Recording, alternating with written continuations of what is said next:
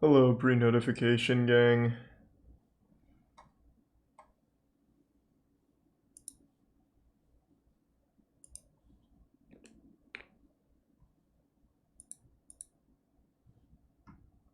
Fruit Sonata. Sure, I'll look it up now.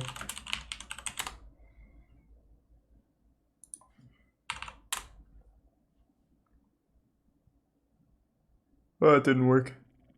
Thanks for resub, moist boy. Glad you like it, Olin. Hope you enjoy it, Mythic.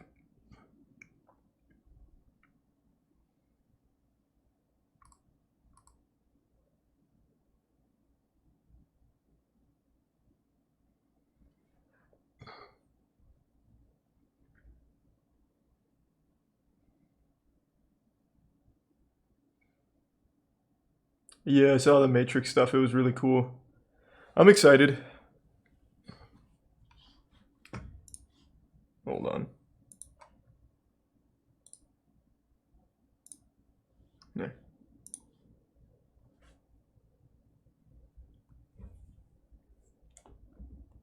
You got a moist beater fist. I don't know what that is.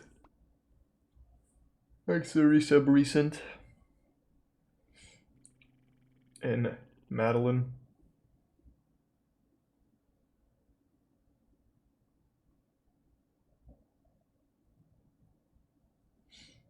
Hello, Cam. Thanks for the gift sub, blue camo.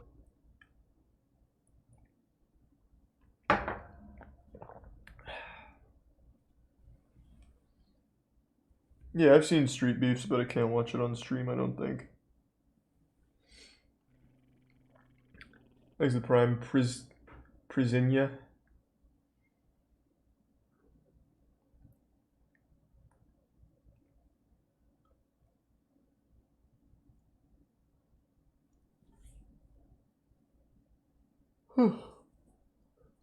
Gonna watch some Darman? Yeah, maybe.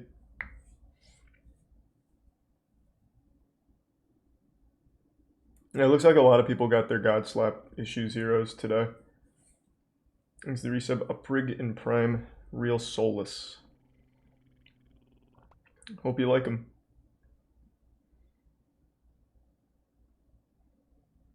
Oh, sweet. Well, thanks for the bit sub dollar. And thanks for the tier 1 Jaws.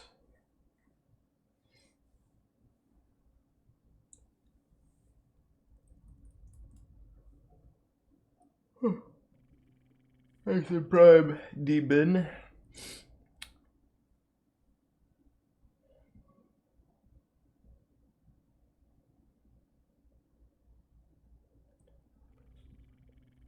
And thanks to Prime Goth. Have you watched the Pokemon Guru scam? Oh, of course. Pokemon Guru was pretty interesting drama. Whoa. The 25 gift subs again, Tomato Head. Thank you. Thanks for the gift sub, Cuddly Bear. Uncuddly Bear. Tomato Head again with the big generosity. Thank you, man. I hope you've had a good day. Thanks to the resub, Selful, Witchubat, and Prime Fried in the bits. Sarandis. Do you like Deftones? Love Deftones.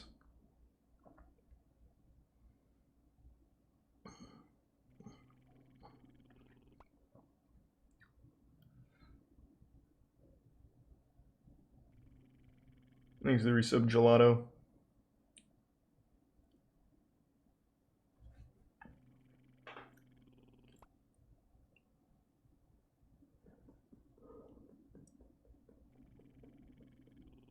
Thanks to the resub, Eggs Binny.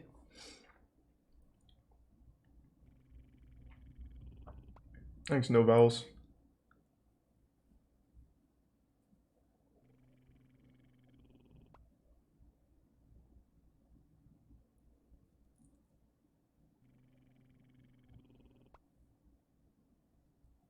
I've seen that cop video.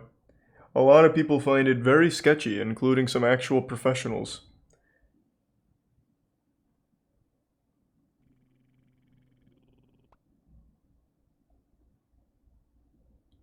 It'll be coming, Gothic. As long as the order went through, it'll be there. Thanks to Prime Dirk.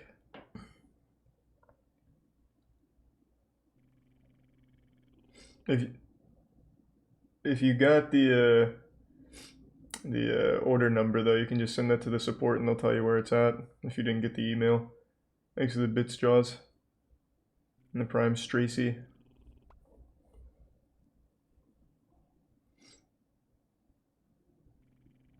And the resub Skleem.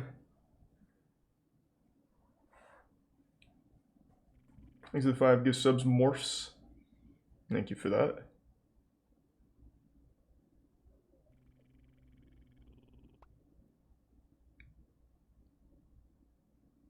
Thank you for the Bits Jaws.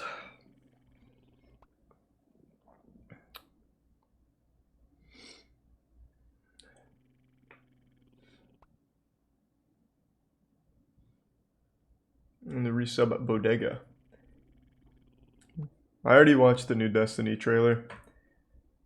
Don't really care about Destiny that much, but I will play the new raid. I always do. Thanks to resub Stormy Sparkler. And the Bits random number. Yeah, we can probably watch some Darman here in a little bit.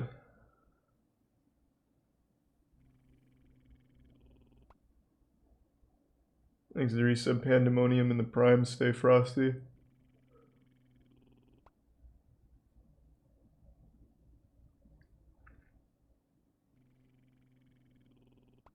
And thanks to resub Joe Rondo.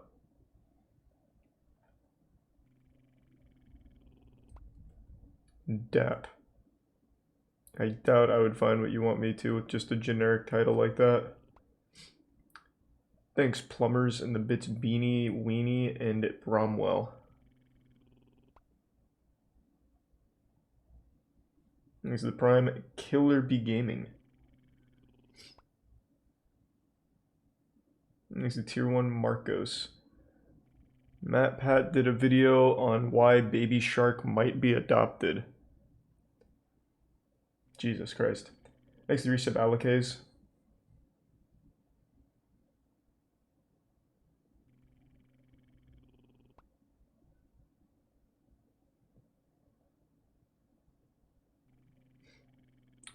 Dads Against Predators. I have seen that. Thanks for your sub, Clammy. Not very good. I feel like that should just immediately go to authorities so that way real consequences happen to them, but either way, it's not like a bad thing they're doing. Just wish it was handled a bit differently so that way there was real repercussions as opposed to just nothing.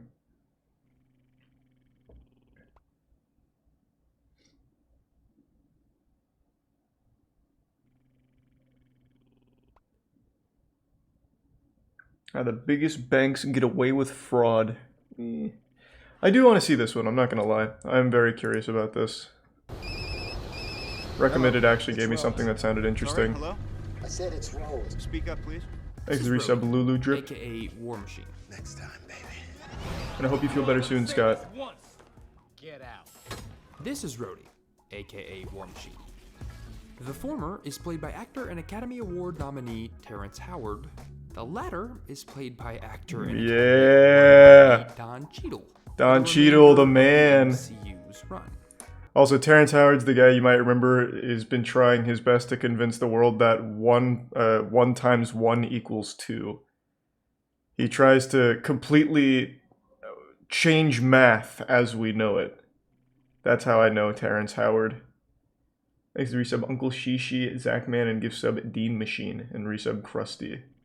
You're probably not all that confused because you probably know that this switch was made. Look, it's me. I'm here to deal with it. Terrence Howard was quickly replaced after the first Iron Man film, but you might not know why. Didn't he want like a ton of money? Within these big franchises that consistently gets torn down and torn apart by the media when you realize what's going on underneath. Acting in major motion pictures is a profession in which multi-million-dollar contracts are commonplace. And no new slapping slapping yet. Around friendly may not be the best word to describe Thanks to what's Tier 1 actually Oni-chan. happening behind the scenes. Tricky contractual good luck, language can nuts. often give studios complete control over what they pay their actors. Don't know what that and means, but leverage good luck. becomes a quintessential element in that process. Money over relationships. Terrence Howard was heading into production on Iron Man fresh off of an Academy Award nomination for Hustle and Flow. When an actor is nominated for an Oscar, their value to a project Prime, increases Jonathan. dramatically, and in turn, so usually does their pay rate. This is part of the reason actors want to win these awards, or at least be in the conversation. It's usually not the main reason, let's be honest. They want to be great actors, they're Thanks to artists. Prime, Obambi, Sure, there's a and lot of prestige in Team winning the highest Finks. award an actor can possibly win, but having the title of Oscar winner on a resume means that they can also charge more for their performances. By the time Iron Man was rolling into production, So it is a money Terrence thing. I'm pretty Howard's sure it was rate just money. set around $3.5 to $4.5 million for that performance. Not bad. This made him one of the highest paid actors in the film. Pretty And solid. at that time, the highest paid actor in the film. He was actually paid over 6 times more than Robert Downey Jr., who people forget was kind of making a return to film in a big way. His life, his trials, his Thanks to career Resub, is a whole different Pyramid story. and Shklop. Now, one of the most famous men in the world was at one time kind of a has-been. He only made about $500,000. Only is the wrong word for that Pure number, I think. Studio on-set money. Iron Man went on to be an enormous success. It received overwhelming praise from critics and fans alike, and it ultimately led to the creation of the largest and most successful cinematic universe of all time. When a project like Iron Man is successful enough to create a franchise, it's usually great for everyone involved. The directors and producers Except get bigger budgets Terrence for the sequels, Howard. and the actors usually get a nice pay raise, especially when that film Thanks grosses to over $300 Dan million Jones and like Big the original Rich. Iron Man did. Normally, something like that And would Troy mean actually set it enormous up with contracts K-Mac. getting signed, and the principal performers holding the pen on the other side of them. Robert Downey Jr. was rumored to have made $10 million for the second film, a pay increase of about 2,000%. Not to mention he bad. was able to negotiate a back-end deal for even more money based on the revenue of the film at the box office. Terrence Howard, on the other hand, was actually offered a significant decrease in pay from what he was expecting to earn. I'm jealous.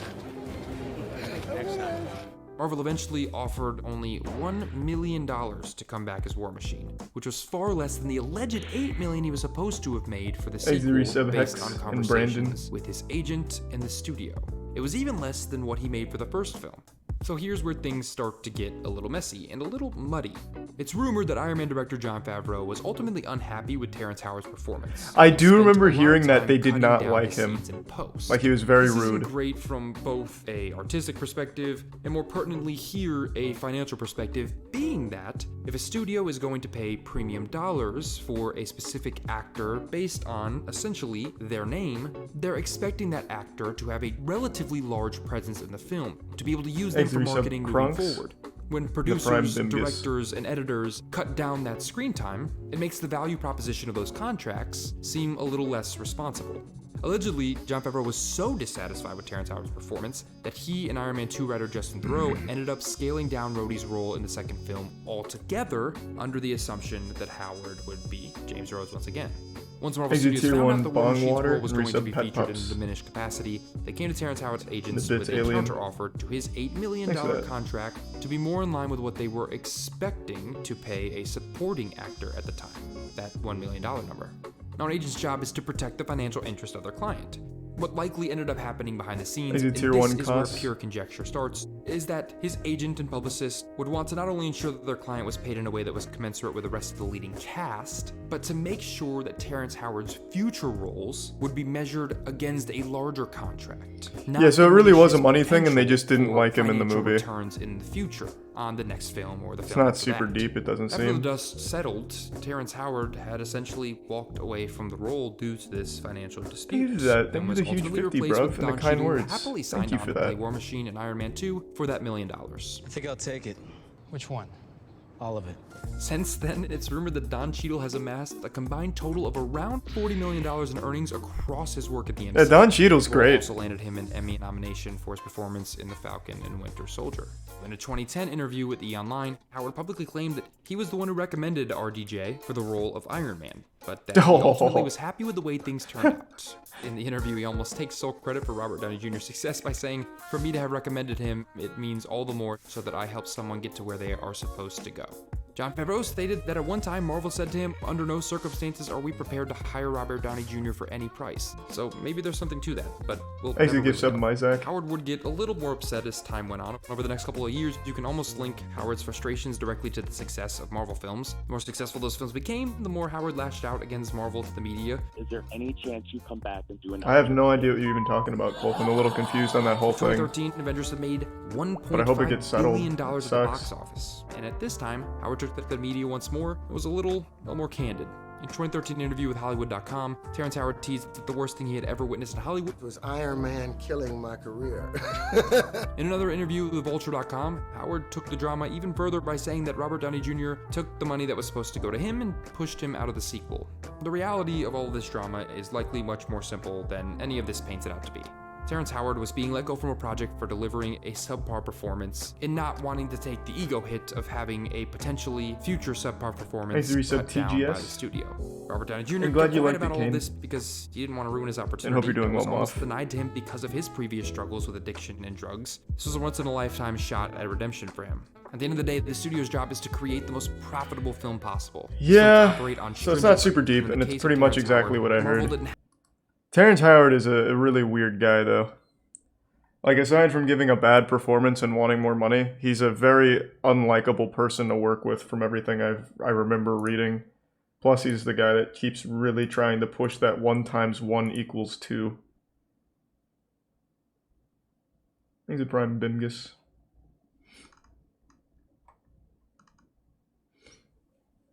And I'm not a huge fan of Beyond Scared Straight.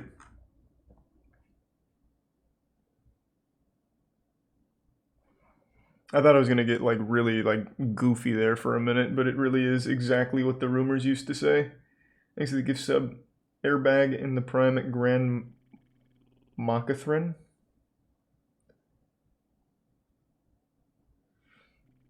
Tolosa, huh? Billionaire wants to create futuristic city in Arizona desert. Could the city of the future be built right here in Arizona's desert? Wow. A former Walmart executive and billionaire reportedly is looking for 150,000 acres to build a new utopia. And he wants the first phase to be built by 2030. Team 12's Michael Doudna has Sounds cool to me. Big idea. Thanks to the resub, Jared, Canadian, Ruckus, Booty Lover, Elite Defender, and Tier 1 View Tracks. Make it sustainable. Give some Casewick. Or maybe just keep work and play within a 15-minute commute. The mission of Tolosa is to create a more equitable and sustainable future. Billionaire Mark Lohr hopes to do exactly that, potentially targeting the Sonoran Desert as his blank canvas. Sounds good to What we're me. trying to do is combine sort of the best. Deserts are of different useless. cities in the Let's make world it and bring cool. together. The former Walmart exec dreams that Tolosa becomes as vibrant as New York, as clean and efficient as Tokyo, and as sustainable as Stockholm. And in the best case scenario, we can create a higher quality of life for millions of people. But is this utopia built in the desert even possible? The Yes. technology to do what he Who is this, God? Oh my God. Holy It's Lord. here or it's coming.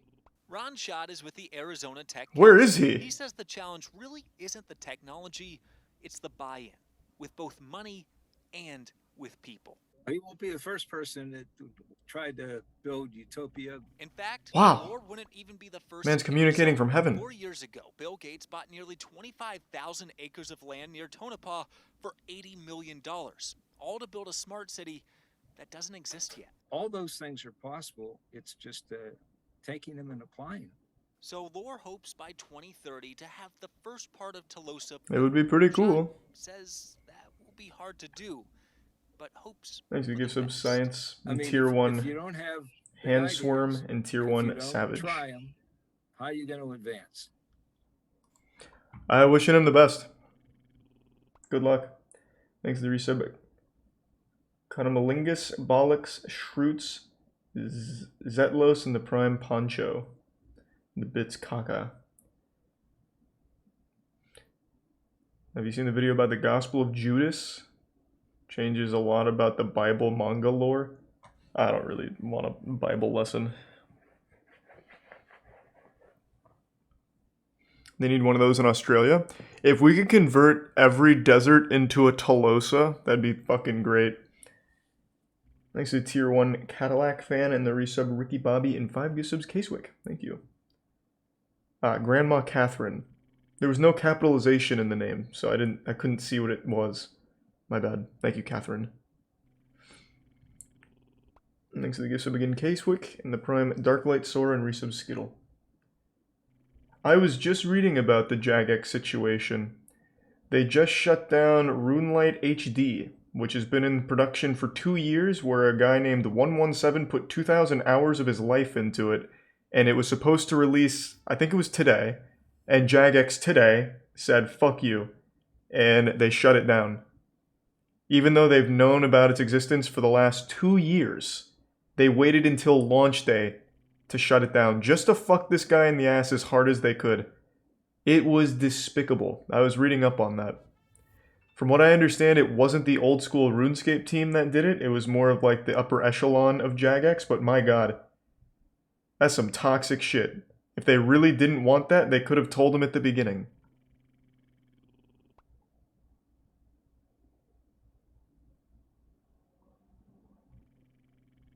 Here's the resub. Navi, Pulse, Star Lily, and Panic Optify.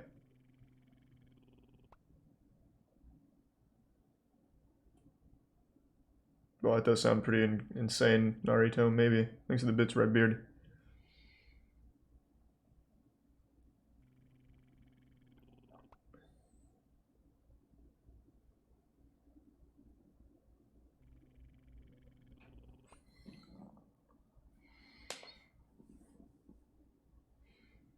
Baseball's most notorious drug dealer. Haven't we seen that one? That's from Baseball Doesn't Exist, right? Oh, God, I ate so much for dinner. Jesus. Ugh. My fucking tummy is so full. Thanks to Tier 1 Ocelot. Have I watched the update on Yandere Simulator? No, let's check it out. Is Yandere Dev still acting like a weirdo?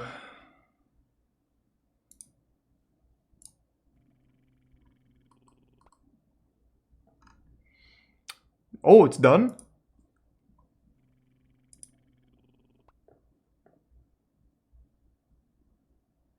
There's a sub Undead Killer and the resub Fly Yandere Dev has Jaded finally and finished Golu. Yandere Simulator. The 10 rivals are done. I know, put this, sit down. It's not worth a standing ovation just yet. Calm down, everybody, okay? Let me explain.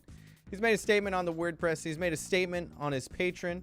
He's decided to let the people know who are financially supporting him what exactly is going on here. All right, it's ready. I'm gonna read Twitter's response to you because this is an epic moment. This is a momentous occasion. It's been a year since I came back to YouTube, kind of talking about, you know, some controversies and reporting on things. I've had a blast this entire year. Thank you so much. If you're about okay.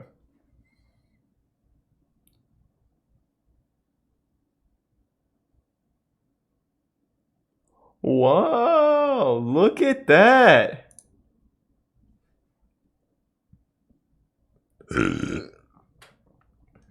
So after what, 9 years in development? It's finally ready? I mean, this is probably one of the most troubled developments of all time. Very public meltdowns, almost nothing going right, but we got there, baby. We fucking got there.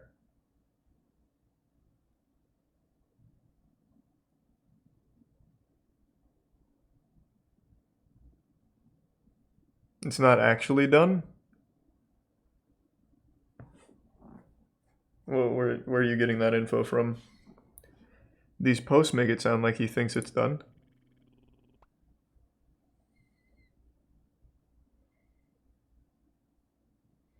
Is the resub Jaded and Melon? Oh, it's just a separate game mode that he finished? Jesus Christ.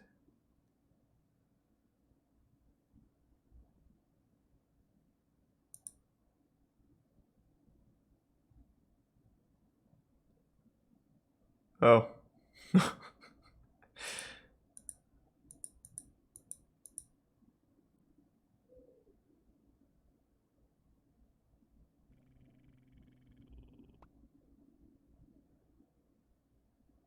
Oh my god. Alright, I see what's happened here. Jesus Christ.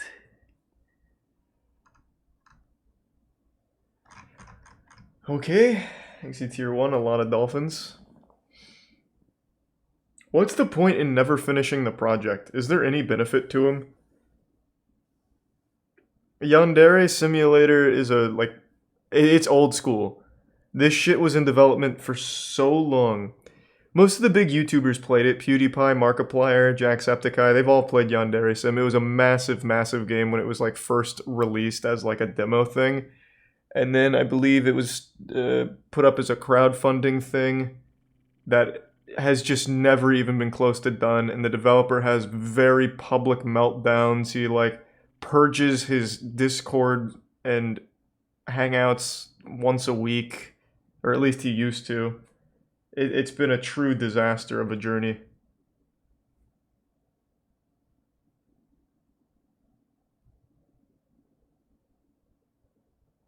Star Citizen's like this, but on a larger scale and with developers that don't melt down publicly. Thanks to the resub Lightning Fast, Croissant, and Zorro.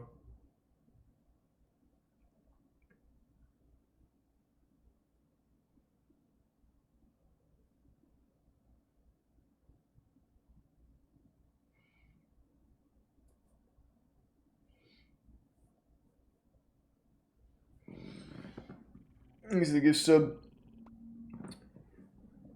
Uzi Tills? No new slot fights yet. I ate so much, god damn it. Thanks to resub Watsy.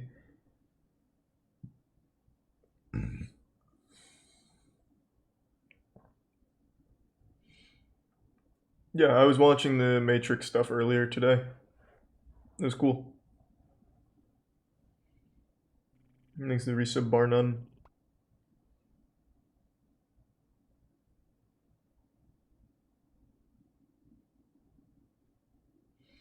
The new Nexpo video is like an hour long. And the last couple Nexpo videos we watched were ones where it didn't really have like a story to tell. Like the one about the cult in an MMO, where it was literally just like one weird guy. Like, I don't know, it's really hit or miss, and especially with like an hour-long commitment to it. And then there's the one with like the Reddit comments, where it was based on literally 3 comments.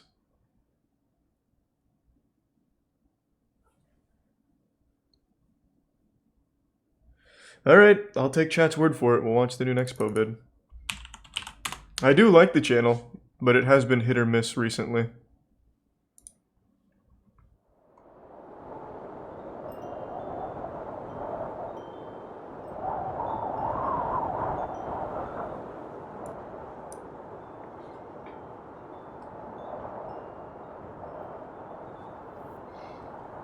Oh, sweet. Thanks, Plan B. Oh, sweet.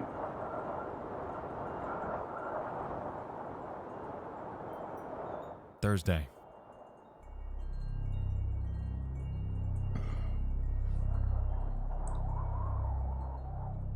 Wayne Kernican was stuck at home during an excruciatingly long winter.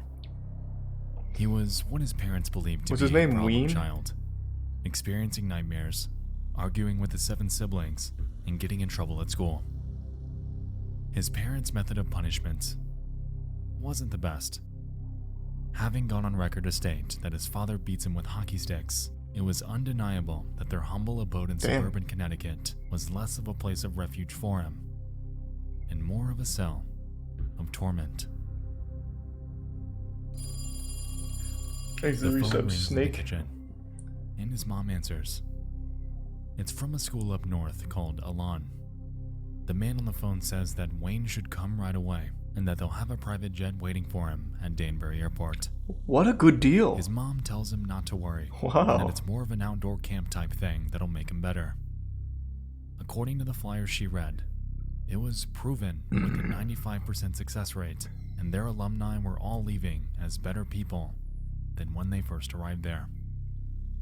Counselors, psychiatrists, activities, friends, Alon had it all he was told. And so Wayne packed up his stuff that night. Eager, sure. Nervous, yes. But absolutely awaiting the things to come.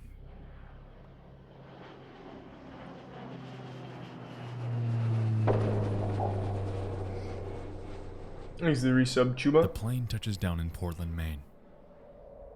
2 men greet him. After embarking for the school 30 minutes north in Poland, his escorts inquire on why he was sent there. Who made this vid? It's Nexpo. Drugs? Nope. Court order? No.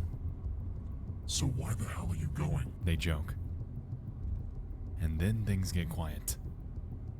I keep seeing this one's fucked up. When Wayne began to question whether he Why? was going to the place he thought he was.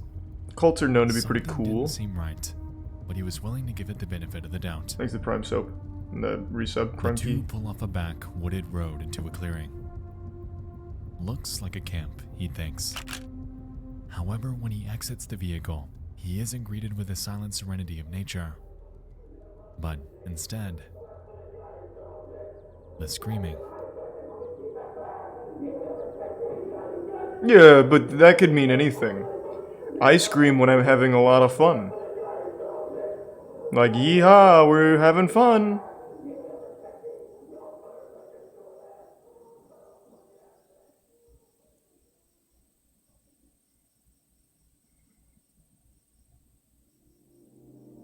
Yeah, I saw the American Horror Story cult season. American Horror Story is the best shitty show.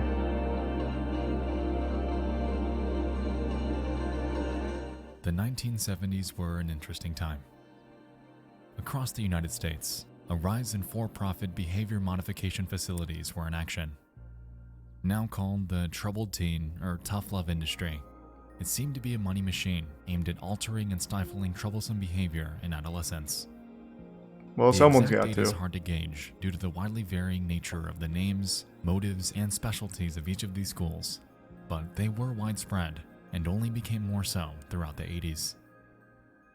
It's widely believed that the parental reception to the era's youth were the catalyst for facilities like this. Given that this was the decade following the rise of the hippie subculture, authority was and had been challenged for years. Whoa! That facial hair is kind of nutty. That looks cool. It's like Wolverine, but not cool like Wolverine's. It's like a little cushion.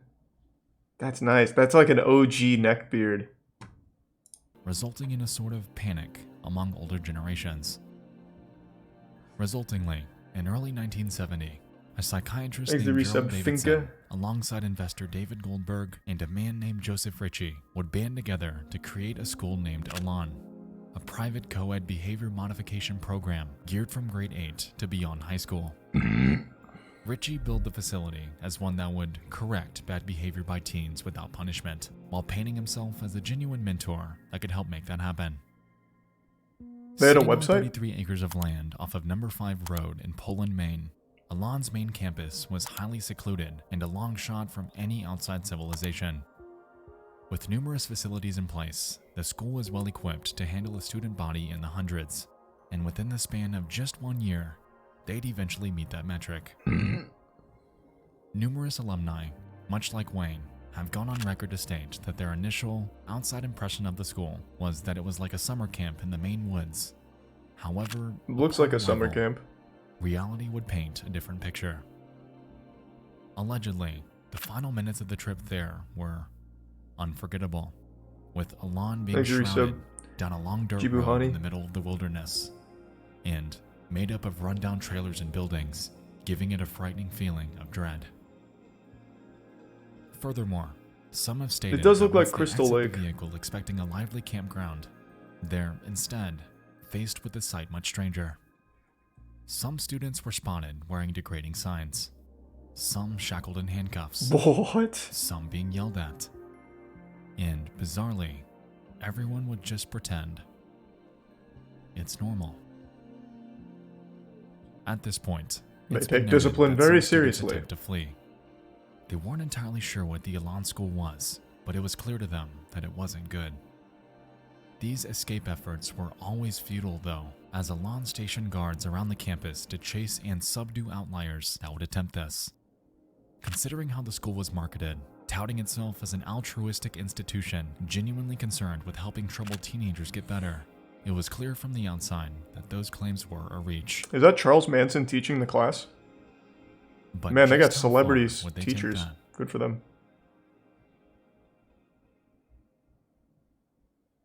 What most students were unaware of was that behind their back, a deal was made on their behalf.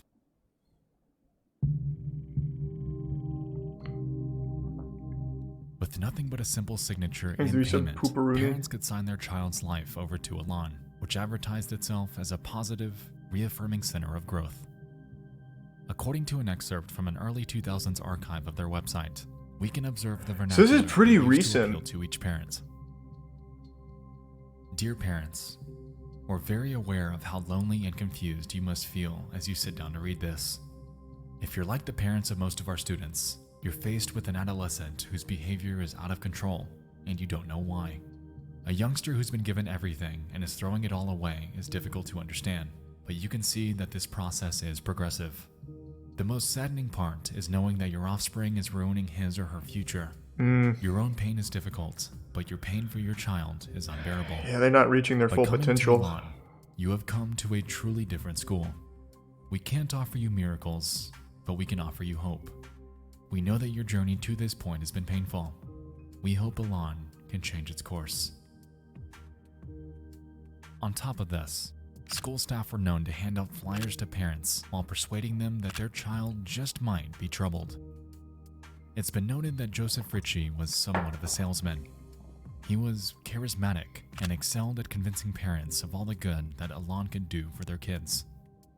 The good that, as we'll soon find, was all a lie. I'd like to let it be known that Wayne's Elan admission story was on the lighter side. For most of the other students, things were handled a bit more violently. Instead of a plane, school alumni have gone on record to state that they were transported by van. Reportedly, once your parents agreed to send you off to Elan and pay the $50,000 tuition fee, they designated a time and date with Elan's so-called teen escort service. They wouldn't pick you up during the day, though. Instead, in the middle of the night when you're fast asleep, they would bust through your door and kidnap you. Why? In years past, Elan staff have stated that since the child has no say in attending, their capture hinges on the element of surprise. Okay. According to a blog named Suzuki's Thoughts, the abduction process involves So are these just stories what? Physically subduing them. Are these just stories this guy makes up? What? No, what? Is all you read creepypastas? Why would he make up a 52-minute story and make websites to corroborate it and evidence and stuff? It's just like a history lesson that's well presented. Tying them up with plastic handcuffs, throwing them into a van, and then driving them to Poland, Maine, where they'd be handed over to the Elan school. Such experiences often traumatized the teens who were abducted. For all they knew at first, they were being taken by criminals to be held ransom, tortured, or worse, killed. For the girls, it was even more terrifying. Some girls later recalled that they believed that they were going to be raped and murdered by their abductors. Tier 1 kindy. One certainly can't blame the kids for thinking this way. Such practices had all the hallmarks of a violent kidnapping. This practice became notorious around the United States, eventually earning its nickname, the Elan Snatch. So this was so well known that it had its own name? Morality wasn't the school's strong suit. But that ultimately begs the question, would it stop there? Or was their torment only just beginning? Thanks to resub Zillizy. The 70s, man? What are you talking about? This wasn't 2000. They have a fucking website. Had a website. Day 1. Students would typically arrive to Elan during the early morning hours of the day. Oh, it started in the 70s. Oh, gotcha. I see what you're saying. To resist their escorts. I see what you're saying, It's sorry. been noted that their capture was designed this way, utilizing their escape attempt against them as a tool to convey that no matter what, they're not getting out of there. And with this came the first steps of dehumanization, instilling the feeling that their basic rights have been robbed of them, in turn making them feel like less of a student, and more like a prisoner. Well, they did just get kidnapped. This sentiment was taken even further when they're physically taken inside the school. Often, the first stop would be the dormitory showers, which served as a tool in robbing each student of their sense of individuality. Reportedly, students are thrown into them with absolutely no privacy and are demanded to remove all of their clothing and valuable items. After complying, they're given what Alon calls no-image clothing, which, as the name implies, simply includes a bland, colorless shirt and pants, effectively forcing them into a state of conformity. Well, let's not get carried away. A white t-shirt's pretty cool. Each new student would be taken into a common area where they're I wouldn't necessarily look too deep into that. This, in essence, was a tenured student designated to be a guide. On paper, they were told to help their students adjust to their new life on campus, somewhat like a peer, while educating them on how great and effective the program is. In reality, though, this relationship was far from friendly. It's been reported that big brothers would often try to deceive their newer counterparts, enticing them to run away or to break the rules. If the student had ever agreed or attempted to listen to this, their behavior would be reported to school staff, resulting in punishment. As we've seen in studies like the Stanford prison experiment, I'm sure you can see why this would be a bad idea. I don't know that experiment. Oftentimes, big brother figures, much like staff, would take great pleasure in exerting their superiority over the newer students. It fulfilled them in a way that was almost cult-like. Yes, you do. I don't know that one. Hey, well, thank you for that, Stove. I heard about the Alan Wake announcement. I'm excited. Looks like the house from Promised Neverland.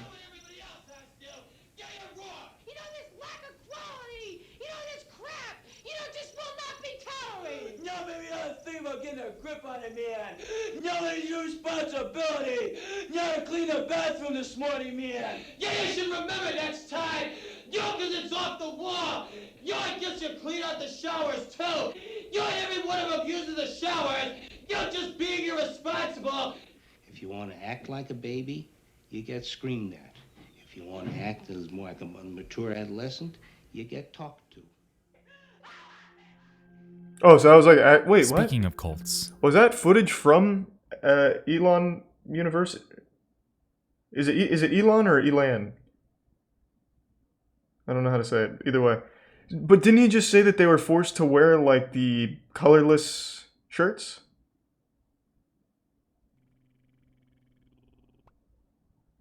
Thanks to the resub, Jeski, Coral, Pablo, and Prime Bus. Because that guy, like, that second guy, he's kind of dripped out. He's got a chain on. He's got a red button up. Oh, that was staff. Gotcha. The social hierarchy at Elon is structured in a way that heavily resembles one.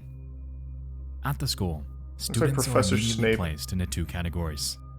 Strengths, which were tenured, obedient students that were a few steps up the totem pole, and non-strengths, the newer ones who typically resisted treatment. Strengths were allowed to talk to fellow strengths and non-strengths. Non-strengths, on the other hand, were only permitted to communicate with strengths. If a non-strength were caught communicating with a non-strength, harsh punishment would soon greet them. Thanks to resub mob. And the 2K bit Sam, I appreciate that. The Elon School, as we've established, thrives on the feeling of hopelessness. Throughout students' tenures there, they were forbidden to contact anyone from the outside world unless they've earned the privilege through good behavior and compliance. Every single phone line from campus would run through a single switchboard located in this small trailer, and it was heavily guarded because of that. If a student were to gain the privilege of contacting their family, it's been reported that they're heavily monitored, only permitted to praise the school for all the good it's done to help them during their time there.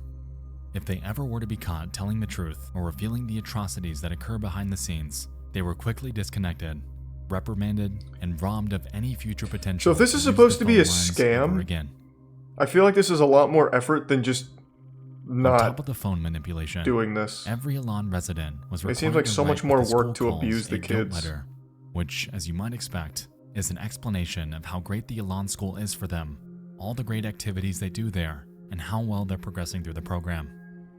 These letters would be heavily scrutinized before being mailed out to their parents. Effectively, this tactic's goal was twofold: to allow Elan's facade to remain in place, and to entice their parents to spend more money on their treatment, in turn keeping them there even longer than they had ever planned to.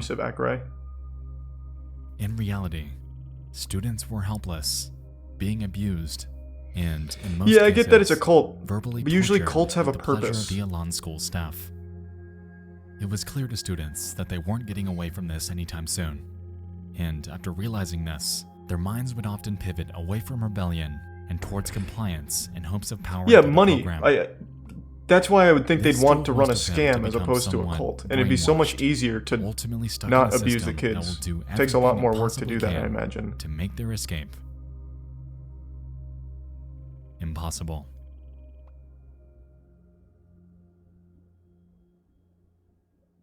So I'm assuming there is a point to the cult, like they want to turn these kids into like super soldiers or something. I don't really know. But if it was just a scam, they're putting a lot of work into it. Whereas they could just take the kids here for $50K a year and As just you let might them play expect, basketball the and rules sleep. at the Elan school were immense, exerting nearly totalitarian control over everything that happens. Joe Ritchie's set of rules, which he called guilt, was gargantuan and needlessly meticulous. Maybe Tier 1 Wheelu. As a student at Elan, you would be expected to refrain from doing the following: having any image, reading as a non-strength, not completing learning experiences, writing without permission, being sideways, looking at security zones, non-strength interacting, talking too loudly, talking too softly, looking at the opposite gender, being attracted to someone, any physical contact, looking out windows, unauthorized drawing, not listening to higher ranks, pretending to sleep at night, thinking of running away, being in the bathroom for too long, wearing dark clothing, being manipulative, being lazy while working, listening to music, talking too much, showering for All in all, more they're than pretty minutes, lenient. not talking enough, making facial reactions to orders, negative body language, pretending not to have guilt, oversleeping, undersleeping, smiling, and the list goes on and on. That's not bad. Clearly, these rules were not designed to be followed. Basically a lawless causing place harsh over there. penalizations to become commonplace. To help enforce these, Thanks to resub individuals Integra known and as Razzle Dazzle. expediters were designated by the school to stand on watch with clipboards. Primarily, they were known to catch those that broke 3 rules: being attracted to members of Thanks the to Gift opposite Sub gender, looking at the opposite gender, and making prolonged eye contact with anyone else. Since expediters too were required to fill their clipboards with names and infractions at the risk of their own punishment, they frequently and unapologetically made assumptions and accusations that were a lie. There's a do give subs arc. As you'd expect, punishment varied pretty heavily at Elan, and not in a good way.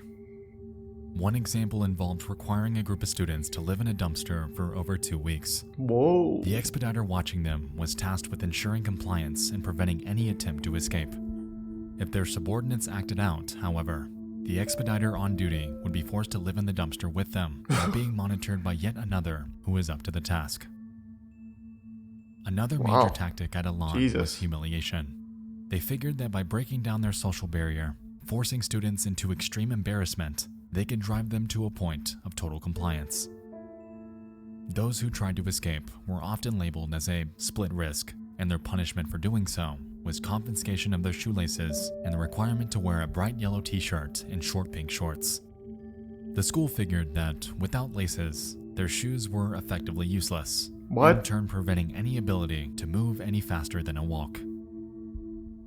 What is it, A like more barbed extreme wire on the example ground of or split something? risk punishment Just go barefoot. is shown with this student. Instead of a t-shirt and shorts though, he was forced to wear a bright pink rabbit suit with cuffs around his legs. It's unclear if this is a repeat offender, but it raises the question as to how far Elan would actually go with this tactic. Thanks to Resub Hunter. Students that smiled at a place were punished by wearing dunce caps and reduced to work that the school calls shot down. These involved repetitious, dull tasks like mopping floors, scrubbing the insides of trash cans, and even cleaning toilets with just a single toothbrush. Man, if I went to one of these fucking schools, if my parents sent me here, I would never forgive them. It's been noted that approval by sometimes 6 or more superiors was required before you were able. And even then, an escort had to watch you while you were in there. This, on top of a myriad of other degrading punishments, like humiliating sign and diaper wearing. It's clear that Elan kept an iron grip on their daily operations.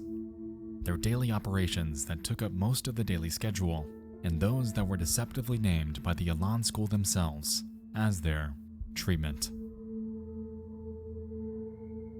Makes it a bit savage. Give some Ethan. But I will say, all of these punishments are relatively tame compared to what we're about to talk about. Let's just say, if you pissed off a staff member, they could start something called a general meeting on you. And trust me, you wouldn't want one. That doesn't sound so intense. Well, we're just gonna debate, huh? There seemed to be no standard for them. They would just happen at random, multiple times each day. If staff were annoyed or felt like targeting a specific student for some reason, they could call a general meeting at any time. Once these words were uttered, everyone in the building would be required to gather in front of the student in whichever room they were in. Get your feelings off, the administrator screams. And following this, each student in the room would begin screaming at and berating the student, firing off slurs and obscenities. Oh, so it's like Twitter. No matter how much pretty innovative planned for everyone to stop, no matter how much they broke down, no matter how much they cried, general meetings would not end until the admin said so. And when it finally did, the victim would lie there, often crying and exhausted at the relentless abuse that they'd just endured. It's clear that general meetings aren't designed to reprimand. They're designed to completely break each and every student that's the subject of one. And with this, we can effectively put the points together that Elan was doing nothing more than running an operation that commanded total compliance. Any self-thought or sliver of independence that students thought they had was gone. They were merely reduced to weapons. Weapons that, at a moment's notice, could just as easily be used against them.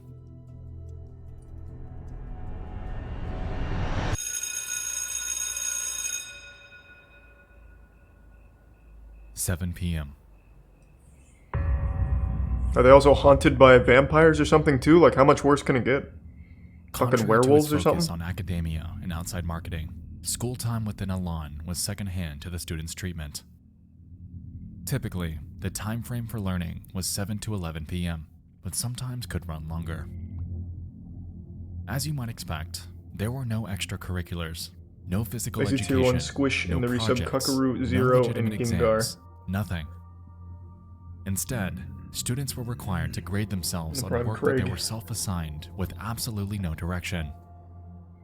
The structure of class typically involved a staff member supervising a room full of children. Each night of learning involved completing work out of freshman-level textbooks, which, unsurprisingly for a group of teenagers, would be immensely uneventful.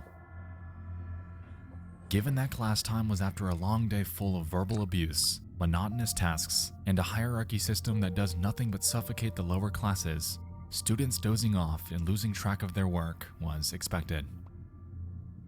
Curiously, school time too was regarded as a privilege at Elan. I guess Joe Ritchie has gone on record to state that the class schedule itself was designed this way on purpose.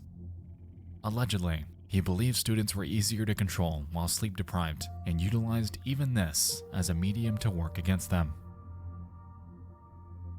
By 11 p.m., if a student makes it through a night of work without issue, school hours then draw to a close. Not bad. They're quickly released from class and escorted to their dorms, which were often in the form of uncomfortable, impersonal, military-style bunk beds. That's military style? A piece of wood? Sleep was known to be difficult, as designated students named night owls were assigned to stand guard with flashlights. In regular intervals, They'd shine them on the sleeping students to both ensure that they hadn't escaped and to secure the fact that they're actually asleep. What? A requirement that, as we can recall, was also in the list of Elan's rules. And if one actually manages to calm their nerves, dozing off into their only time of tranquility, that would allow them to effectively place the cap on a day in the nightmare.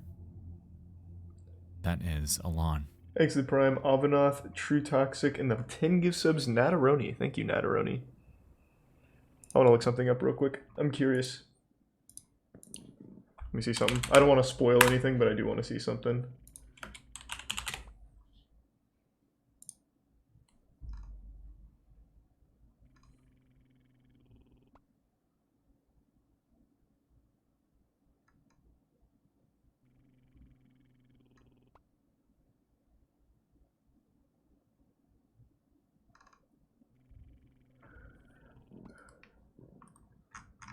I just want to see if like the main guy behind it's still alive, but I don't want it to be a spoiler either. His name was like Joe something and I forgot, so I'm trying to find it. It says, I don't think it's Joe Rogan, but it keeps wanting me to type in Joe Rogan. It was like Joe something. Richie, that's what it was. Thank you.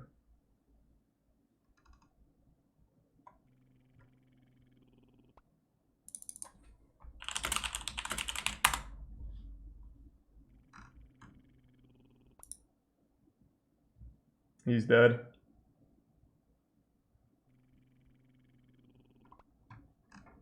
Damn.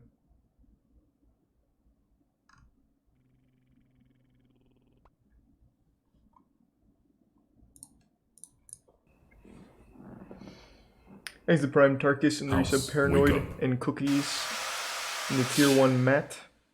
And then you get to do it all over again.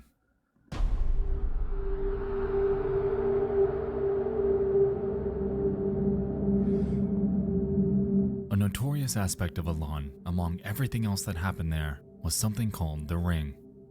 Considered the highest level of punishment, Elan staff could make the call to start the Ring at any time.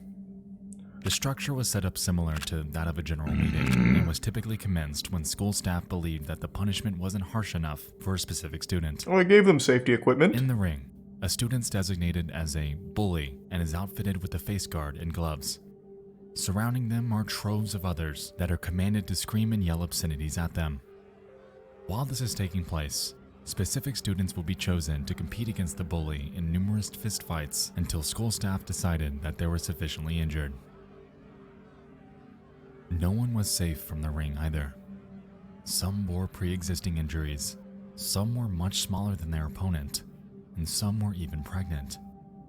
Wait, what? Even worse, things seem to be treated like a game, with superiors commentating. This is only up to high school. TV. In reality, how are the? This was the furthest. Wait, I'm super curious then. So how were some of them pregnant? Because you're not even allowed to look at the opposite gender, and assuming that you lived here for a year, how would you get pregnant? That makes no sense to me. I guess if they could have arrived pregnant, which would check out. Staff? Oh, I see what you're saying, by the staff. Right. Thanks to the Prime material. I keep forgetting that there's actual adults behind this, because it looks like, it sounds like they literally only appoint the students to do everything here. It's like Lord of the Flies. This thing from TV. This was handcrafted abuse. Elan was meticulous about orchestrating fights for the Ring, too. It's been noted that certain students would regularly be punished for another's actions, effectively engineering anger between them. This was often noticed between big brothers and their subordinates, as they'd be punished for the actions of their newer counterparts. And once they were angry enough, a ring fight would commence, often injuring students so badly that they'd sustain permanent brain damage, PTSD, and even death.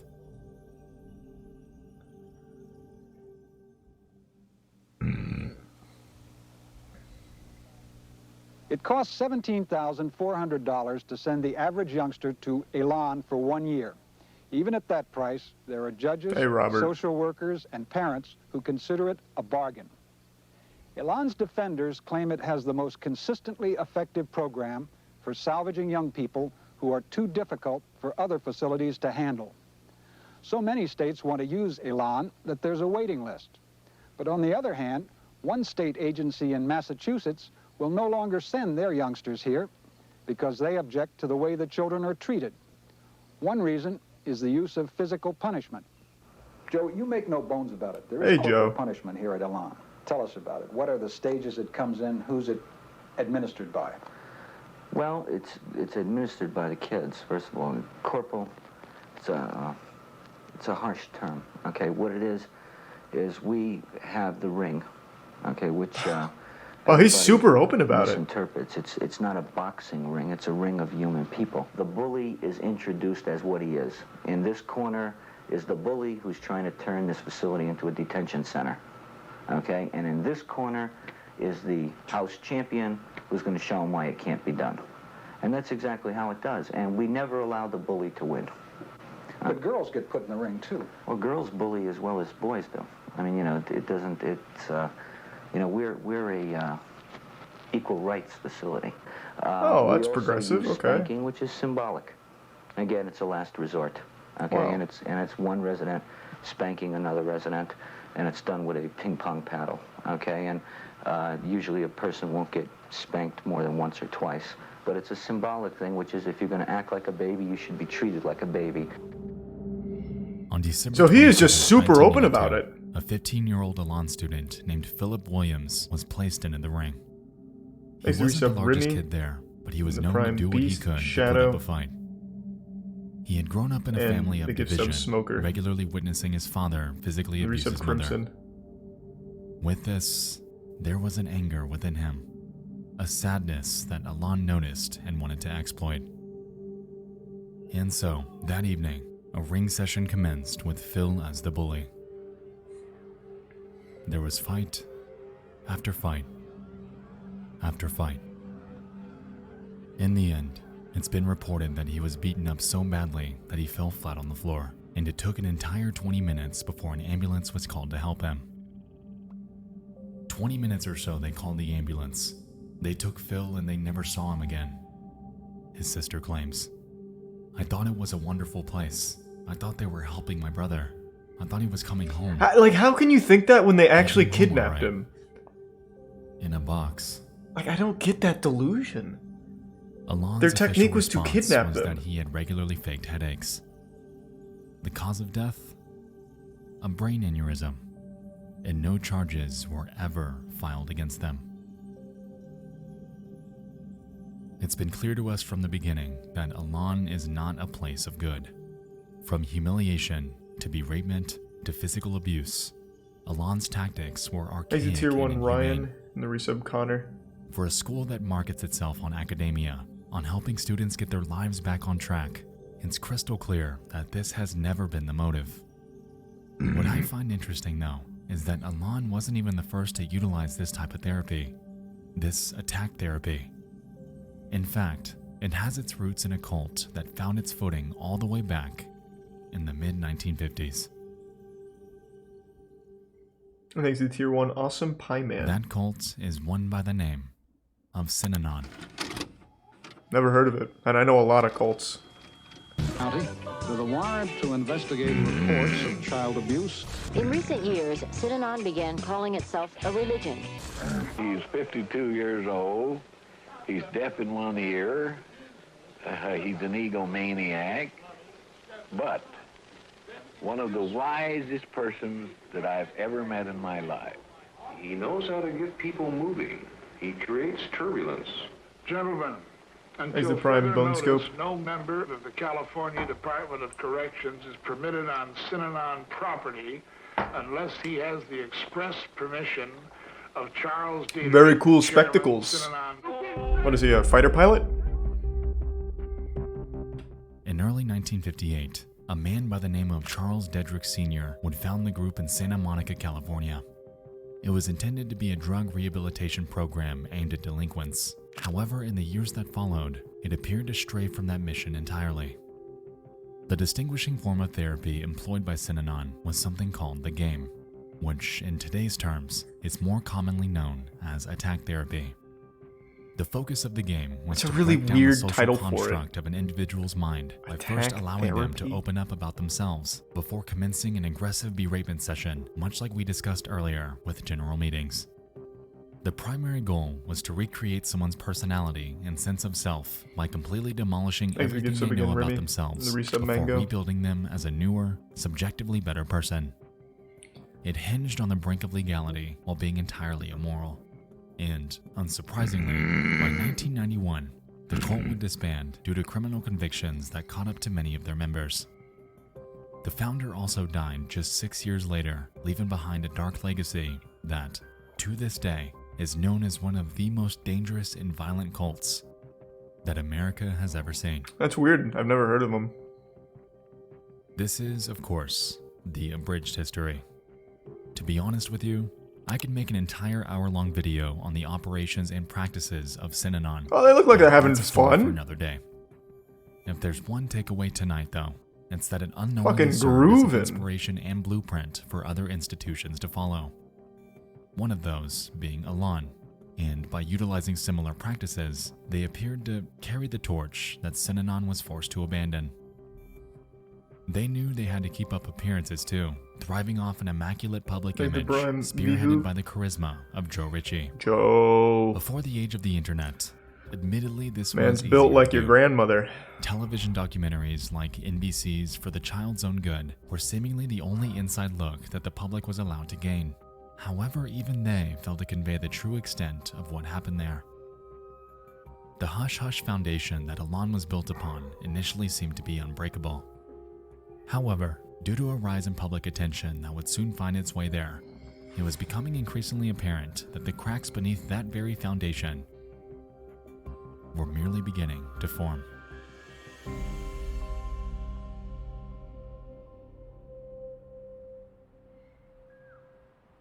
There's a prime pink.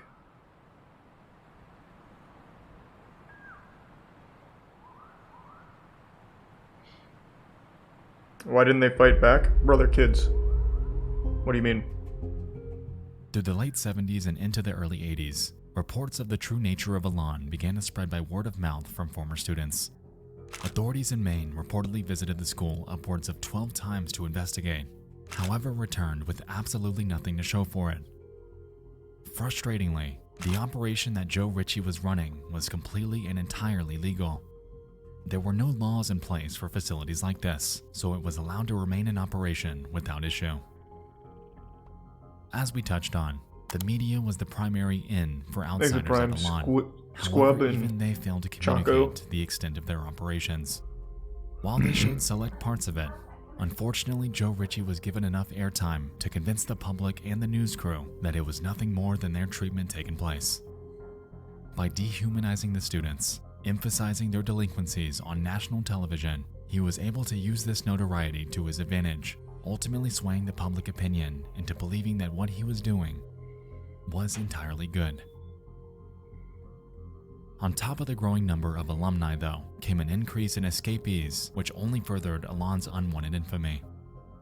Over the years, 3 students, a 16-year-old unidentified individual, Nice. a 15-year-old Brad Glickman, Good and work. a 17-year-old Don Birnbaum would all escape successfully, however would meet wildly differing fates. Oh.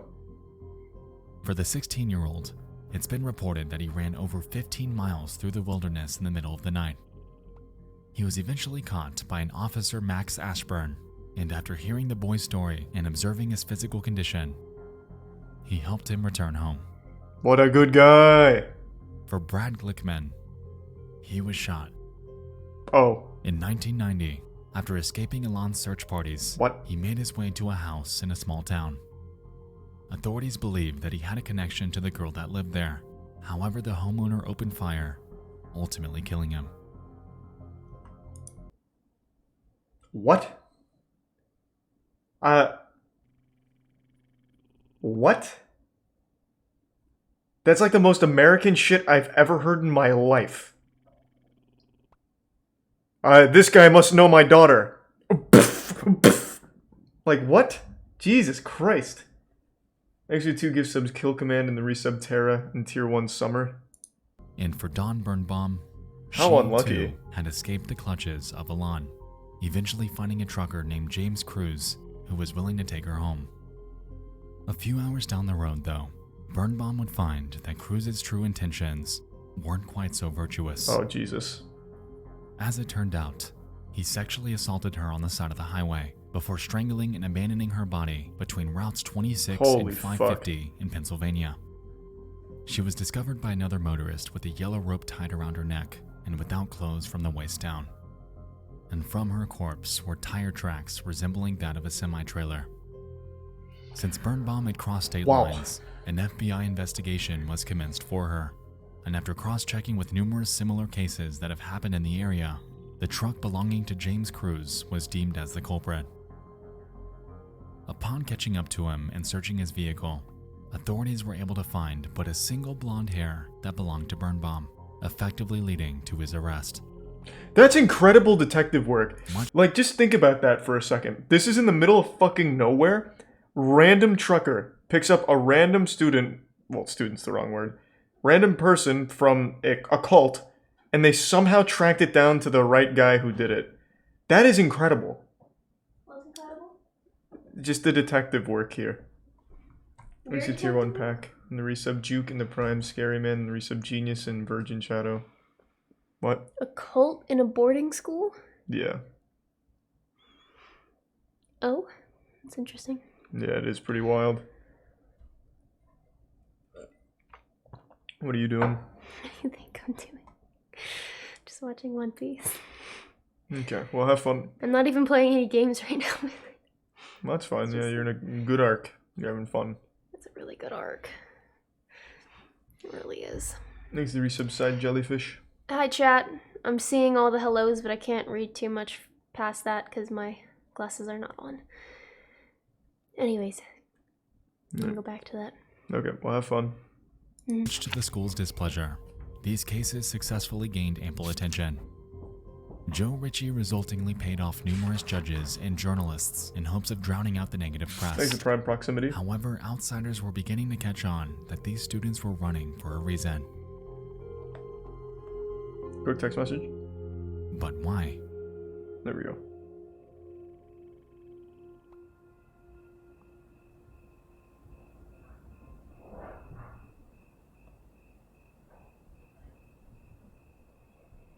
Okay. All good. Thanks to the resub Adventure Creature Mumbling Pot and the Prime 30th, Eco. 1975, a 15-year-old girl named Martha Moxley was out with her friends participating in what they call Mischief Night. This typically involved TPing houses, ding-dong ditching, typical teenager antics. Later that night, Moxley found a liking to a Thomas Skakel, eventually kissing him before the pair decided to venture off. To the other friends in their group, seeing Moxley fall over the Skakel's backyard fence with Thomas was the very last time that they would ever see her alive. The next morning, the Moxley family awakens as usual. They go about their morning routine, however notice that Martha is missing. Upon searching the house for her, they notice a body lying by the tree out in the backyard. And don't really have one stoner boner. And discover a grim scene. Martha is lying, lifeless with her pants down. Her body appears to have been visibly beaten, and a few feet away from the body, broken remnants of a 6-iron golf club. Holy shit. This club was eventually traced back to the Skakel family. Autopsy reports claimed that she was bludgeoned and stabbed to death, all by that 6-iron. And since Thomas Skakel was the last person she was spotted with that night, he was the prime suspect in her murder. Due to a lack of sufficient evidence, however, he, among the other suspects, were eventually absolved. What? And as a result, the Moxley case, frustratingly, went cold. Thanks to Tier 1 Rowie and the resub Ryan.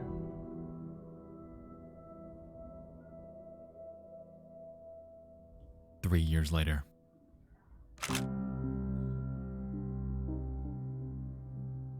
Thomas's 18-year-old brother named Michael Skakel is arrested for drunk driving. What a great family, all around. Admission to a lawn. While there, Skakel was known to be problematic and outspoken. According to Elan students at the time, he would regularly boast about a girl named Martha and how he sexually assaulted and killed her. One student named Gregory Coleman, what a weird thing to brag about, recounting how Michael had gone on record to state that, "I'm going to get away with murder. I'm a Kennedy."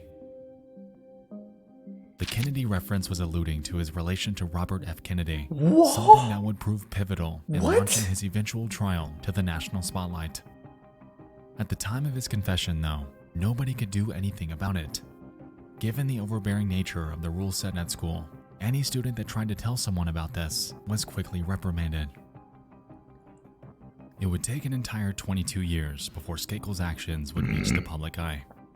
In January of 2000, he was arrested and charged with the murder of Martha Moxley, and due to his relation to the Kennedys, it was a case that commanded the airwaves.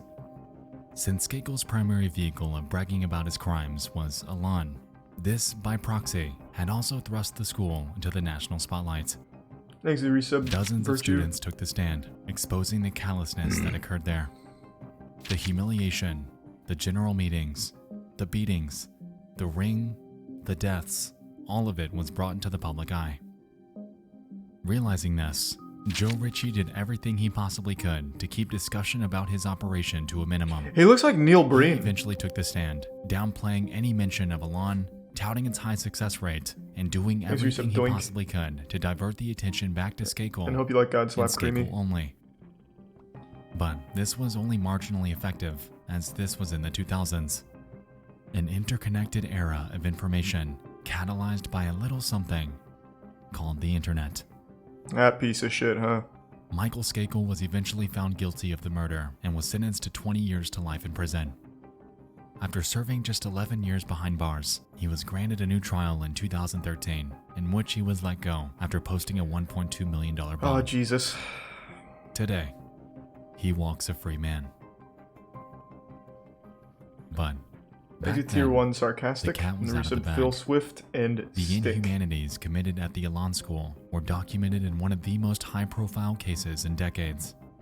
And because of this, people began talking, theorizing, and investigating, effectively marking the beginning of the end of Joe Ritchie's iron grip on the hundreds of students that were helpless beneath him.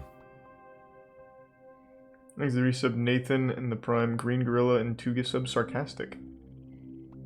But with his weakening grasp on the media surrounding his operation came a different hurdle that Joe Ritchie would soon have to overcome. In June of 2000, he was diagnosed with lung cancer caused by his well-known addiction to cigarettes. And just 6 months later, on the 29th of January 2001, Joe Ritchie would pass away in Portland, Maine at 54 years old. As a result, his second wife, Sharon Terry, would take over operations at Elan. It was clear, though, that due to the increased publicity among the rising alumni testimonies, the idea of Terry having a lot of PR work on her plate was putting it lightly. Throughout the years, numerous changes would be put in place in response to Hold on, someone just said something. Skakel is in jail, by the way. His conviction got reinstated in 2016. Thanks to some Monty, Geo expert in chasing bubbles. Well, this video is brand new, and he said that he's a free man. Let me see. Let's take a peek.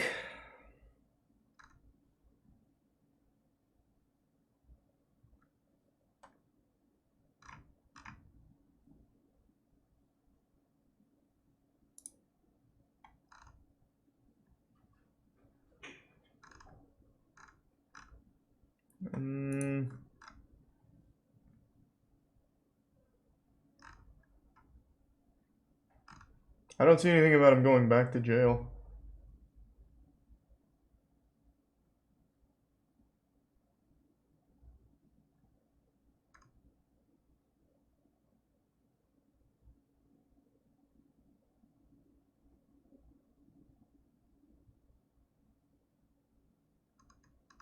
Yeah, there's nothing about him going back to jail.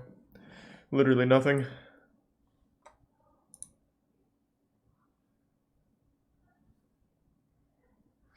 It got reinstated, just exonerated in 2020.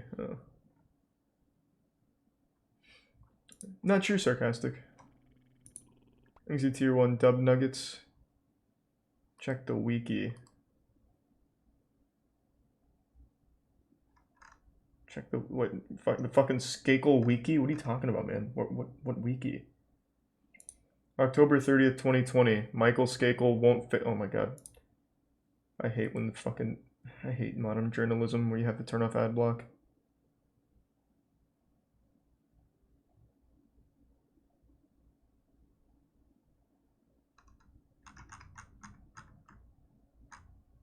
Yeah, I don't see anything about him going back to jail.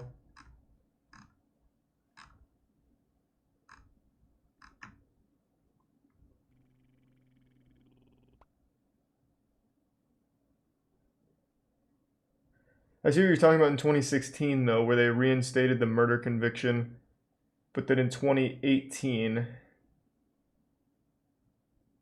it seems they vacated it.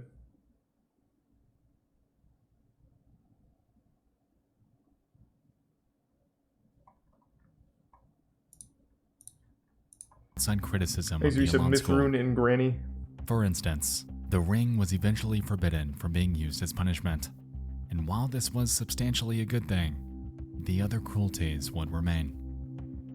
What Sharon Terry was unaware of, though, was that due to the rapid rise in technology, namely the internet, even her reign over Elan would soon meet its demise. When the water settled following the Skakel case, mentions of Elan were made on various forums throughout the next few years. They would get people talking. However, it wasn't quite enough for definite action. By 2010, though, something would change. A website that we all know very well would help spearhead one of the most effective exposed stories in the history of the internet. I want to take a guess. I don't know the story, but I want to guess. Is it Something Awful? Something Awful used to be pretty powerful. No way, is it Reddit? God damn it. That website was Reddit. Son of a bitch! On November 26th, 2010, a man named Jeff W., who went by Gazaz My Hero, would make a post titled, "Even skimming this once will blow your mind. Most probably think it's made up, but you'd be dead wrong." Within it, he explains that he was an Elan student in 1998, before outlining in detail the reality of what took place there. They're mostly points that we've already covered and explored in great detail tonight. But back then, these claims were unbelievable. The school was very much still in operation, so some initially had a tough time wrapping their head around the fact that a place like this actually existed. But then came the comments. The other stories from other alumni with their own experiences. Gazaz My Hero's post carried weight. It was real, and these atrocities needed to be Tier known. 1 Dewey Nose and 2 gift sub Zuki. Eventually, this thread would rack up over 2,000 likes and 1.4 thousand comments. While this may not have caused Elan's closure outright, it aggressively reopened old wounds. 2010 was not 2000. The internet user base was exponentially larger than it had been, and resultingly, the effectiveness of this newfound attention caused a massive amount of backlash that the Elan school had never before experienced. Thanks, 3 sub chimeras. 4 months later. On the 23rd of March 2011, the Elan school announced that it would soon be shutting down. Sharon Terry blamed the call on what they deemed to be libelous remarks made about them online. The school has been the target of harsh and false attacks spread over the internet with the avowed purpose of forcing the school to close. The school, unfortunately, has been unable to survive the damage. Shucks. And on the 1st of April 2011, the Elan school would close its doors. What a great date to close on fucking April Officially, Fool's Day. They blamed it on declining student numbers in hopes of diverting the attention away from the actual cause. But on the outside, everyone knew the real reason. For students, this was unbelievably good news. However, the damage they endured was something that would remain Thanks to the Prime Bands and Sutrus and the resub, Wilhelm, It's been reported Geegan, that and numerous Cold Dog. suicides have occurred as a result of attendance at Elan. PTSD with alumni is rampant, and it's clear that the school had done nothing but damage people. A filmmaker and former student named Todd Nilsson, creator of a fantastic Elan documentary named The Last Stop, has gone on record to state that, as a student, he was helped by their unconventional tactics, but he knew the majority of others weren't quite so lucky. Today, hundreds of stories remain online about the cruelty committed at the Elan school, about the facade they upkept for 41 years. Reading through these are eye-opening, and you can find them on nearly every piece of media and documentation that exists about Elan online. To all of you that have shared your stories, that have opened up about the torment you went through, your voice is the reason that Elan ceases to exist today. This video would not exist without you, and I wish I could say that I feel your pain. But I don't.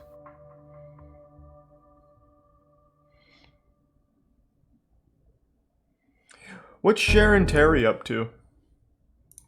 Let me take a peek. Sharon Terry, what's going on?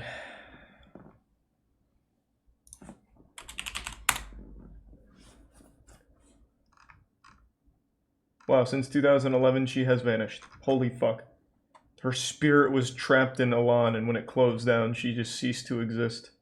Holy fuck.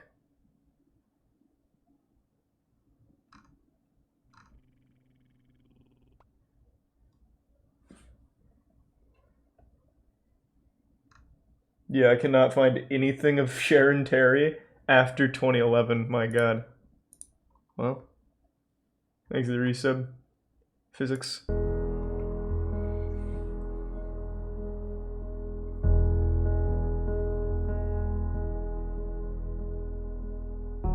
While there are and have been other facilities like this throughout history, those are another story for another time.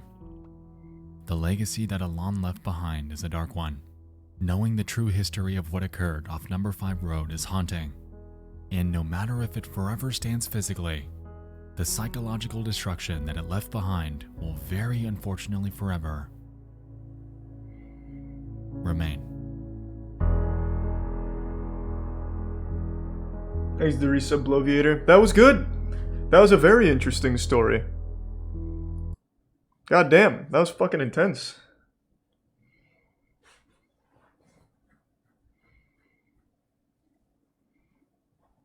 So I imagine over the course of 41 years, they must have had a lot of students graduate. And I'm really surprised that it took Reddit to be the one to finally shut that shit down. From one post. Thanks to the resub Wingman. And eat on him.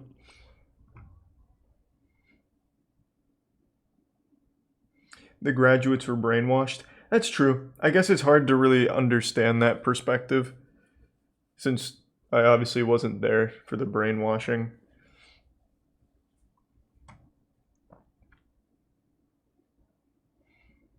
That was really good, though. Yeah, that's Jeremy DeWitt, isn't it, Colby? Already watched that. I'm gonna go fill up my water now. Thanks to resub. Level Ace. I'll be right back.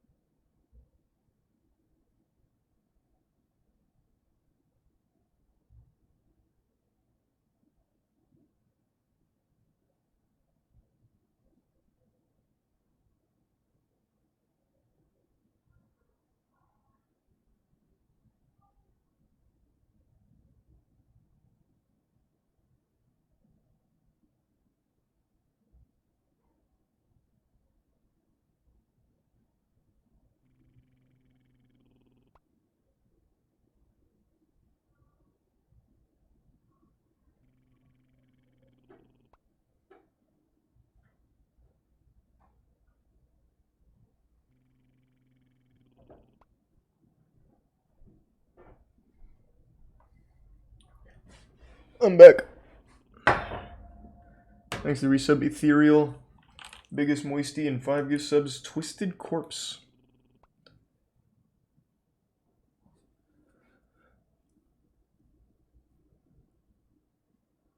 Oh, thanks, Corpse. Glad you're liking Godslap. Super excited to get issue 1 out. We're looking at early December. We've got it all. Well, Jackson actually mapped it all out. So early December, it's like around December 10th-ish. Issue 1 should be fully ready. So it'll be a nice little Christmas present.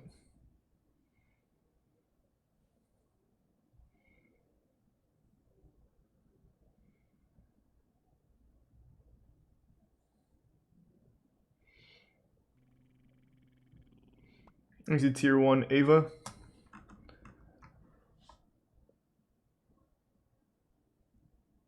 It should be. So it seems most people got the issue 0s like today and yesterday. So I'm guessing this week pretty much everyone will get them. I still don't know what went on with the emails. You can email the support and they'll just give you it if you never got sent the email. So if you want that, Raz, you can send them a support email. But either way, it's on its way.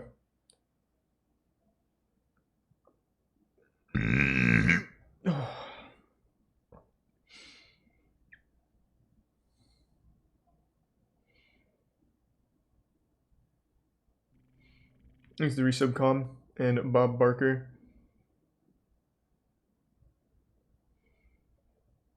And tier 1 Dark Death Lord. The resub Koopa Loop.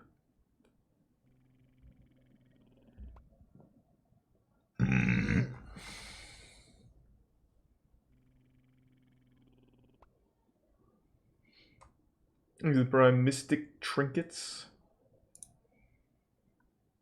Oh, you know what I did get today though? My Berserk manga. I ordered the Berserk manga like 4 months ago. It finally came. My deluxe edition one finally came. So I started reading a little of that. Pretty good so far. I'm assuming the art ramps up as it progresses, because like I always heard about how incredible the Berserk art is, and the little bits of it I've seen is nutty. But so far, like in the first couple, it's 3 volumes, I'm not even done with volume 1. So far it's good, but not like mind-blowing. The early stuff is rougher, okay.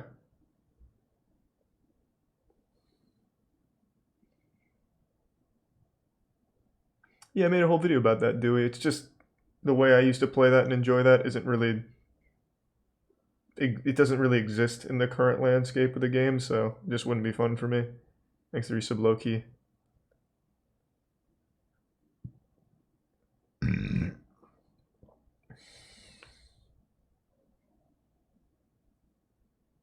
Have you watched just your average UK pub? No, I don't think I have.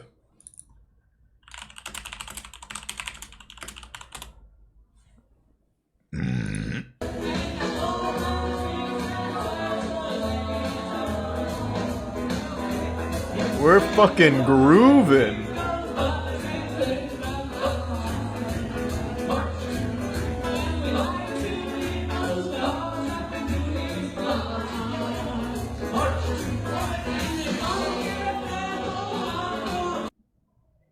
Well, that was a pretty eventful 23 seconds.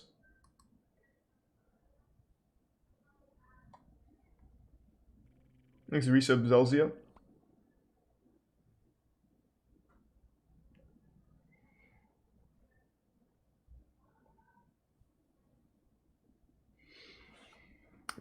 Guy escaped cops on rollerblades. Yeah, I actually saw that video. It's fucking cool. Hold on. Sending a quick text message real quick before I forget.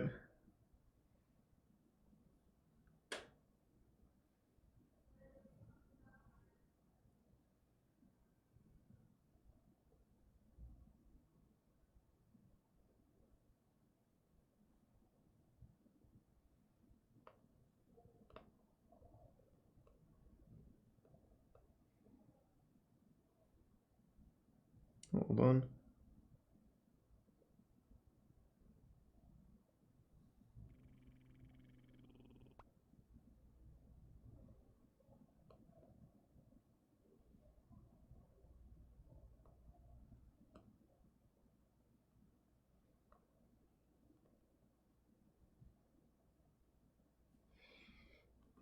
And thanks to the resub, Tutorial Tom.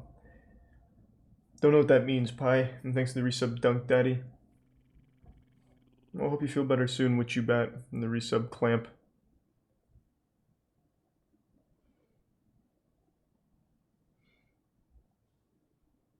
Rex Gunderson did start streaming. Yeah. Thanks to the resub, Bath Bro. The Chuck E. Cheese Brawl of 2021. Oh, we've done this, I guess.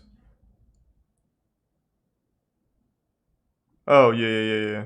I remember this one. Kinda. I vaguely remember it. We've seen so many fucking brawls. Thanks to the resub, D-Man. And the tier 1 Pluto.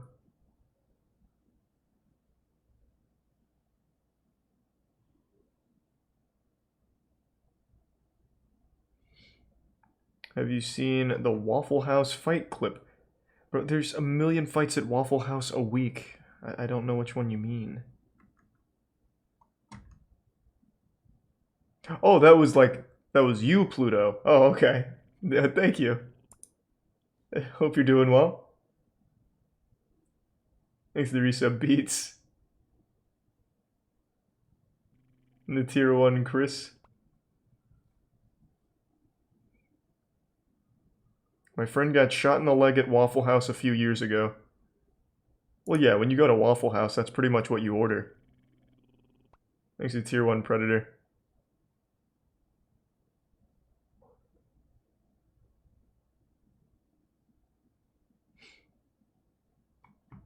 Summoning Salt. Did he release another new video recently? Because we just watched the Human Limit. Oh, there's one from... That's another 50-minute video, but I do like Summoning Salt, and I fucking love Super Mario 64. Let's run it, fuck it. This is what introduced me to Twitch, watching Siglimic run this game. God, it was such a good summer watching him chase down the, I don't think it was the 16-star record. He was going for the... What was it? It was like the hour 40. I think he was trying to breach hour 44 or something back then. Super Mario 64, so I think he was just... star. It's the most pretty popular sure that was category and the most popular speed game was of 120? all time. Holding a record in it is one of gaming's toughest Oh, of course I've seen that one, Pluto. That's a classic. Ridiculous glitches and insane movement. Both requirements for a world record. There's the Prime Trya and Apoytep and Tier 1 able to Benadryl. call themselves a record holder. And with the incredible level of competition, it's hard to hold on to it for long. But let's take a look at those gamers and see how they did it. This is the history of the 16-star world record. I get so nostalgic thinking about Super Mario 64 speedruns. Real quick, I want to see, does Siglimic, is he still active on anything at all anymore? Because last I heard from Siglimic was, I believe, back in 2014. Siglimic is one of the OGs. He is responsible for a lot of Twitch's blow up. Because I remember when he got the world record, he streamed it. Like one of the first times he got a really good 120 run. It was streamed on Twitch, and there were articles written about it explaining what Twitch was, and that was big. It was on the front page of R Gaming and everything.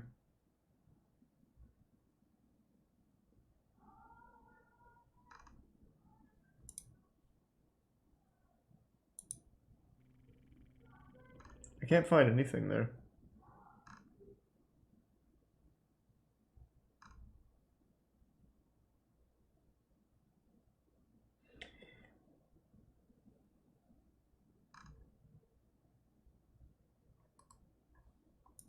Next to the Bits Blue Man, the resub Tails Toast, and the gift sub Mac. Sounds like a scam. I don't think I'm gonna be going there, Pi. Oh, nice, Blue Man. No, I'm pretty sure chat's just memeing. They say that same thing. Like, if I asked what's Joe Rogan doing, they're just gonna say he died. Or that he has, like, wacky nipples. I don't see anything about Siglimic passing away. I really can't find anything about Siglimic, though. No one's even, like, talking about him.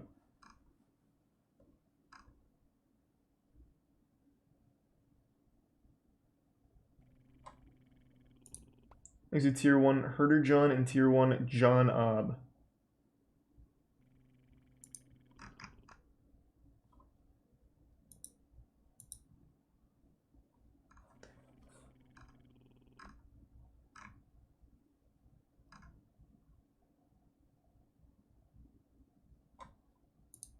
Next, the resub Revan.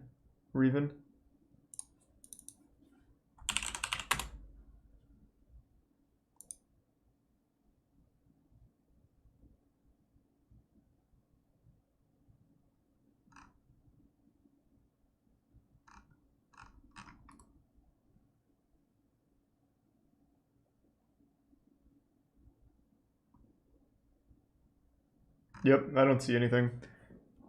He just vanished from the internet. That's a shame. Well, I mean, unless he just didn't want to do anything on it, then good for him. Hope he's happier now.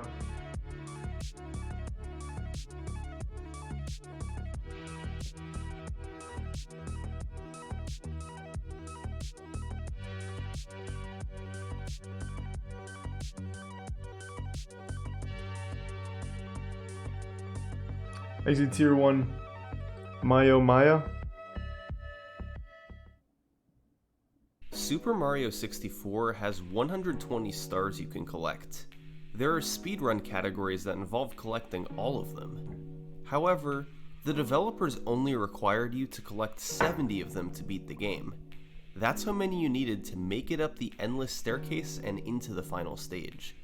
For years, 70 stars was the minimum needed to beat Super Mario 64.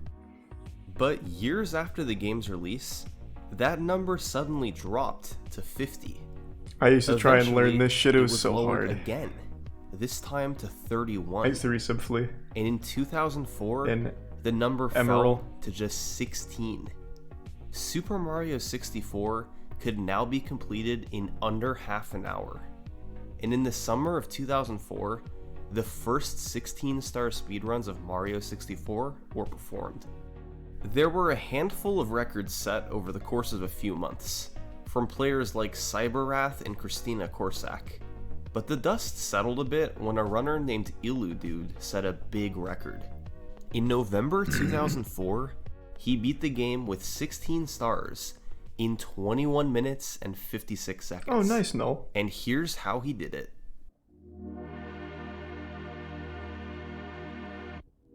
The first goal in a 16-star speedrun is to collect 8 stars, which unlocks the first Bowser level, Bowser in the Dark World. Was this filmed in 2004? With this quality? This looks better than most YouTube videos from 2010. What the fuck was this guy using? Like a Blackmagic 4K back then, just aiming it at the TV? Shit looks incredible. This is crisp. They didn't even have capture cards in 2004. I believe the first capture card was a Dazzle, which I had in 2006. Going into Bob-omb Battlefield and ground pounding the Chain Chomp's pole 3 times, unlocking the star. One of the fastest ways to move in Super Mario 64 is the long jump, so Illudude chained these together over and over whenever he could. Appreciate it, Taco. Next, he went into Whomp's Fortress to collect 5 more stars. He got the first 2 by going to the top of the stage, defeating Whomp, and then climbing to the top of the fortress. He then quickly got the star on the ledge by side flipping to it, then opened the cannon, used it to blast this seems pretty optimized. and shot himself into the star to collect it. A slow process that ate up around half a minute. Finally, he got picked up by the owl to fall into the cage and collect another star. That put his total at 6 pretty good. stars. The remaining 2 came from sliding down Peach's slide to collect both stars, despite a bit of slow movement along the way. Illudude was then able to enter Bowser in the Dark World, where he used long jumps all over to move through the stage. It took 2 throws to hit Bowser with a bomb, but eventually he got the job done. Now that he could go into the basement, Illudude's next goal was to collect 7 more stars to allow Mips the rabbit. I can't believe this was 17 years ago. The first 2 stars came from shifting Sandland, where he got one from quickly jumping at the top of the pyramid, and the other from slowly waiting on top of a pillar for a bird to arrive. The next 2 came from Lethal Lava Land, where Illudude boiled the big bully and collected 8 red coins. His movement wasn't ideal in any of these sections, as his only real strategy for moving fast was to long jump whenever he could. Finally, the last 3 stars came from collecting the Toad Star, then heading into Hazy Maze Cave, getting the Emergency Exit Star, and the Watch for Rolling Rock Star. Now, Illudude had 15 stars, which spawned Mips the Rabbit. Normally, you can just grab him for a star, but Illudude was going to use him for a trick discovered by Dom Dunk a few months prior. This was the key to beating the game with 16 stars. I don't know this strat. At least I don't really remember it. The first step is getting Mips through this door. By putting him down right in front of it, then going through the door, you can quickly jump back and stand inside the door. From there, you can pick up Mips, turn around, and place him on the other side.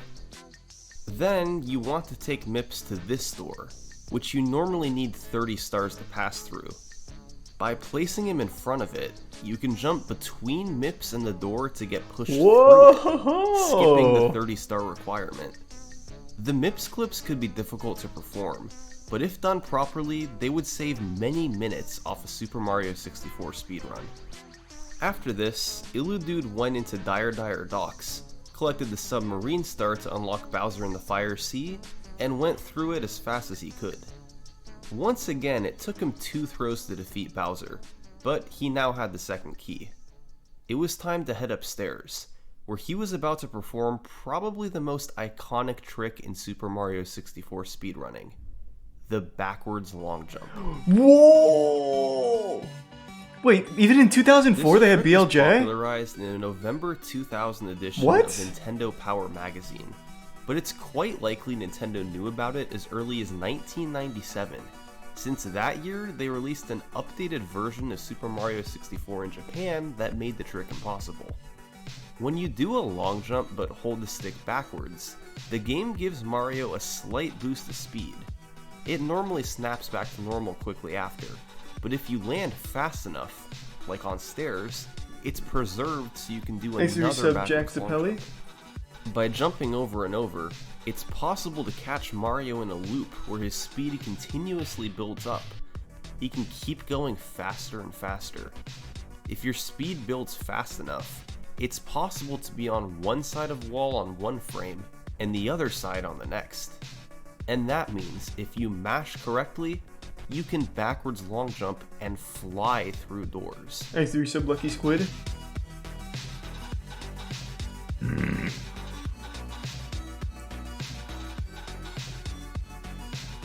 Illudude performed this on both the 50-star door and the Endless Staircase, bypassing the requirements for 50 and 70 stars respectively.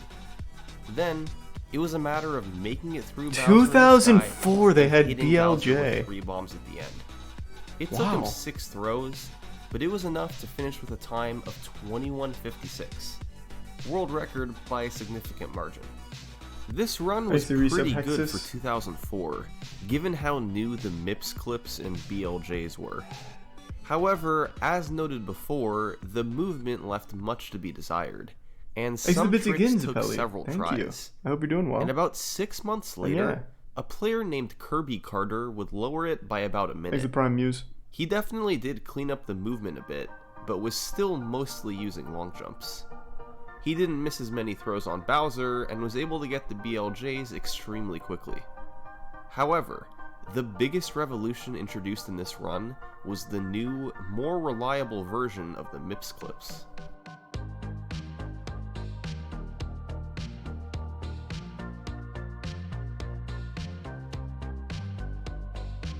For the first one, by dropping Mips on the seam between the door and the wall, Mario gets pushed forward and becomes stuck inside the door. The rest of the trick can be completed as before. For the second clip, it's the same process as the first clip, but instead of getting stuck in the door, Mario gets pushed through all the way to the other side. These clips were both faster Thank you for the raid. and more consistent than before, Welcome. becoming the clear methods to use. Thank you for the raid, Pat. Going into mid-2005, Kirby Carter's Hope you had a great 46 stream. was on Welcome. top. A solid record, with video Getting a proof little that history lesson for here. 2005 wasn't always a given. Thanks to the The resub record Mailinu. timeline was pretty straightforward at this point, and had followed a pattern seen by most early speedruns from the mid-2000s. Early runs recorded on VHS with primitive strategies, followed by improvements in big chunks over the following years. It is fucking crazy how smart they were After back this in point, 2004. The 16-star history takes a bit of a Fucking turn. geniuses. Ooh, thank you for the anonymous 5 gift subs. For the next several And the years, gift sub Xbox. there would be two major Really hope you had a caveats great to the stream, Pat. timeline. First, cheated or faked runs would be illegitimately on top of the leaderboard for more than 80% of the next decade.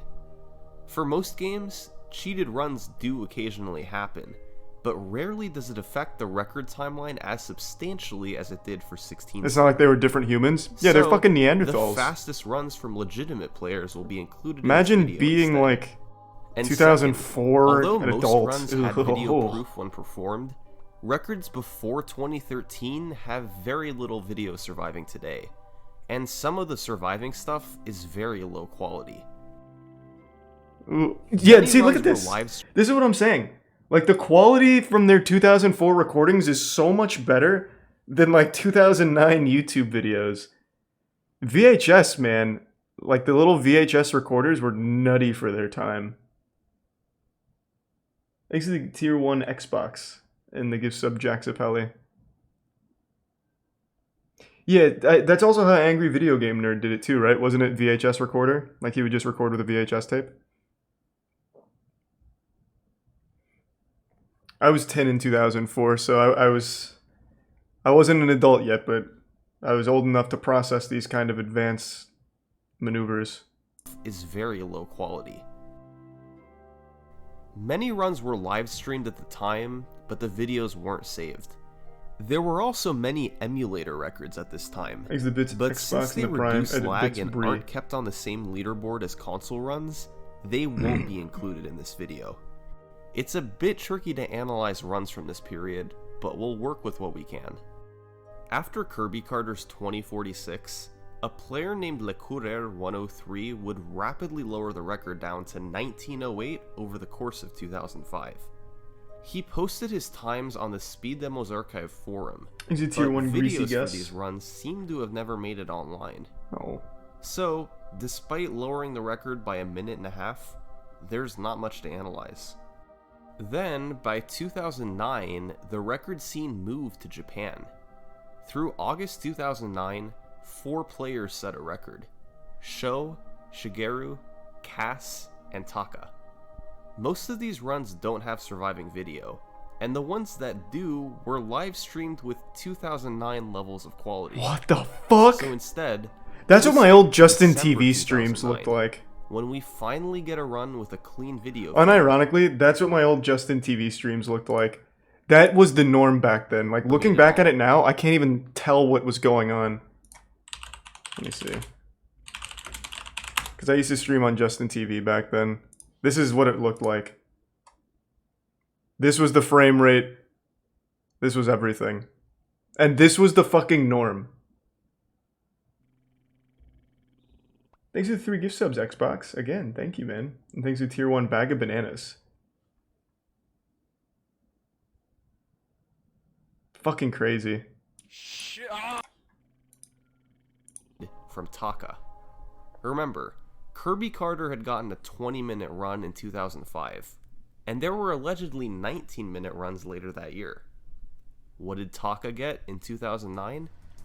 How about a run clocking in at 17 minutes, 18 seconds. Wow. To put it bluntly, awfully stinky. This record was on another level.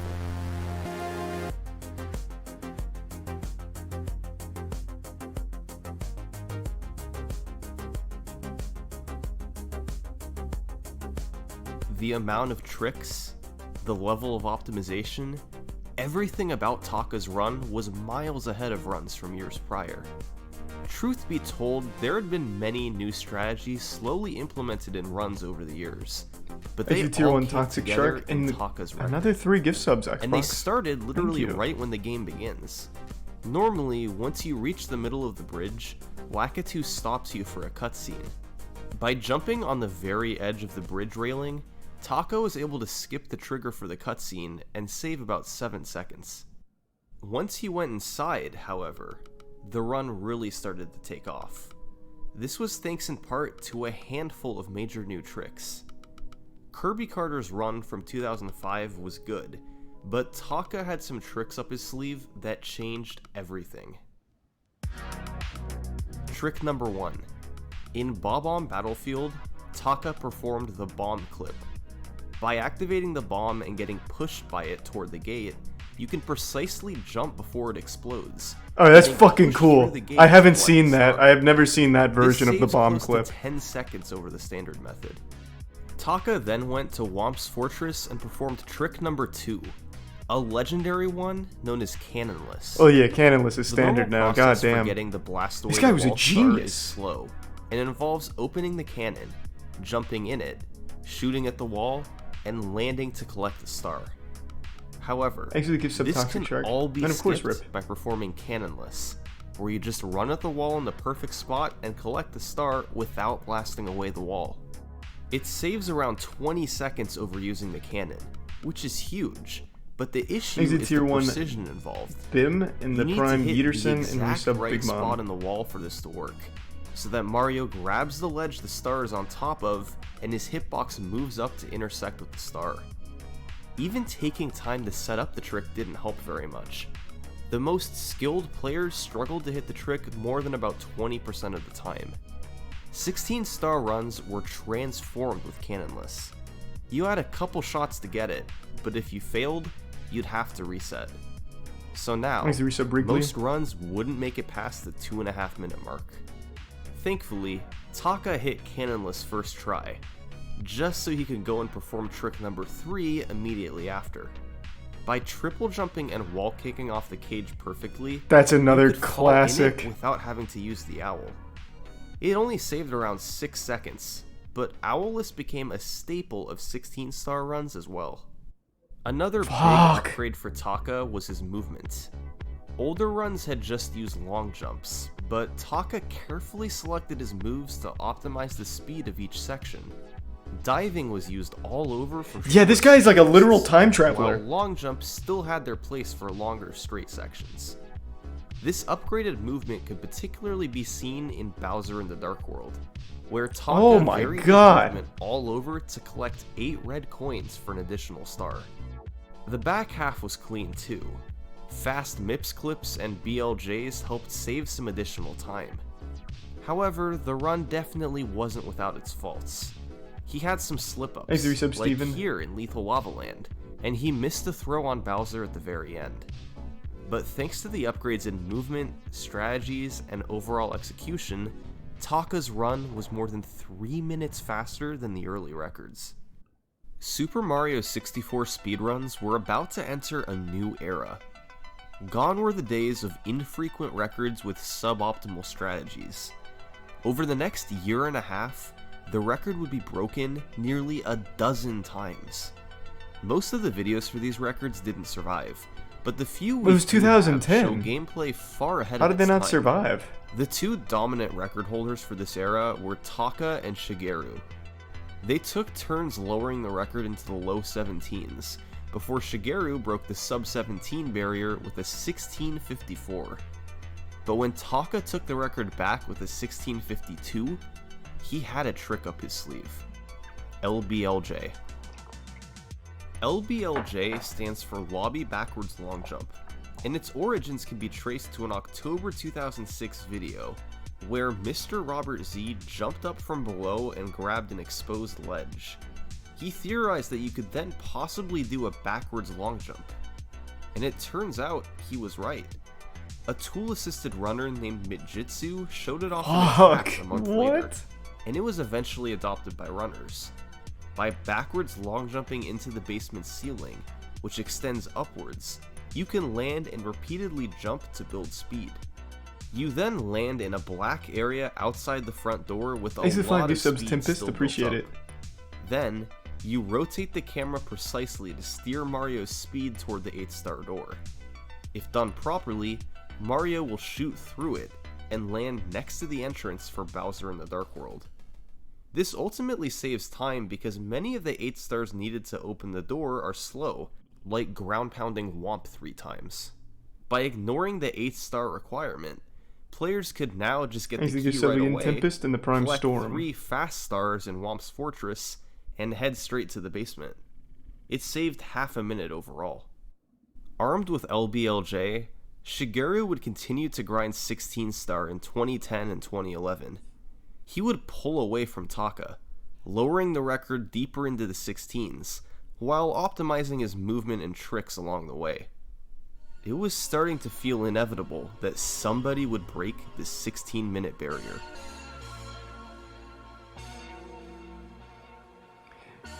I don't recall, did Siglimic ever run 16-star? Or was he strictly 120?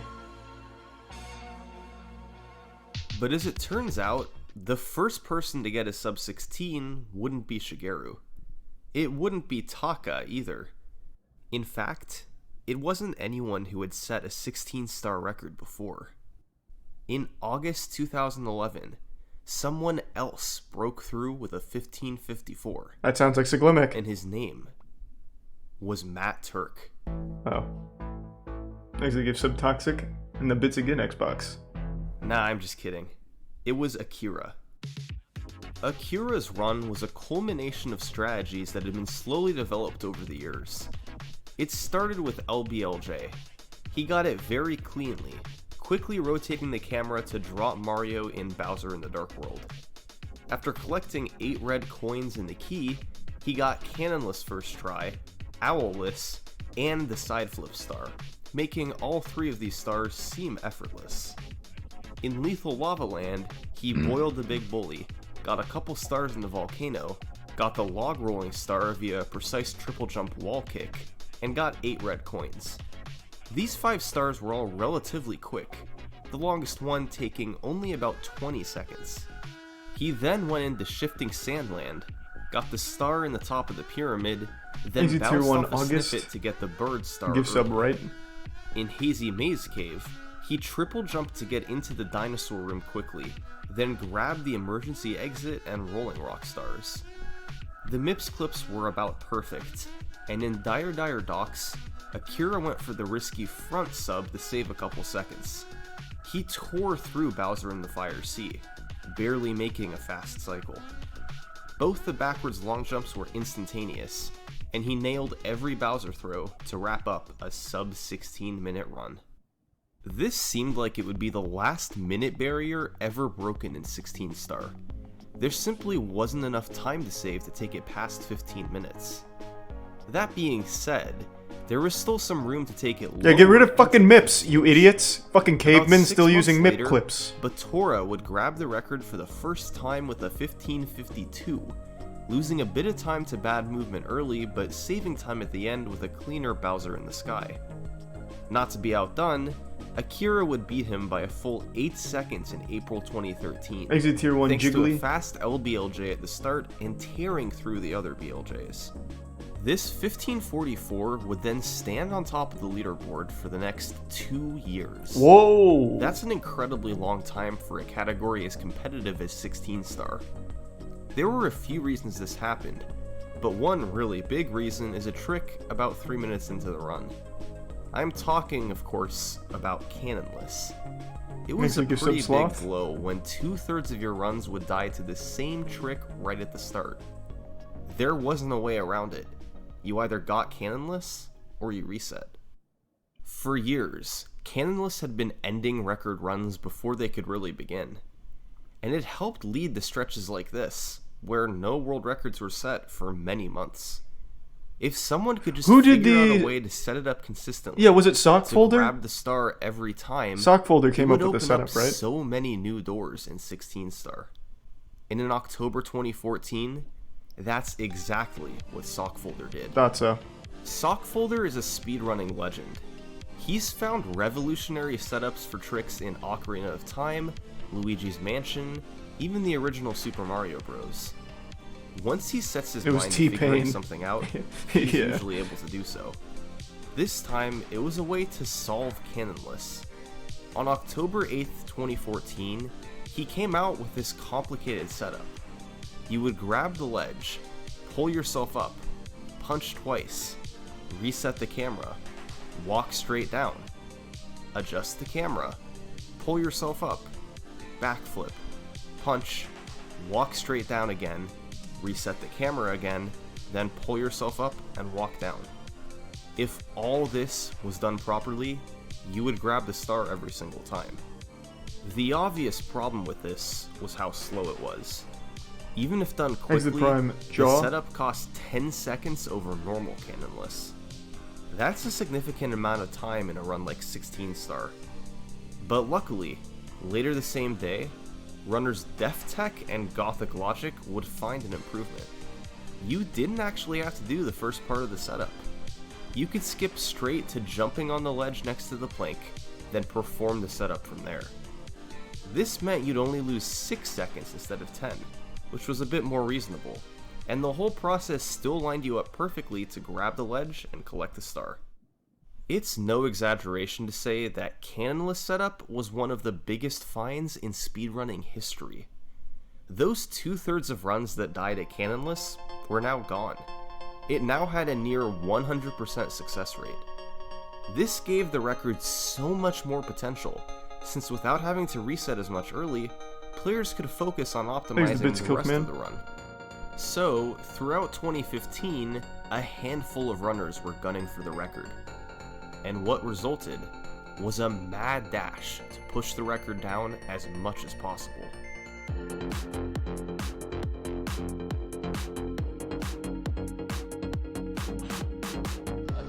Got it!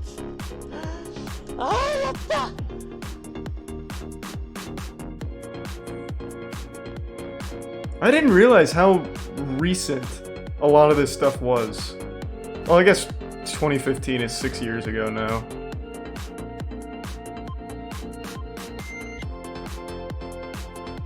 Send an email to the support oatmeal. Most people have gotten everything, like, a lot of people have been getting it today and yesterday. But send an email to the support and they'll just pull it up for you and tell you where. Thanks to Resub Rafferty.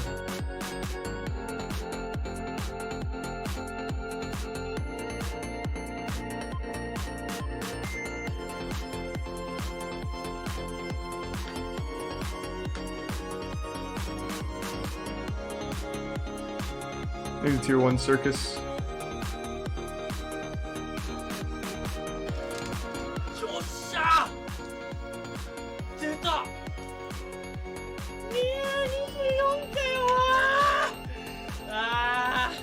By May 2016, Zaya had taken the record all the way to 1524.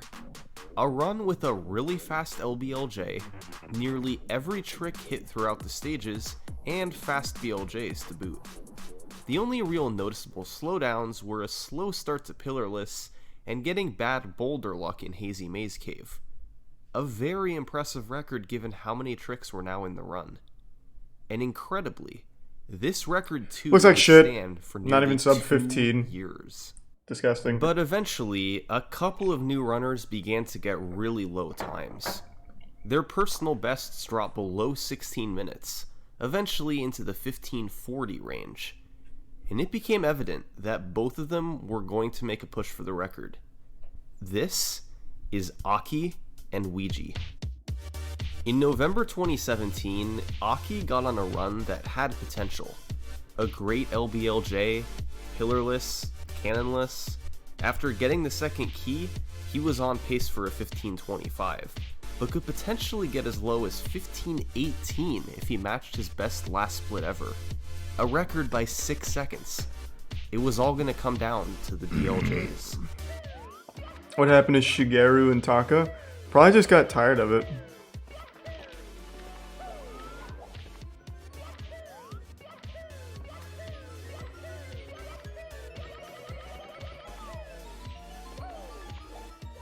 They were decent, but not good enough for a record. Aki would finish with a 15:28, 4 seconds behind Zaya. But a few months later, he'd have another shot at it.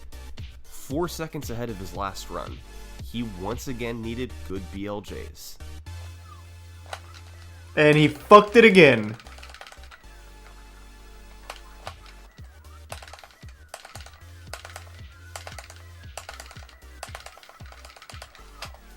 This time, it was good enough. A 15:22, beating Zaya by 2 seconds and making Aki the new record holder. Woo!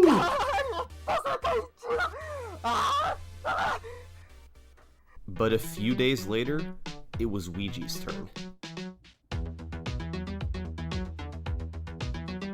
This was 2018?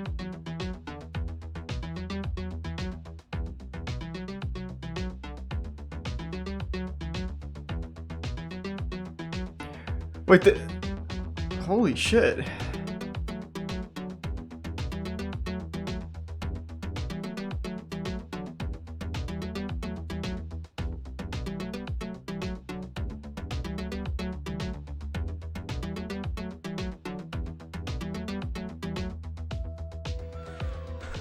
I did it!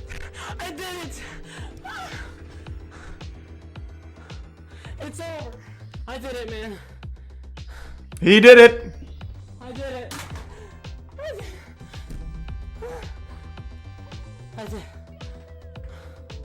I did it. This was the first ever sub 1520 in 16-star history. One new trick he and Aki were using was in Womp's Fortress, where he used a new setup for cannonless called Texture Setup that had been theorized years prior by Snowman. Instead of using Sockfolder's long setup, Ouija just lined up Mario's feet with a texture in the side of the plank and went for it. Okay. It wasn't as consistent as the normal setup, but it was faster and still more consistent than no setup at all. Compromises like this had to be made now that the remaining time saves were disappearing. He gained some time over Aki with a cleaner Lethal Lava Land, but lost some in Bowser in the Fire Sea. His BLJs were excellent, but he had a slight mistake at the end of Bowser in the Sky. Although the run had some downfalls, it was still a record by 5 seconds. Not to be outdone, Aki would fire back 6 months later with a 15:16. He messed up the triple jump in Hazy Maze Cave, and his Fire Sea had a slow ending. He made up the time over Ouija, however, with a faster Mips grab while standing, and cleaning up his mistake in Bowser in the Sky.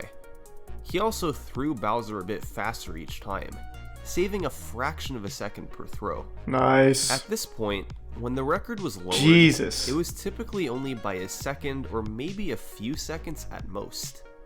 When records get as precise as 16-star, where players have done tens of thousands of runs each, taking time off in big chunks was pretty much out of the question. But incredibly, just 3 weeks after his 15:16, Aki was in position to do just that. With a 40-second run.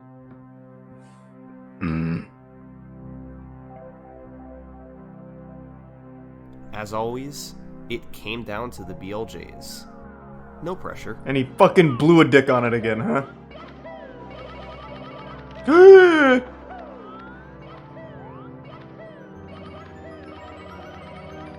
Oh! This was it. An unbelievable chance to make history. He chokes? Just had to make it through Bowser in the Sky, hit all 3 of the throws, and he'd be golden.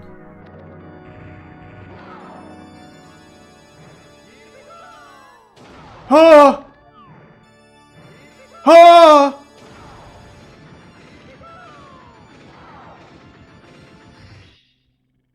The game crashed.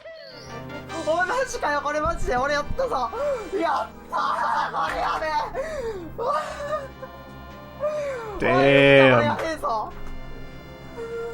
Thanks the resub. Jamal.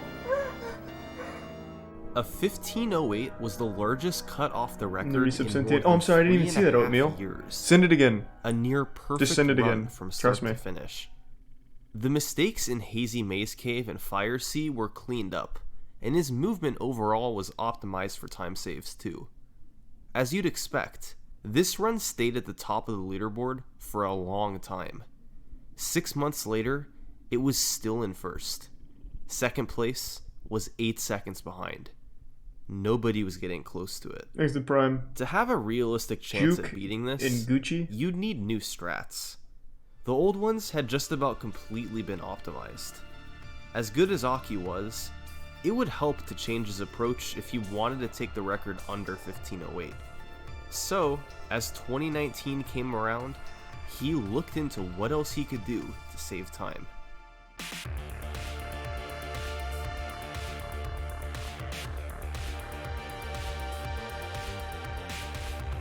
First, there was Cannonless.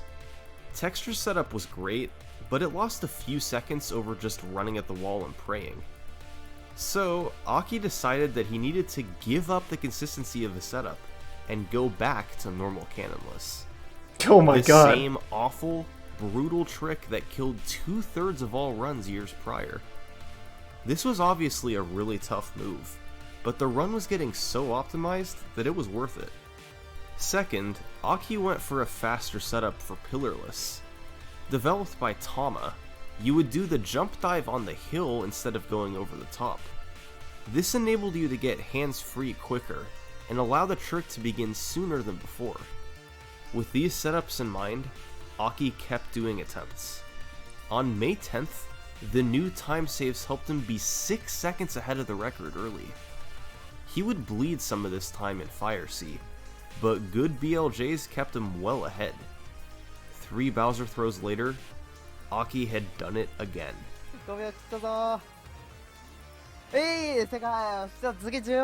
Just barely missed sub 15.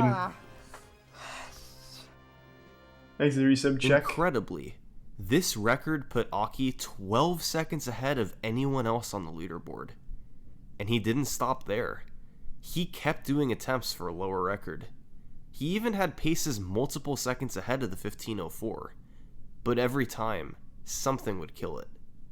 But in late 2019, Aki would finally get some competition at the top of the leaderboard. And this particular runner certainly had credentials. He was the most feared name in gaming. And 1-star record holder. He was one of the best in the world at optimizing fast movement. And his name was Dowski.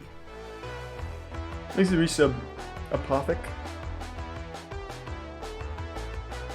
Dowski had previously held the 16-star record before, getting a 15:16 the day before Aki got his incredible 15:08. However, this time he wanted something more, a record that would last for a while. Even though his personal best was a few seconds behind Aki, he knew he had the skill to keep up with him. So, Dowski's record attempts began, and on November 17th, he got on a run that fell behind early thanks to missing Cannonless on the first try. However, he more than made up that time with a faster Fire Sea, including a different strategy at the end where he avoided jumping on the edge of the stage. He had a 4-second lead over the record. This actually had sub-15 potential.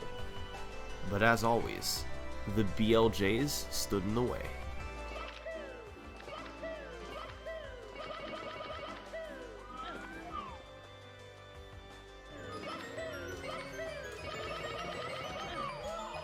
Whoa! They weren't great, but his best possible time was still 1 second ahead of the record. If he could tear through the stage, he'd have a chance.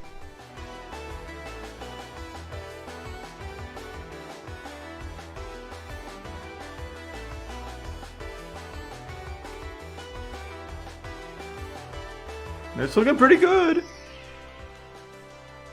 I don't think I got it.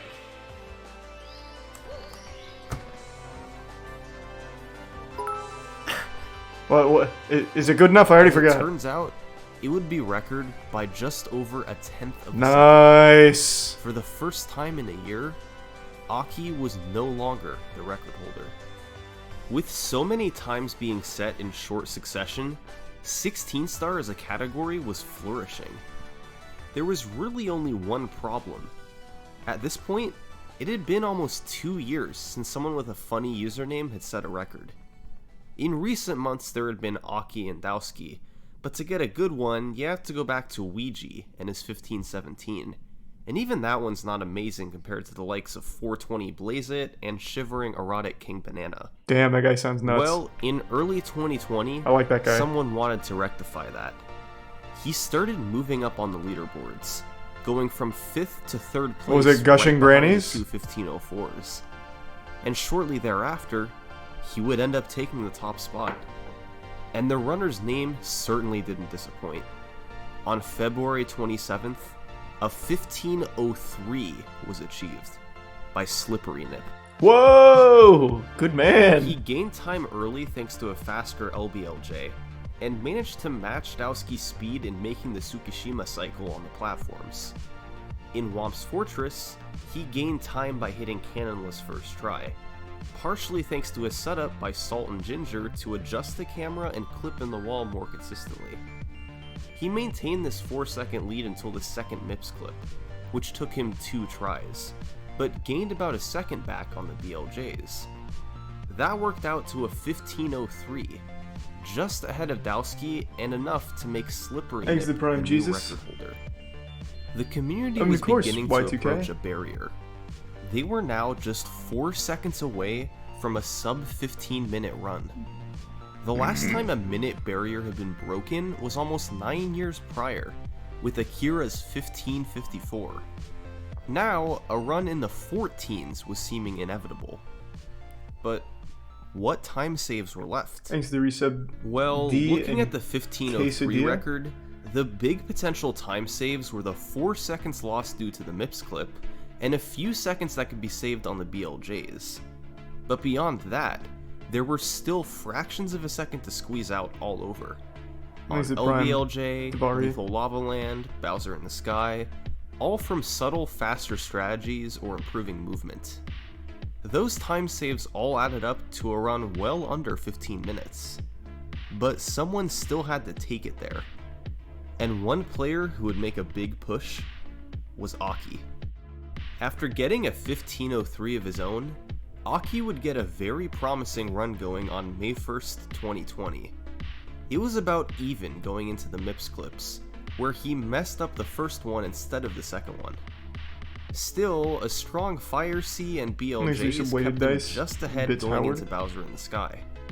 And there, he was able to make a faster elevator cycle called Monamo Cycle by making his movement as tight as possible, including an incredible triple jump dive onto the platform. 3 throws later, Aki was so close to a sub 15. Oh, that's heartbreaking. And he almost had a heart attack. 175 BPM. Jesus. 1 more second to go. Aki pushed onward over the coming days and weeks, getting great runs on pace that eventually died to something. The biggest culprit, of course, Prime Operator. were the BLJs. Getting Mario to catch on the stairs seemed almost random at times. If you didn't get him to catch within a few jumps, it was run over, and even making it through would usually result in losing time. Makes you some plump and but dumpy. Aki knew sub 15 was within reach. He just needed one good run past the BLJs. And on May 10th, 2020, Aki had this run. Oh, it was God. about as close to a perfect run as you could get. Chances like this don't come along very often. Now, more than ever, the BLJs needed to happen. And Nintendo patched it out during the run just to fuck him. He just needed something decent.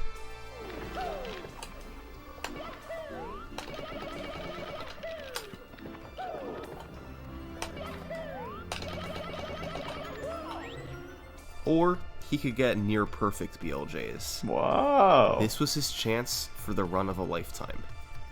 Here we go.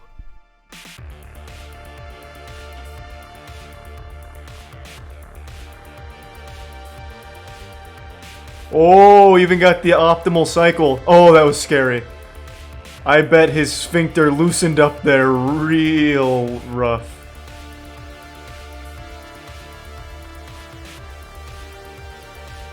Oh, that's scary. Oh my god.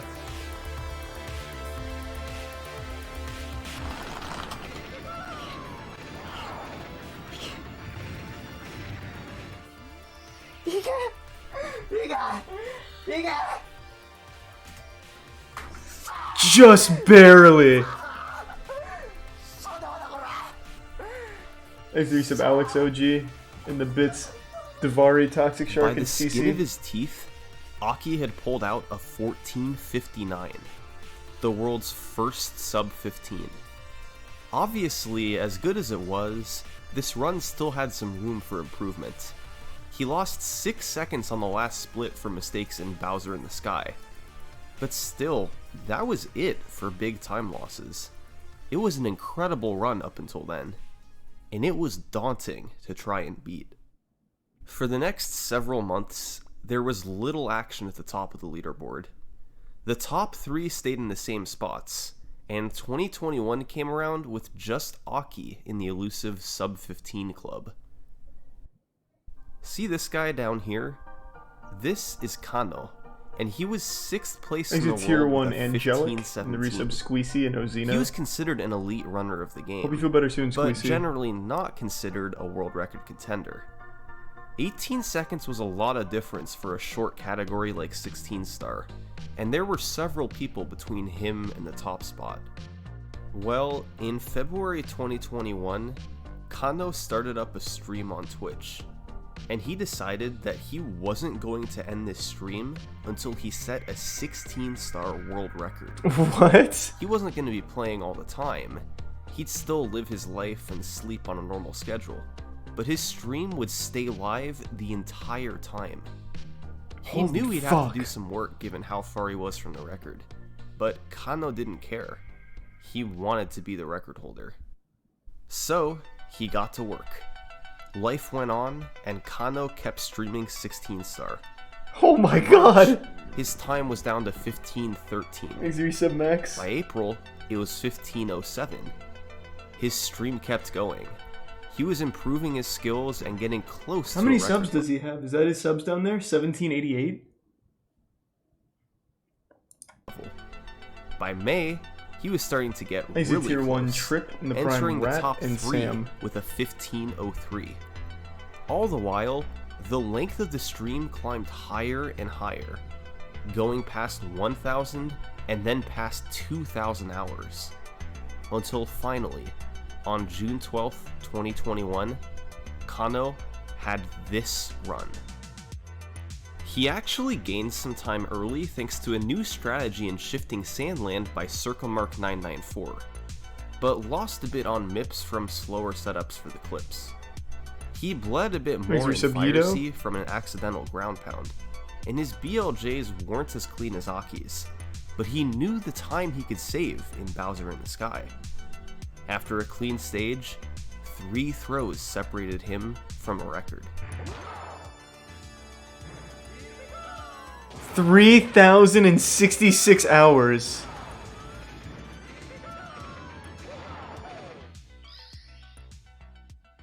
And he just missed it? Or did he get it? They're not showing, he just missed it. Nope, by his reaction he got it. Yes!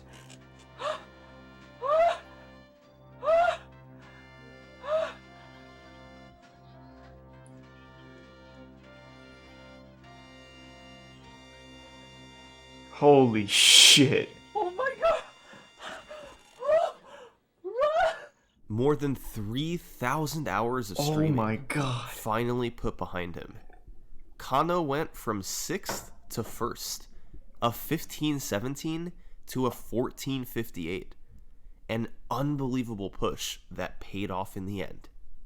And Kano could finally hit the end stream button. But decided As the not summer to. of 2021 went on, a few people were going for a sub 14:50. I know, apparently he's live One of right the most now. Is it notable still the players same was stream? Luigi. He had set a record 3 years prior with a 15:17, but hadn't been able to Is he replicate tier it. 1 Picasso's nut? Still, he was considered a top runner. For years, he would continue lowering his personal best, staying within seconds of the record at all times. However, he never was able to take that top spot again, despite coming close on several occasions. At least until July 4th, 2021.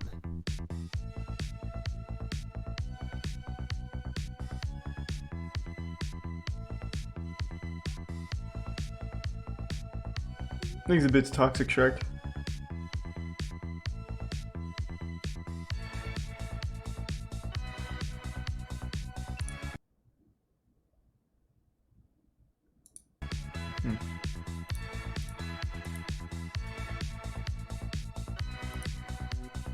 After 39 months, thousands of attempts, and numerous personal bests in the top 5, Ouija had finally done it again.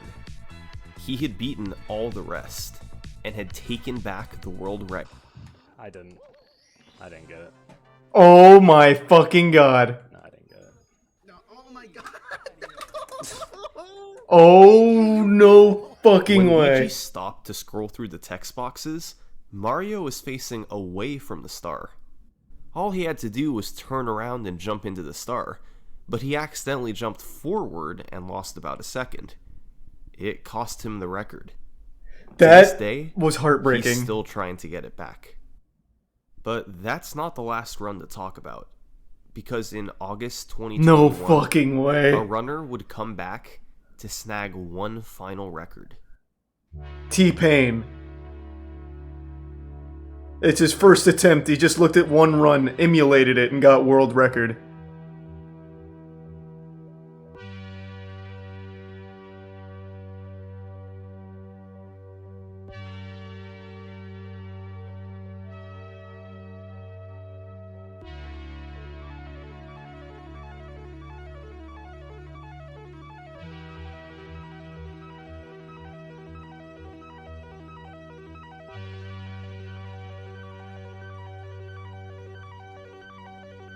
Thanks to resub Big Rod and Calmadare.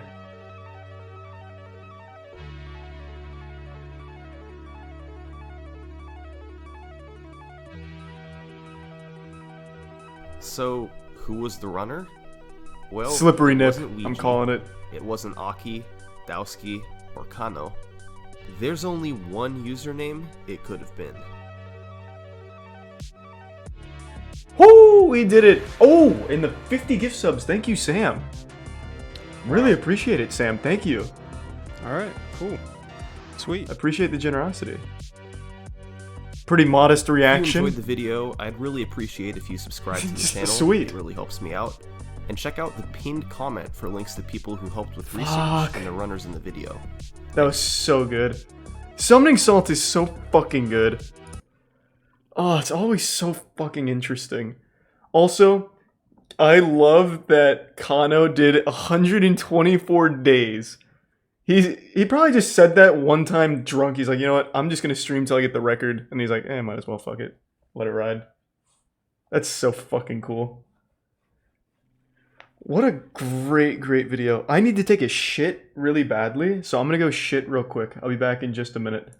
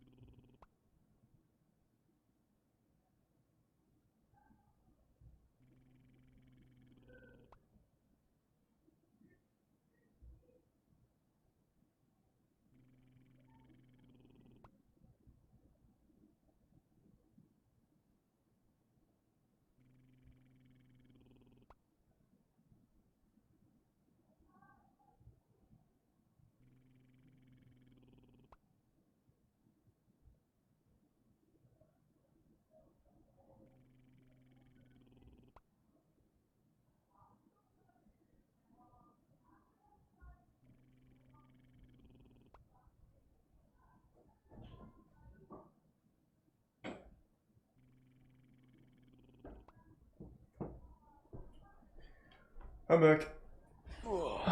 Exit Tier 1, Captain Pitts.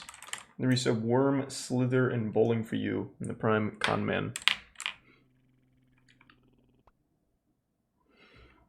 The resub Nicholas.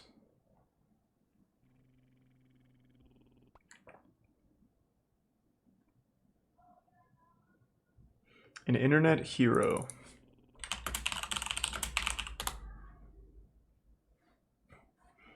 This one? Dick Tree.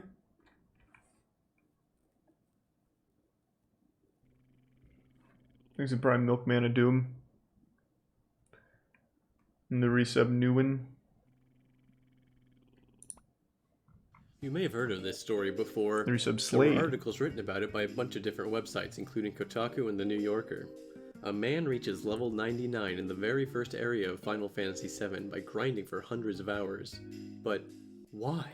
For what purpose? What could drive a man to do such a thing? Well, I actually had the privilege of watching this saga unfold, and the scant few paragraphs these articles contain don't really do it justice, so I'm going to relay to you my first-hand account of what really happened. This story begins on a private GameFAQs spin-off forum. The name's not important, let's just call it Blue Links. I should probably mention that as a mutant offspring of GameFAQs, there's still a lot of leftover Web 1.0 DNA. Oh my god. Design, resulting in some irregularities compared to quote-unquote normal forums. Like they call threads topics, and avatars are aligned to the right side of the post.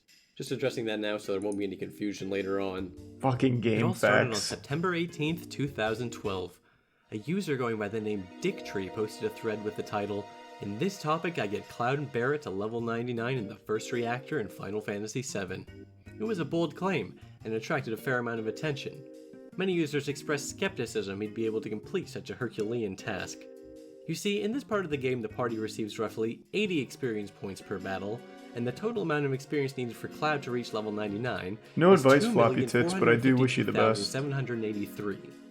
Even with characters strong enough to kill the enemy in one hit, each battle still takes between 30 to 60 seconds each, so doing some calculations we can estimate that reaching level 99 will take a very fucking long time. That's Obviously, safe to you say. don't have to give the game your full attention. You can watch TV or listen to a podcast or something to make the grind a bit more bearable, but it does require glad to some hear that, degree of Gato. Thank attentiveness you. and input. If you fall asleep during a battle or do something stupid like accidentally target one of your player characters with an attack, you can lose hours of progress. This wasn't the first time people had seen a challenge like this. Several people in the thread were familiar with the level 100 on Destiny Islands challenge in Kingdom Hearts. Indeed, other people have actually completed this very challenge before, including someone on the Final Fantasy VII board on GameFAQs, proving it was possible. It just takes an insane amount of grinding. Many references were made to the infamous Grindmaster Elalilio while people tried to figure out exactly how long Who? it would take, but Dicktree was completely confident Infamous that he would finish the Grindmaster? challenge, even offering to bet his account that he'd be able to complete it. He even claimed that he'd done it before. The early days of the thread were quite productive. Dicktree was making rapid progress through the early levels. True, as to be Max, that was a expected. pretty slow shit. Updates were frequent, and although some were skeptical or mocked his efforts as pointless, a large portion of the comments were supportive and cheering him on. 2 days after he starts, both characters are at level 30. 4 days after that, they reach level 40. Things start to slow down a bit as he doesn't have quite as much time to grind, but a couple of weeks later he posts that Cloud is at level 46. Okay. Then, 2.5 months go by with no word from Dicktree. Wow. Before he suddenly shows up again claiming he no longer has his PS1, but he will be getting it back in a week. No explanation as to why he doesn't have it, but he does promise that he will return to grinding as soon as he gets it back on the 7th of January. It was around this time the thread took a noticeable turn, with Dicktree becoming more and more antagonistic towards the readers. He threatens to complete the challenge, yet withhold evidence of it, then recants saying he was just joking. On the 9th of January, he says he'll be starting up the grind again later that night or the next day. 2 months go by without any further updates, until suddenly he posts this picture without any words. He eventually posts a screenshot showing Was there he's some reached Hurt level Reynolds? 50. He laughs at all the impatient nerds who've been following the thread, and boldly proclaims his next update will be a screenshot showing both characters at level 60. Wow, he's After cruising. 7 months of silence, we get the message, "No more levels to grind," without any further elaboration. A month after that, he posts, "Maybe I'll start over," and then a picture of a new setup. After a long period of dormancy, some people were starting to show interest in the thread again. 4.5 months later, we get the next actual update.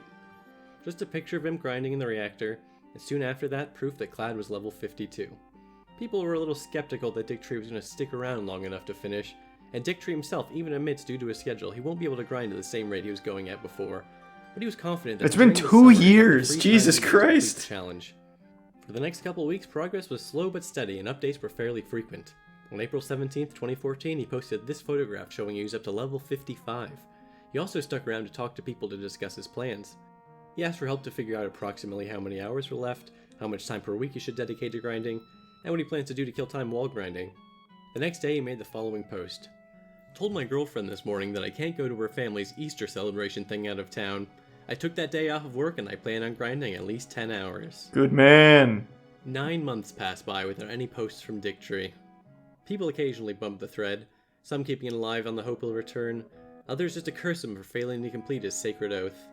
On January 14th, 2015, Allelelia happened to be doing some grinding in FF7 in Junon, and someone decided to post about it as it was semi-relevant news. The next day, Dick Daily posted Motion a glib joke about how he's secretly Allelelia. Needless to say, people were not thrilled. The thread lit up with activity again for a short while. Most of it posts telling Dick Tree to go fuck himself. Fucking Daily Motion. Just 2 days later, one of these posts was by a man who goes by the username Circle Master. A man who was simply too cool to use an avatar. And this fateful post read, "Fuck Dick Tree. I should do this. I watched hundreds of episodes of The Simpsons and played hundreds of Super Nintendo ROMs. I could knock this out." 2 days after that, he posted this image along with the message, "Get fucked, Dick Tree." Oh, this guy's coming in. Why is the image so big? You see, that's just one of the many differences between Circle Master and Dick Tree. The man is confident enough to provide the image of the maximum resolution possible.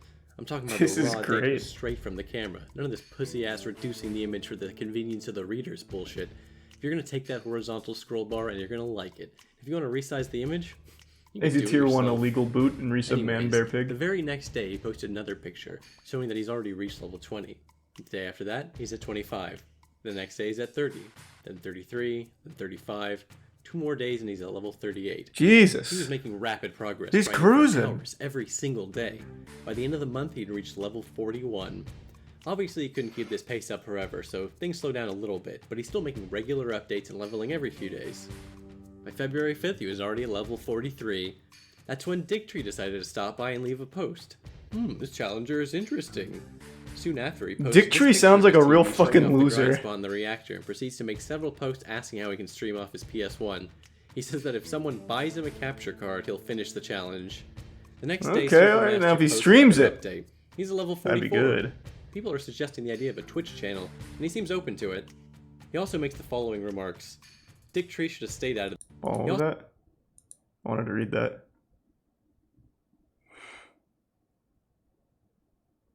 If you put a Twitch stream of this, you will literally make 70k a year from the ad revenues. I mean, can't argue with the math, I guess. 2015, though, I don't think Twitch had any ads. Even now, you wouldn't make 70k a year from ads. Do it. He also makes the following remarks. Dick Tree should have stayed out of this topic, because he cannot win. Either I get to level 99 first and beat him in his own topic, or I successfully goad him into finishing Thanks to the despite bits, his Yex. trolling. For the Nice of record, grown-ass either way, adult I'm and staying the course rager. and reaching level 99. I can't say it was for sure because of this post, but Dick Tree wouldn't post again the thread for another 5 months. By the 25th, Circle Master was at level 48. There was a mild panic when he didn't update the thread for about a week and a half. People there were prone to abandonment issues, as you might be able to imagine, but he came back and reassured people he was just busy with real-life stuff. By March 11th, the characters were at level 50. There's a Prime, not Dan. Wow, level 50. That means he's like halfway there, right? Also, to be fair, looking at these numbers, this is pussy shit. 87 hours in, what is this? Was it 2 months now? Are we at 2 months for Circle? That's fucking nothing compared to RuneScape players. 87 hours is a single session for old school RuneScape. Like, it's not even close. These are actual rookie numbers. So I'm not super impressed so far. We're at level 50. Wow, level 50. That means he's like halfway there, right? Wrong. That is not how levels work in JRPG. Thanks for the gift sub, Let's look at the Sinclair. amount of experience needed to reach level 55, the highest confirmed level we ever saw from Dick Tree. Cloud needs 399,245 experience to reach level 55. As we stated earlier, to reach level 99, you need 2,452,783. So this Thanks to motherfucker tier only got 1 16% of the way MFM. there. A common meme people would post in the thread are these stairs used to visualize how much more XP was really needed to finish the challenge. And this is where things started to slow down a little bit, both due to Circle Master becoming increasingly busy with real life, and just the fact that it takes an extremely long amount of time between levels at this point. The next update was on the 27th, where he had reached level 52. This is also where the time counter maxed out, so we don't know exactly how long it's taking in between each level. Damn it. But you can sort of go off the guild counter for a rough idea. A month later, on April 29th, he's at level 57. During a day off in May, he grinds all the way up to 58. And around this time, he's pretty busy with work stuff, but he does do a good stretch of grinding in June, going from level 61 on the 5th to level 65 on the 13th. He mentions that it's nearly 9 hours of grinding per level at this point. It was in this post where he begins to seriously consider the idea of starting a grinding stream, and soon after he actually does decide to go through with it and begins streaming occasionally at twitch.tv/circlemaster. He also finally decides that he's going to start his own thread, rather than continuing the challenge in Dicktree's old thread. You see, on this message board, threads have a post limit of 5,000, after which they automatically lock. Having a thread you made hit 5,000 posts was considered somewhat desirable. It's something of a status symbol. I mean, you know how forum culture is. So this is basically just a way to stick it to Dicktree and deny him his 5,000 post thread. So everyone moved over to Circle Master's new identically titled thread, and business continued on as usual. By the end of July, he was at level 68, and by mid-September, he was up to 71. He would infrequently try out streaming during this time period. He often only had time to grind once a week or couple of weeks, but when he had a grinding session, he went hard, many hours at a time. In October, he had a grind session that lasted 23 hours straight, and he was able to reach level 73. And then, just a few days later, he did it again. The absolute fucking madman, getting all the way up to level 76. Holy shit. Insane, because, you know, it is. But as he explained, it's hard to see tangible, visible progress without dedicating an extended period of time to grinding. At over 12 hours per level, if he does just an hour a day, that's almost 2 weeks between levels. The grind continues slowly but surely over the following months. He reaches level 79 by November 10th, and he continues to post progress reports in December, January, and March. By June 16th, he's all the way up to level 88. Unfortunately, around this time is when Circle Master begins having some medical issues. His arm was injured, so he was forced to do the grinding one-handed for a prolonged period of time. So while progress was slowed significantly due to this injury, Circle Master always kept the thread informed of what was going on. It was also around this time when Dicktree decided to show up in the thread and had an embarrassing meltdown, where he mocked Circle Master's sick grandmother, pretended he already completed the challenge, and accused people who insulted him of being liberals. Oh fuck. He said he's already completed the challenge and offers to sell his memory card as proof. Then he claims he already did it and posted evidence to 4chan and Reddit years ago because people in his thread weren't being nice enough. Oh my god. I don't use the term meltdown lightly. This was a fucking embarrassment. I mean, this was truly a self-humiliation for the ages. Nevertheless, by September 1st, Circle Master had reached level 89, just 10 levels away from his goal. Unfortunately, his arm and shoulder problems persisted, so he continued to grind one-handed while trying to deal with chronic pain and limited mobility, as well as dealing with a bureaucratic nightmare of trying to get on workers' comp. By the end of the month, he was at level 90, and by the end of October, he was at 92.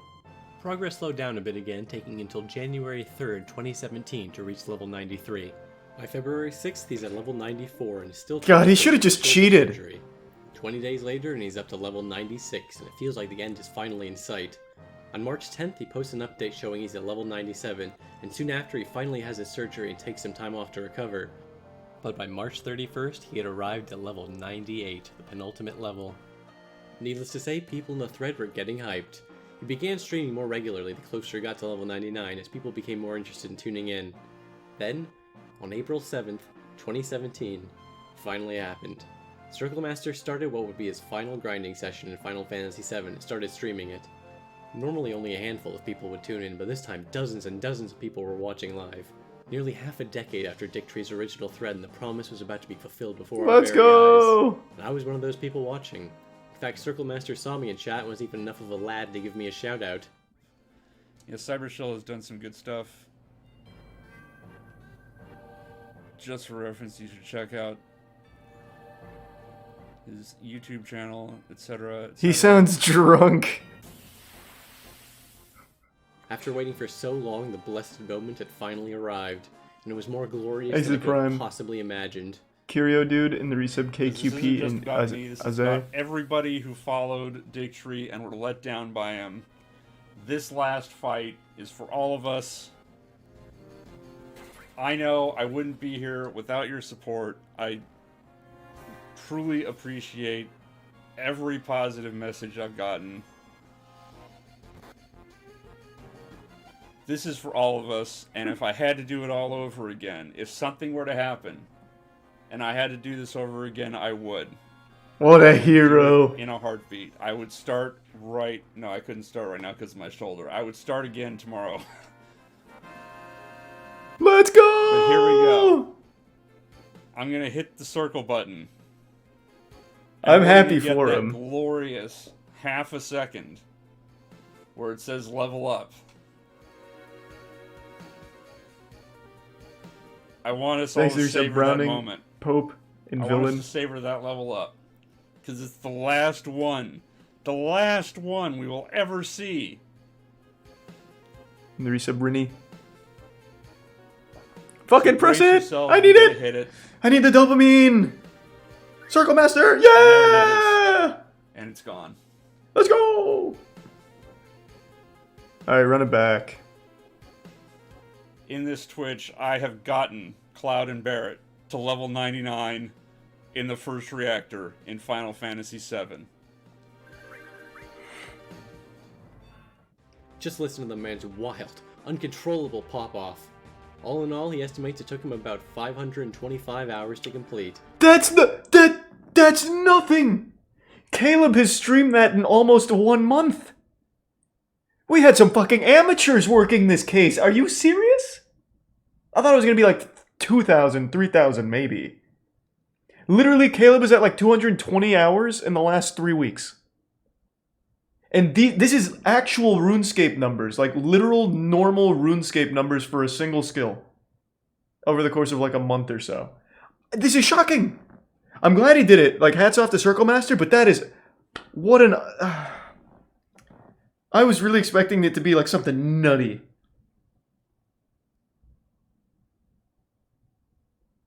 Damn. I mean, I'm glad he did it. Like, it's fucking great. It's just that number is kind of a little wet fart there. Thought it was gonna be huge. But I've been so conditioned by RuneScape now. He does work a full-time job. That is true. That is true. That is something to take into account. But so do most RuneScape players that put that kind of hours into it. Like Kano, for example. He streamed 3,000 hours of Super Mario 64 till he got world record, and he had a full-time job, right? Didn't he say that in the video that he was working his job during that time too? He'd just leave the stream on.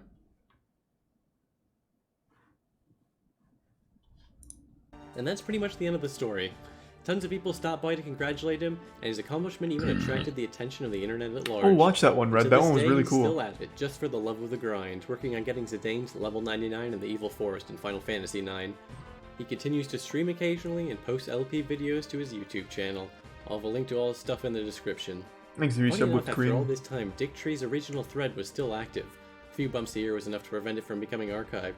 And hinted someone asked him if he had any thoughts about Circle Master completing the feat he originally set out to do. All he had to say was, "You did a good job, but I did it first." This guy's such a fucking loser. Properly explain to you the degree this man was completely and utterly blown the fuck out in every conceivable way Hey, possible. Crystal. I mean, if you think Dick Tree can even post anymore without people going, "Hey, aren't you that guy who couldn't even get Cloud and Bear to level 99 in the first reactor? What a loser." His posting career is in ruins, and I think it's safe to say he will never, ever recover from a public humiliation of this magnitude. It should be mentioned that this topic did eventually archive soon afterwards without ever hitting 5,000 posts, whereas Circle Master was able to get 2 5,000 post threads out of the ordeal. Nowadays, people throw around the word hero to the point where it feels like it's lost all meaning. A man rushes into a burning building to save some dumb kids and suddenly he's a hero? True. Please Lame. stop devaluing this word and save it for only truly heroic acts of courage. I can honestly say without a doubt in my mind that Circle Master has entered the pantheon of American heroes. I agree. I prepared a musical tribute to end this video, but I feel like the best way to close it out is with a quote from Circle Master himself. This is from January 28, 2015, just 11 days after starting his grind. "Life does not have inherent meaning. To say that our lives are pointless and our achievements meaningless is to state the obvious. God damn it. Stop No matter how devaluing this grand our statement. achievements or how broad their scope, time turns all to dust and death destroys all memory. But that does not mean we cannot ascribe our own meaning to what we do. It's because nothing has meaning unto itself that we are free to create meaning, to make metaphor, and in doing so to reflect on ourselves and our world. Leveling to 99 in the first reactor is pointless and meaningless. So why do I do it? I do it to express my hatred, more importantly my disdain, for Dick Tree. I do it to express the camaraderie I feel for those of us who have followed this topic for years only to be disappointed by him. I do it to prove to myself that I can persevere. The act is meaningless. I give it meaning. This guy's galaxy brain.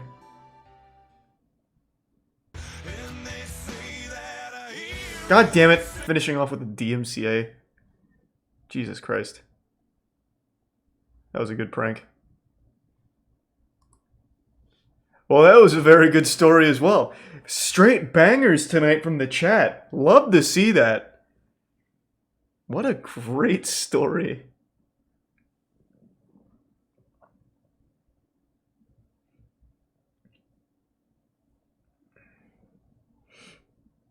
The Centrifuge Brain Project. Yeah. That doesn't sound nearly as cool as the guy who played Final Fantasy VII. Crazy scams in New York City.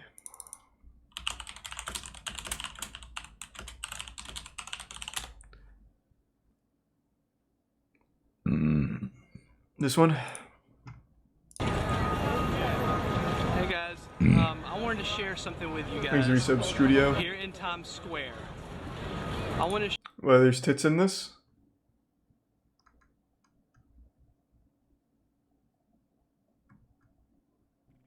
Thanks for resub, Seenan.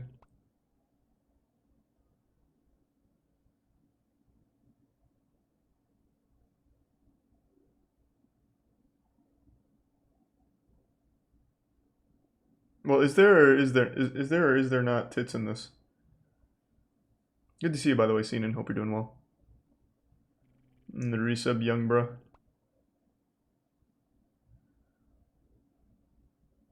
Okay, here, I'm just gonna check for myself.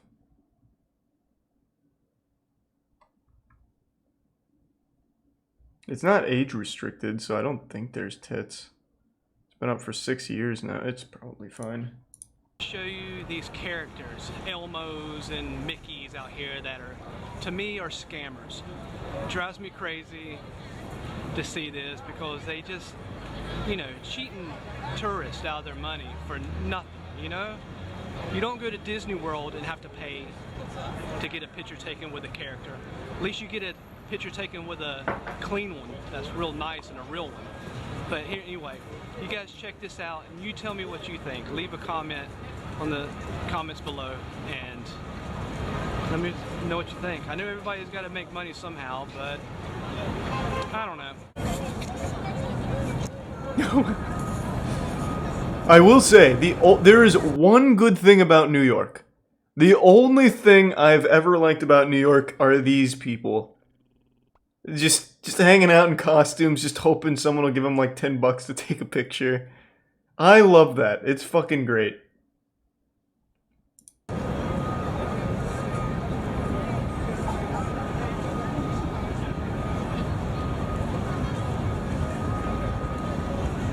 I mean, look how dirty Buzz Lightyear is. Look at him. Hey, don't say that to his face. He can hear you. Buzz Lightyear looks jacked. He's gonna come up here and try to get money from me. He's gonna beat your ass if you're not careful. I mean, where's his helmet?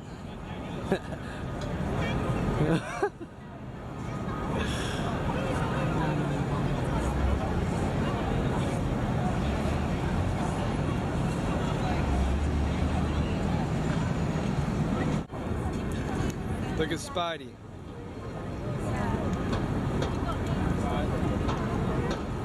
I never knew Spider-Man wore fresh kicks like that. Dude, what's the scam? When does that start? Seems like he's just here harassing these people.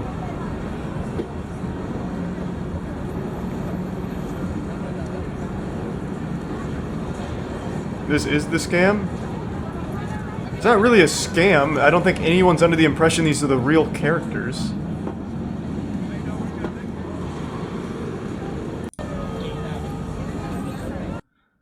I don't know about that. Thanks to resub James for Root and Mono. Happy birthday, Alejandro.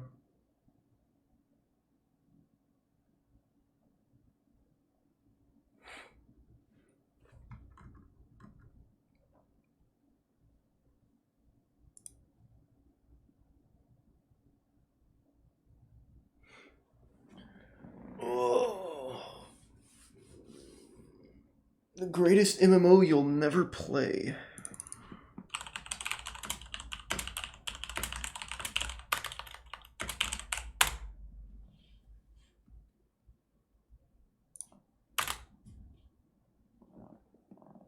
This one, Age of Wushu. The universe is hostile to computers. Oh, I did see that one got uploaded, Z-Jack, but I haven't watched that. Hey everybody, Jeremy here, taking a look at Age of Wushu again. This video, I want to keep short and do an overview of what's to come in later videos. I want to go over briefly a list of why this is the greatest MMORPG you'll never play. And I know that's a little haughty, and so, I mean, that is kind of a hook. I'm trying to hook you, so. Alright, hook me. And it is a little bit egotistical in that, but it really is it really might be the greatest MMORPG you'll never play. So, it's not terribly false. And actually, it's more true than false, because I honestly do believe it's... God damn it, just tell me why it sucks. So the list, you can be a constable and arrest people and issue the 7 gift subs, Jelly Puff. And that's Thank you, other Jelly players. Puff. The economy is totally player driven. It's not that one. Well, which one? Is it the Family Guy MMO one? Because the guy in chat said the greatest MMO you'll never play. This says the best MMO you'll never play. Okay. Whenever someone says the words Family Guy, 3 things have gotta pop into your mind. 1. The show Family Guy, the media juggernaut. 2. The memes, the funny moments, the Joe Swanson. And 3. The games, your Family Guy pinball, your Family Guy game. Today though, I have a gift. Classics. This'll blow your mind. Do you like MMOs?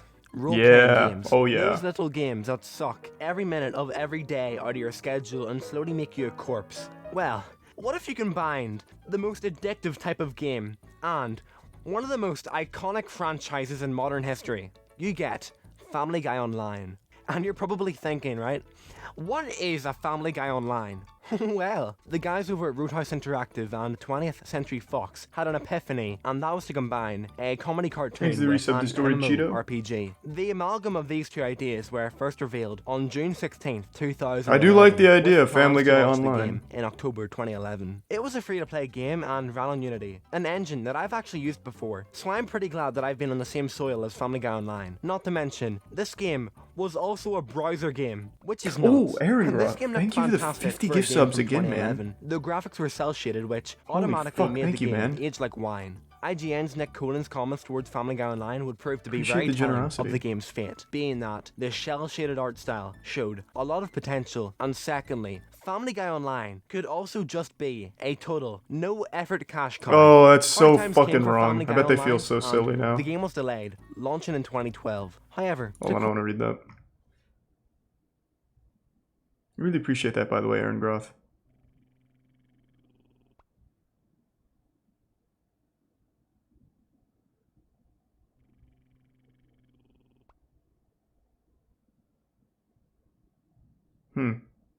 But why Family Guy? They say that it came organically, but why? Like, there's not a whole lot of shit to do for an MMO in Family Guy, I would think. But who knows? You know, maybe I'm wrong. Just being able to play as Peter Griffin, I guess, isn't more than enough. Thanks to Prime Bird Sounds and Less Soup. For certain, Shigeru Miyamoto, a delayed game is eventually good, but a rushed game is forever bad. True. And being a massive fan of Family Guy myself, I was a very, very, very happy 8-year-old to find out that Roadhouse Interactive saw potential in Family Guy Online and wanted to make it the best it could possibly be. It does look cool. It would seem that Family Guy Online was in a developer storm, but you know the saying, after every storm comes a rainbow. Come April 17th, 2012, the floodgates finally opened. The vast majority of Family Guy fans were able to get onto the Family Guy Online servers. Oh, God, wait, that looks beautiful. This is a browser game? She looks better than half the things on Steam right now.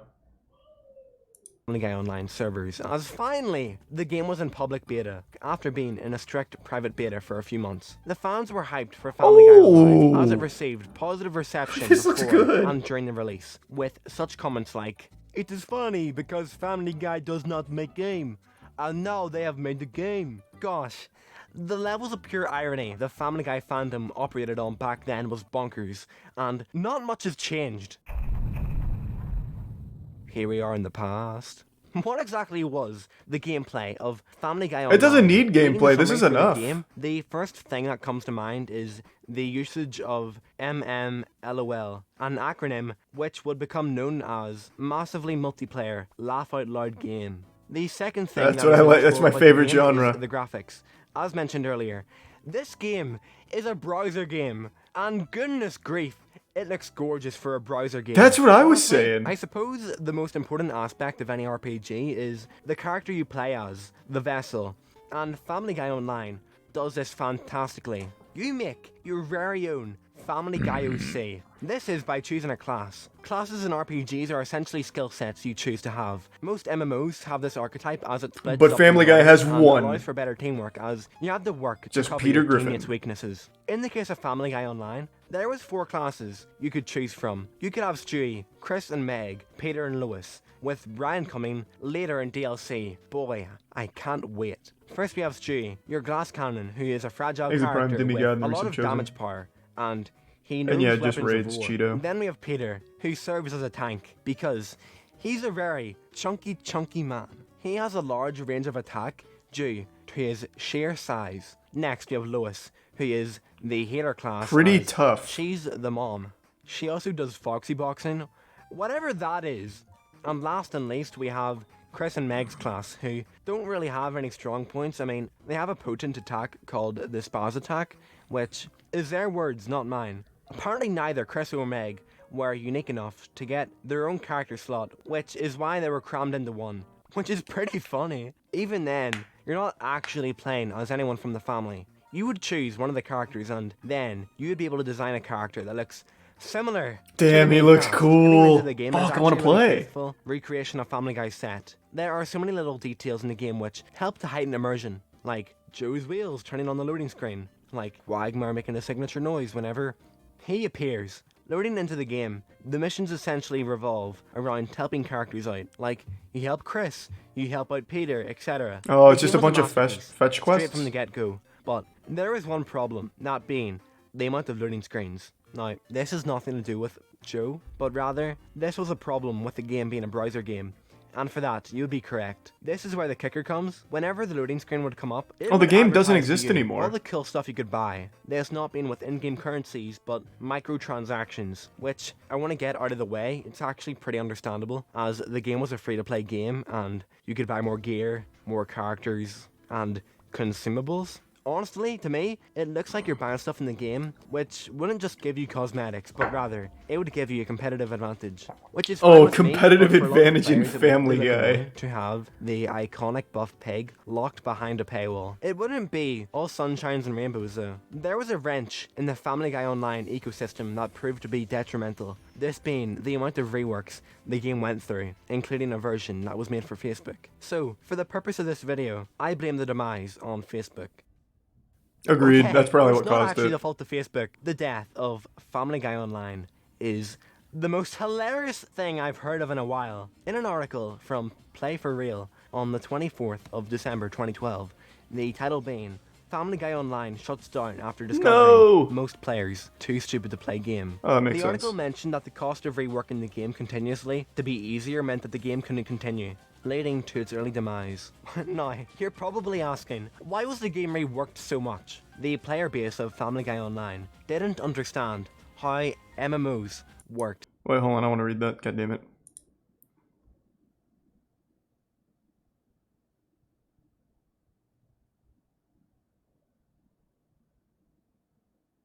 What the fuck? Wait, is this real?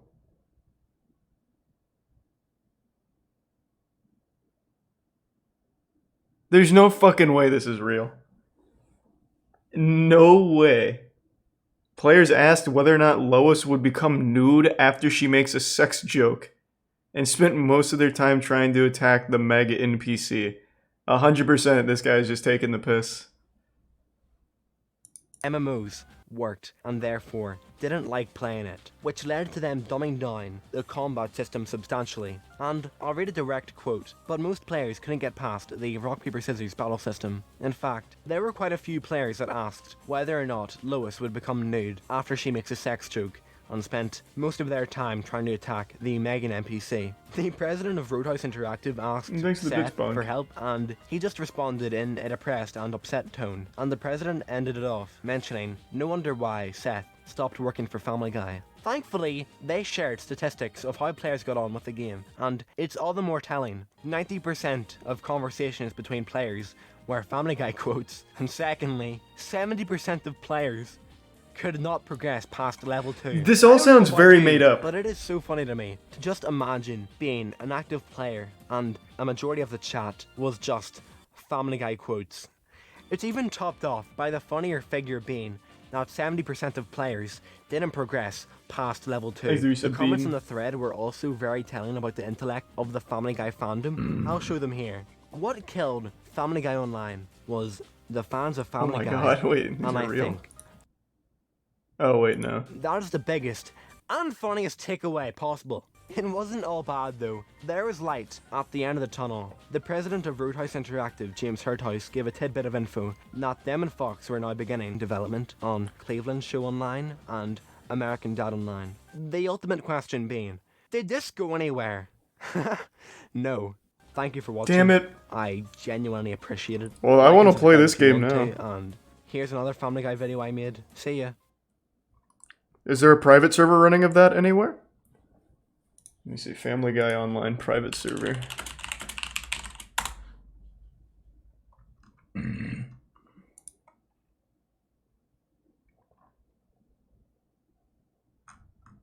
Yeah, that article was 100% fake. Here's a first Hey guys, it's Spookify here for MMOHut.com. Today I'm going to do a first impression gameplay stores.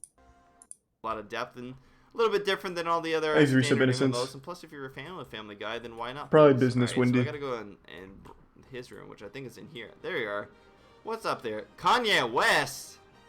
What's up, bro? Although you look a little different now. Did you have some surgeries? This game looks kind of fucking lit. Alright, Brian. Glad you're here. My dad really nailed Imagine that's the real Kanye and he's just pitching Donda back in 2012. What does that mean? Alright, go get me the supplies to build a restrained log trap. Alrighty here, so I'll up and collect. Played this game yesterday. He played the game yesterday. This is his first game he ever played. I like the little commentary. Those little things are actually pretty nice. That was a great show, So I Anon. need to get a fir tree log behind the Griffin house in Spooner Street. Alright, this is behind the Griffin house. So where is this thing that I need? Can I jump over this? I can. Oh, nice. Freedom is everything. Fir tree log behind the Griffin Spooner house. Okay. I want to see some combat. Oh well. Too busy right now. Gotta get a rope. Sorry. You got 30-foot rope. Oh yeah, 30-foot rope. That's what she said. Not really, but okay. Let's come He's over having here. fun. Hey there, guys. You want a popsicle? To you. All right, maybe. I mean, you don't even like care. Can I sit on your head? Show me some gameplay. Combat. That get a little annoying over time, hearing that over and over and over again. Exit Prime. All right, let's come back in this room. Lancer. The quest 2, of course. What's this? Brian. Put your head between these two restrained logs and win a free hat. Kanye West is still here. Well, that's a no-brainer. Come on, you fat. Do it. Show like. I have no. Stewie's just like yelling at me. All right, here's the guy. I've never. Maybe a good the guy moment. Just invade. Oh, here we go. Let's fucking get it. I gotta. Okay, you're right here. I'm clicking on you. Why can't? No target. You're right here. Tab targeting. Try tab targeting. Okay, there we go. That was Nice. a little weird. I couldn't actually click on him. Oh, yeah. Do that one attack. Wait, this is nuts. Here. He's beat me with a stick. It's All right. I don't think Kick that's. the crotch. It's not Kick really the a crotch. stick. Bam. Oh yeah. All right, a little bit more. He's at 20%, 10%.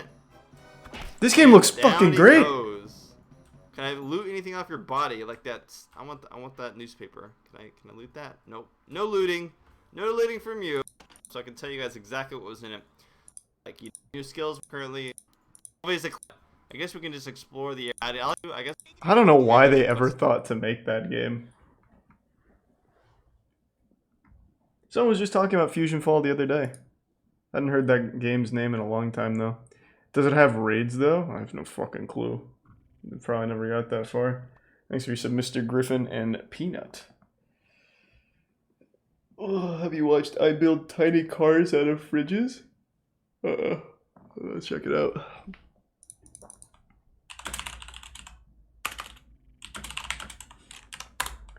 Thanks for some Jukebox Guy.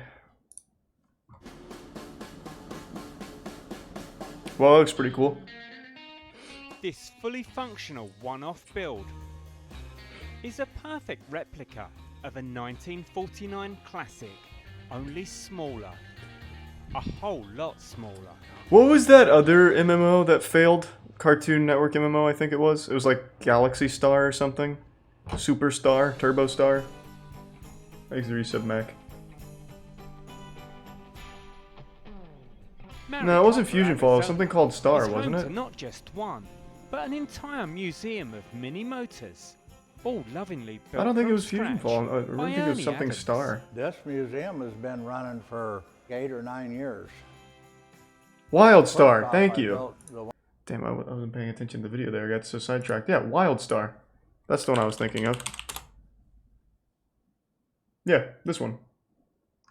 This was NCSoft. Yeah, I misremembered. It wasn't Cartoon Network. Exit Tier 1 Silver Tangled Devil.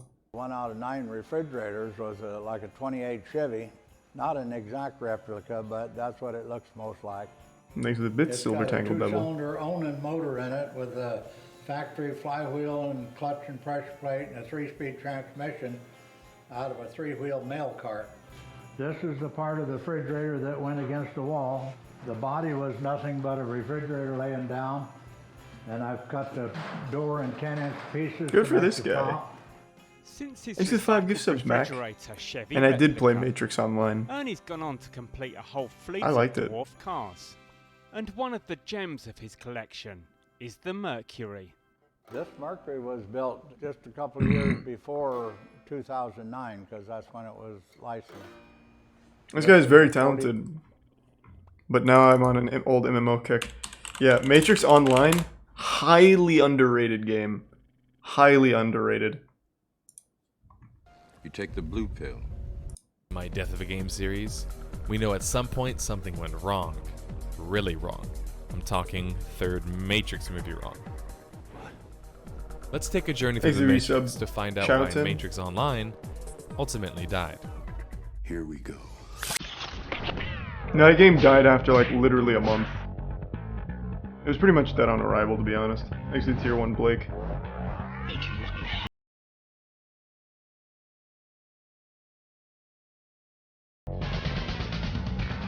Matrix, a late 90s. But I thought it was early super cool. I thought it was a great juggernaut game. Of a series. Between all 3 of the movies, it was able to generate over $500 million. A story of humans existing in the Matrix, a simulated reality created by sentient machines to control the humans, as well as set in a dystopian future setting. Specifically following the story of Thomas Anderson, aka Keanu Reeves, aka Neo. Besides the final movie in the trilogy not being quite up to par, Matrix as a yeah, it's pretty dog shit. Well-respected trilogy and universe. So when Warner Brothers Studio, the studio behind the movie, expressed interest in a MMO adaptation of the title, in the early 2000s, it was met with great fan enthusiasm worldwide. Warner Brothers would slate developer Monolith Studios to handle the creation of Let's Matrix go! Online, often dubbed MXO. Monolith at the time had released titles in the late 90s and early 2000s, Shogo Mobile Armor Division, Alien vs Predator 2, Tron 2.0, and a couple of spy titles in the form of No One Lives Forever. Monolith of the more present day is known for cult classics such as Fear, Condemned, and Shadow of Mordor. Oh wait, what? what? Even more exciting I for didn't the know fans that. of the series was that the Wachowskis, the franchise creators, gave their blessing to the notion of gamers inheriting the storyline, as they put. The Wachowskis had this to say concerning the impending launch of MXO. Our expectations are high, perhaps unreasonably so, but only because we're anxious for a really good MMO as every other gamer. Obviously, the most important thing we're looking for is for it to be fun, to be a game that And we'd it be interested in was. playing. Right now, the idea of MMOs, a multitude of gamers jacked into the same computer-generated dream world, is more interesting than the game itself. We are hoping that Matrix Online changes that. Ubisoft and WB Games were going to co-publish the title for developer Monolith. But Ubisoft backed out and Oh, instead thank you to Sega would be 5K. helping them Goddamn, publish the thank you to title. 5K bits, Silver MXO was Tangled initially Devil. slated for a January Thank you for that. 2005 release, but was pushed back to March 22nd, 2005. MXO indeed launched on March 22nd, 2005, but despite its massive following and the hype surrounding the title, Nobody bought Matrix it. Online didn't quite wow the gaming world upon Literally launch. no one bought it. I had couldn't some find initial anybody. reviews that were quite strong. I was but completely some more alone in that studied fucking reviewers world. struggled to give the game above a C grade on Metacritic. PC Gamers said, Matrix Online has done a rare thing. It's taken a movie license and made me feel like a contributor, not a spectator.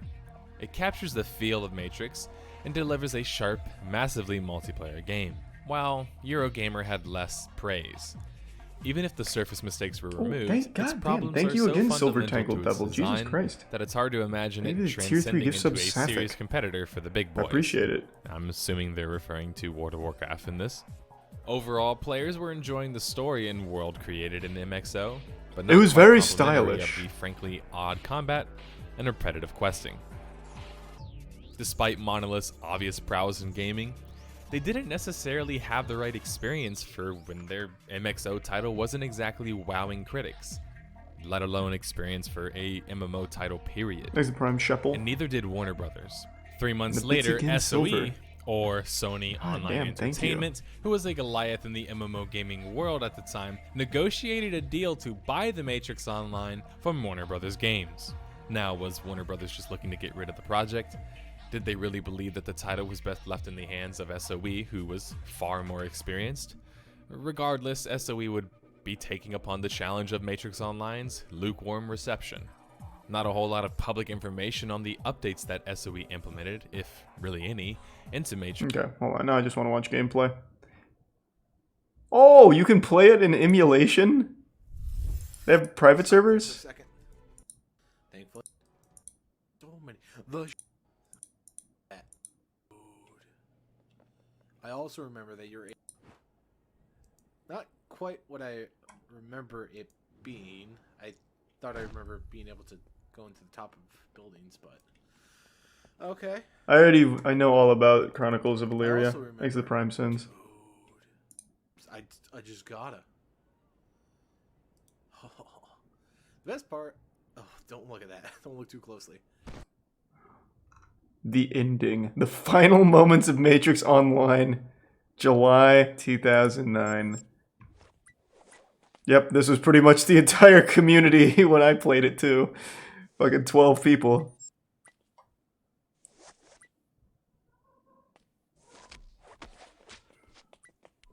Pretty cool cat though. It almost moves.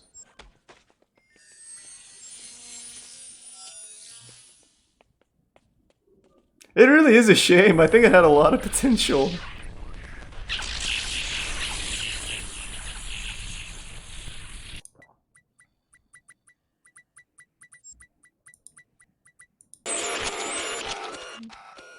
What the fuck is happening?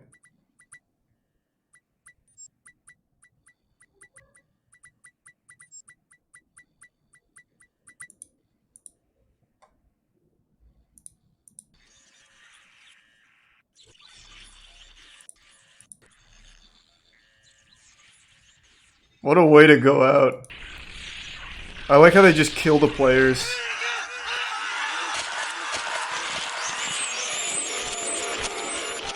Pretty horrifying way to remember the game. My created avatar just screaming in agony and then fucking folding into a pretzel. Yes, delightful. Oh wait, at least there's this guy over here. He's still okay. I want to see some of the in-game, because I never got to the in-game, obviously. Oh, here it is in 2021. I really wish this... So... Yeah, a bunch of Thanks people for are the resub, asking Joshua. me to check out the Matrix online, but get at the... Surely there's gotta be footage, right? Me versus 3 agents.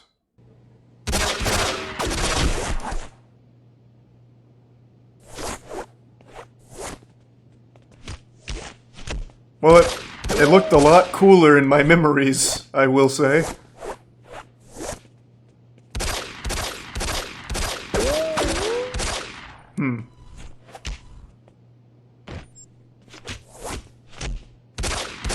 I swear to God, if you guys could just see what this game looked like in my head, you'd think it was a masterpiece too.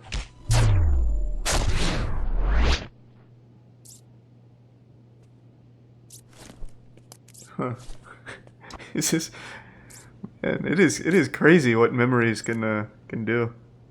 The way it just completely is wrong sometimes.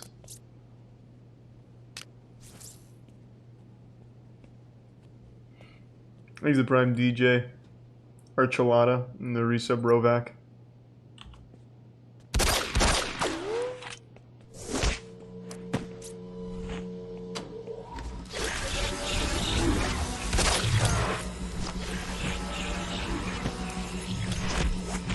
Yeah, maybe I won't revisit that one. Thanks to the resub Gob.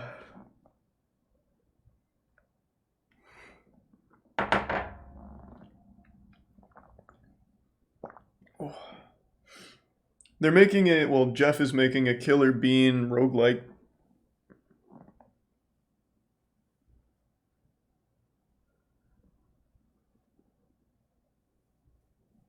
Yeah, there's a lot of Matrix games. A couple of them were good. I think it was called The One for Xbox was a really good one. Or, no, Neo Path of Matrix, I think it was really good.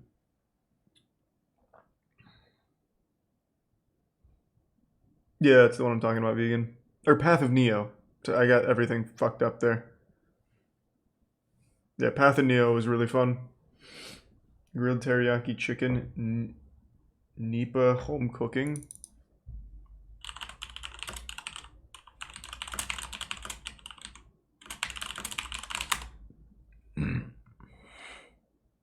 This? Is it supposed to be blue? That does look pretty good. I've never seen blue chicken. It's like a fruit roll-up with cheese, it seems. You've got my attention. Let's see it, Jay.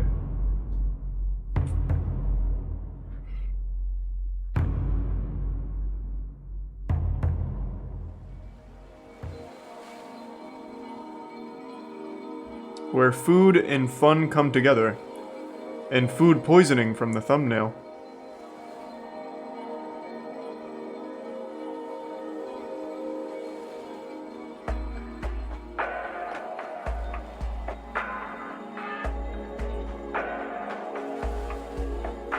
This is awfully long.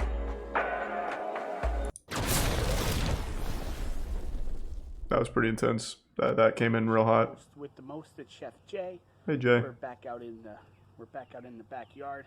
Now we're just doing just a little quick see around. It's getting a little bit late. It's getting a little bit dark, but we're out, you know, just hanging in the backyard. I had some chicken thighs, so I'm gonna make some. Thanks to Tier 1 Sub-Zero. You know, I really didn't eat today. It was too damn hot. You didn't eat because it was hot? I just didn't feel like eating today. It was like windy outside and fucking lost my appetite. The chicken on the grill, and I got some teriyaki sauce marinade that I'm gonna try. Listen to that sizzle.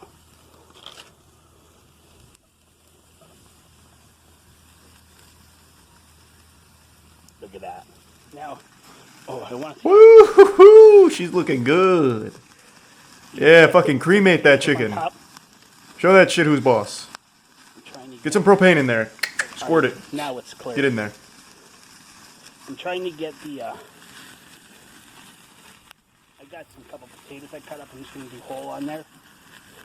Like, I cut them down into big chunks. But look at that fire, guys. Yeah, what more could you ask for? Because, as you can see, sun is going low down here in West Pittston. Yes. Thanks for some peanuts. I used to love Whiplash for Xbox, and thank you, Payne. I'm about to lay down some sauce. Let me take a peek at that one more time. Yeah, there was chicken there at one point. Fuck yeah. It doesn't really look like chicken anymore. It looks like little bits of a tire. The sauce is the boss. I don't have my tripod out with me today. But the sauce is going to revive it, revitalize it.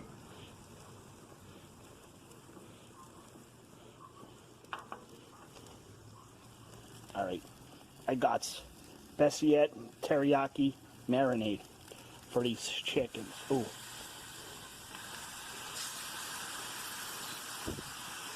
Look at that. Want to come back to you, old? So doesn't really look super great, Jay. It looked like a crime scene. It feels so to be honest. Like I can't get it to. I know you're not supposed to crack your neck, but I can't get it to crack. It drives me nuts. But yeah, guys, today I wasn't even gonna cook today because I had breakfast, had lunch. I ran down to the store to Garrity's, and that just zaps the energy right out of me. Now with wearing the masks and stuff, I just get so I just get so wiped out from not being able to breathe right. I come home and I'm Where's the resub, Cal? like just a big blob of shit, literally. No. And yeah, I figure, well, I gotta eat something. I had the chicken thawing in the fridge. I don't want it to go bad. Now tomorrow I'm gonna do something awesome because wait till you see what I do tomorrow though. Okay, well let's get back to today. Let's get these chickens. Look at that, there, food peeps. My food. I like it. Okay, with the light on, with my side porch light on. See, I got a side porch light there. Get those chunks of potatoes.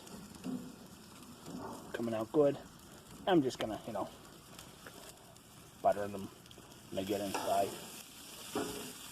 That one looks fine. That one's not super burnt. It's really just that one and that one.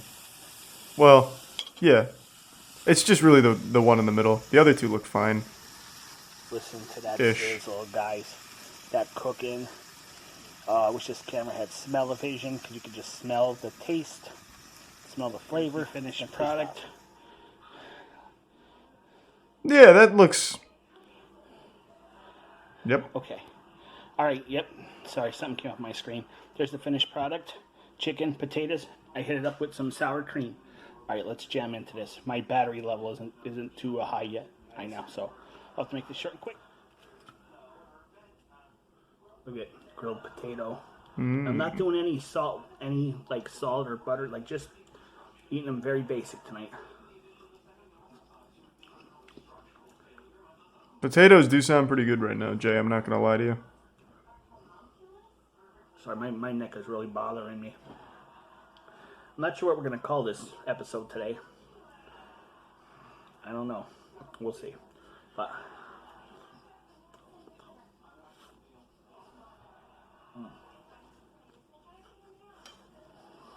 Is it good?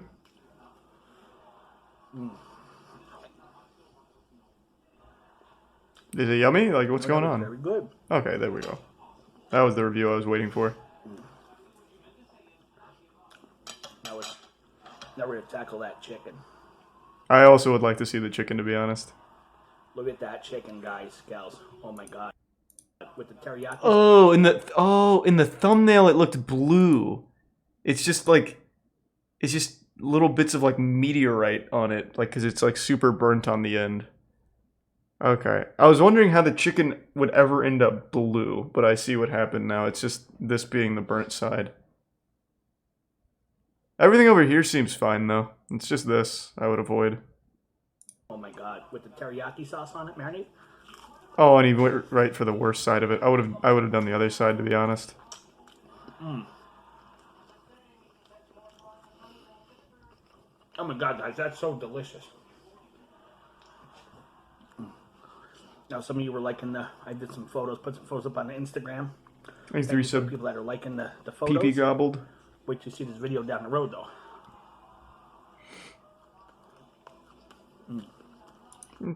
Seemed fine. Thumbnail is really misleading. Nice.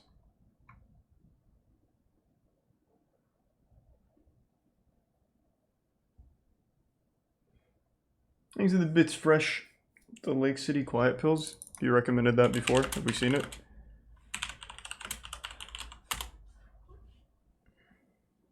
Oh, from Barely Sociable. Thanks to the Prime, Dr. Core. Alright, well, I'm gonna go to the bathroom and fill up my water real quick, so just give me 1 second. I'll be right back.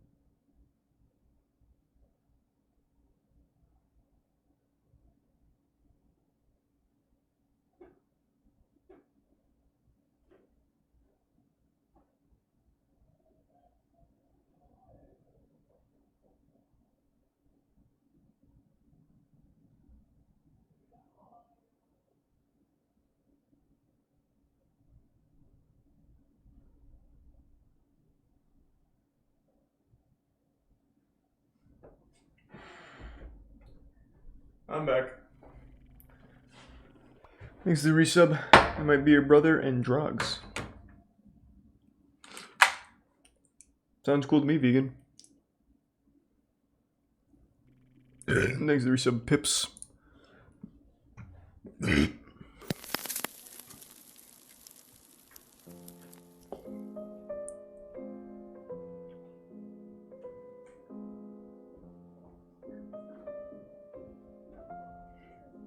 No, I probably won't do Darman tonight. We'll probably do it next YouTube night, actually. The internet is no strange place for oddities or shady business.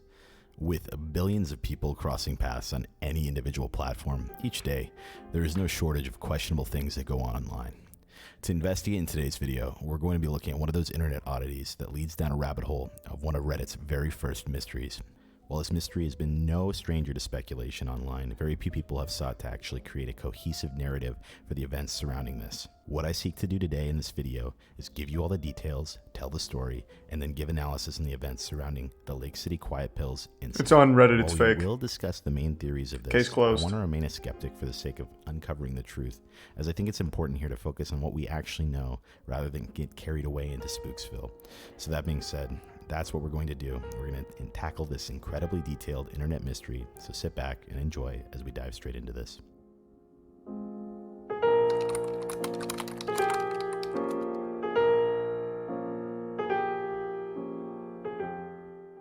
The trailhead for this rabbit hole. I hope it's not just a Reddit post. Religion of Peace, who joined Reddit back in 2007. He was most known on Reddit as a bit of an elder for his service in the military, but also infamously known as a moderator of the r/jailbait subreddit, which was a subreddit dedicating to posting photos of questionably underage girls. But more on that later. Religion of Peace post history is extensive and crude. There's so much to set the stage for the events that unfold, that before we even talk about Quiet Pills, we need to understand exactly who this guy was to save us some confusion down the line. Welcome back, then, Macaroni. Also, Hope for you're doing further well. reference, Religion of Peace is the same thing as ROP or Milo. The same person. That's all you need to know. Got it? Good. Let's go. Our first post I would like to highlight is from June 6, 2009. Here on a post commemorating the 65th anniversary of D-Day, what follows is a top comment from the user Religion of Peace, who chimes in explaining his experience on D-Day. I'm not going to read through this post because it's not very important, but all you need to know is that he claims to be 79 at the time of this post, putting him at age 14 during D-Day. Wait, what? This is already super fake. You're telling me an allegedly 79-year-old man was also the moderator for the jailbait subreddit? I don't know about that.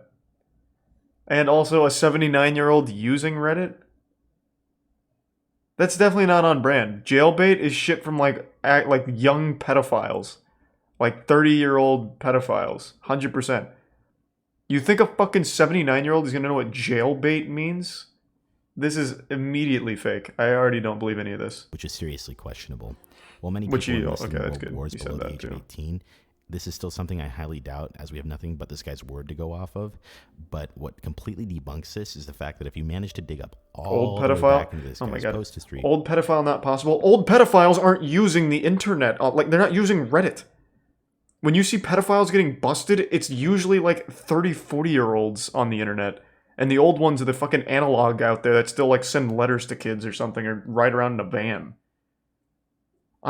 Name an old pedophile that came from the internet that got busted recently. Enlighten me, because I can't think of any. Like, even Jared Fogle wasn't an internet-based pedophile. He was a real-world old one. I mean, he was like 40s, so he wasn't like super old. He was super old? Talking about some guy on Reddit. Why the fuck would we know them? Well, you're saying that it happens all the time with old pedophiles using Reddit or the internet in general. Like, I never see that happening. Jerry Sandusky? He was fucking the Penn State guy? He's the exact opposite of a Reddit user. Or, well, why not are the you exact talking opposite. about pedophiles? Because it's relevant to this mystery. Jerry Sandusky had a fucking program at a school. He wasn't internet-based. That was a very hands-on pedophile. Bad choice of words. That was a very, like, in-person pedophile. Not a Reddit mod who claims to be 79 years old. Thanks to Resub Spotless. Well, I'm going to bed after crying to like 5 different episodes of One Piece. Yeah, that sounds about right. Yeah. EDP 445 is in his 30s, isn't he? That's not old. Yeah. Thanks to Resub Bryson. You'll find an Ask Reddit thread in which he says that his age was 70. I'll come say goodnight after this. This completely debunks his age, which I haven't seen a single other person talk about. Good. On the subject matter. And immediately proved it wrong. I was about to actually end my video research once I saw this because I thought it was a hoax. But we're going to progress anyways because what I found completely contradicts that. This is one really weird detail that I just had to throw in this video, but continuing on. Religion of Peace also claimed to have served in the military until 1987, claiming he didn't have enough money to retire and thus sought a job in a computer-related technical field that would be easier on his older body, and uses this to explain his frequent browsing of Reddit. However, I would like to point out that if he actually served 20 to 30 years, it takes about 20 years of service in the military, generally speaking, to gain retirement benefits. So here we have another thing that is just even more questionable. Admittedly, though, he does seem to have some experience in something, as his post history is so centered around the subject matter of being a soldier the prime that revolves switch around violence that it's hard to look the other way. And despite all the evidence against his career, due to his many hours of commenting, just the sheer number of them, I do believe he has done some time somewhere in some form of service. His and his other use of military jargon does seem to match after researching around. In addition to that, I don't think a human would surround themselves with that subject matter forcefully for that matter of time. Moving on, Religion of Peace frequently posted about his obvious affinity for young girls, stating bluntly as an old man that he would, quote, admire the scenery but not pick the flowers. This is creepy to say the least. How poetic. But as I mentioned earlier, he was a moderator of the r/jailbait subreddit, further solidifying himself into the pervert community. So we can say for certain at least one thing. A small detail that I haven't seen many point out when analyzing Religion of Peace post history is his technical skill with computers. He had a verifiable understanding of coding and would frequently post to the r/programming subreddit as well, something very uncharacteristic of an old man. The last thing we can glean from his post history is the frequent promotion of the website lakecityquietpills.com. That old guy's image hosting website, which is also the nickname of this site, which was a source of the Lake City Quiet Pills incident and was created as an image hosting website similar to Imgur or PhotoBucket, where users could upload photos and then link them across things like Reddit. This obviously was used for porn and had quite a bit of images on the site and quite a bit of users as well. So what do we actually know about the username Religion of Peace? Before concluding this section, let's summarize. He's a fucking weirdo. He likely served some time in the military despite our dates not being exact. We do not know his exact age. We know he was a moderator in the r/jailbait subreddit. We know he has experience as a programmer. And we also know he has a website called lakecityquietpills.com. I mean, it's maxed. I don't know how to turn it up anymore. This doesn't usually work, but I'll try. And now that that's over with, didn't work again. Who he is, it's time to finally get on to the story that involves this incident being set in motion. In July of 2009, a new user would make a post on the r/all subreddit by the name of 26, stating the following: the end of Religion of Peace. He died today.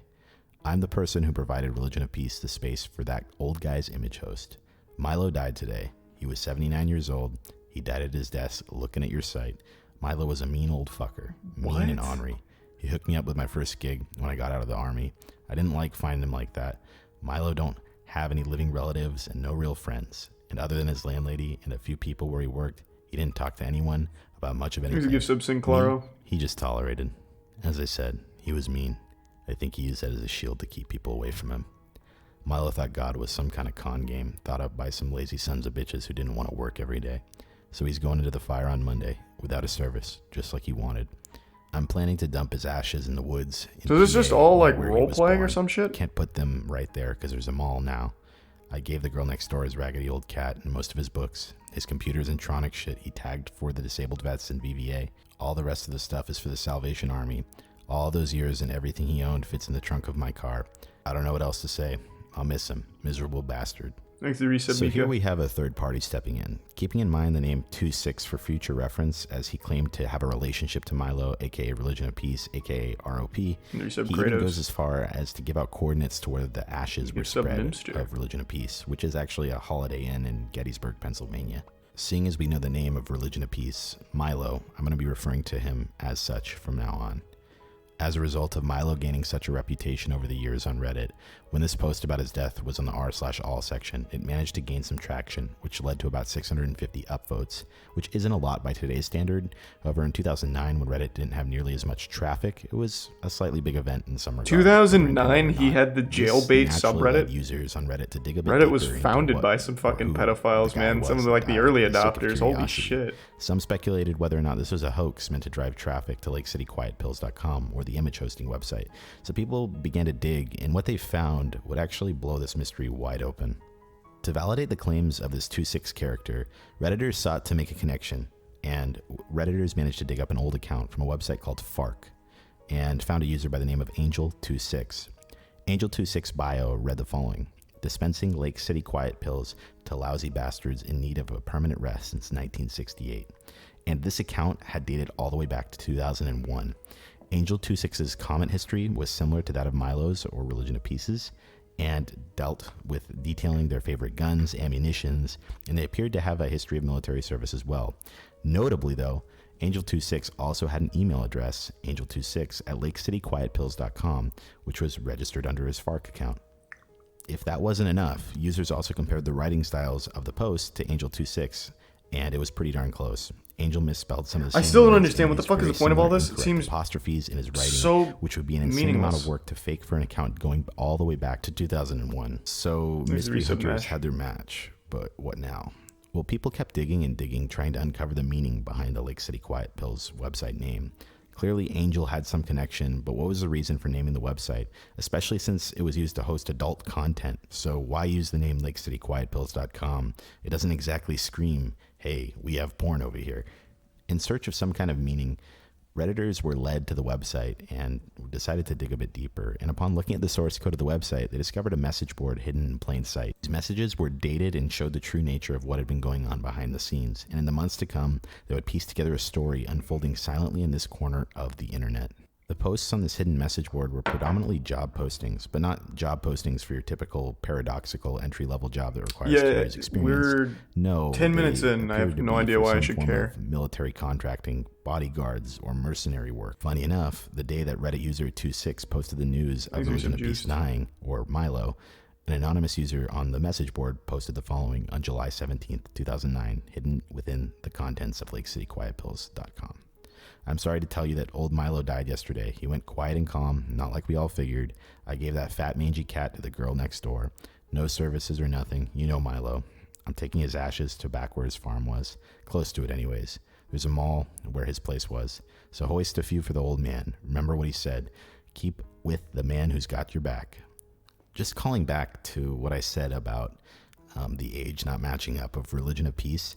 Here we had confirmation from a third party that was posted to seemingly no one at the time that this guy had died. So we have some form of confirmation here This is really that appears to uninteresting. surpass this guy lying about his age or experience in the army. As noted earlier in the Reddit post, Angel26 was the one who provided hosting for the website, so this is clearly him posting. Alongside this post, there was also quite a few job postings. There's got to be some kind of hook in here. It's 2 million views almost, so there's got to be like something interesting here.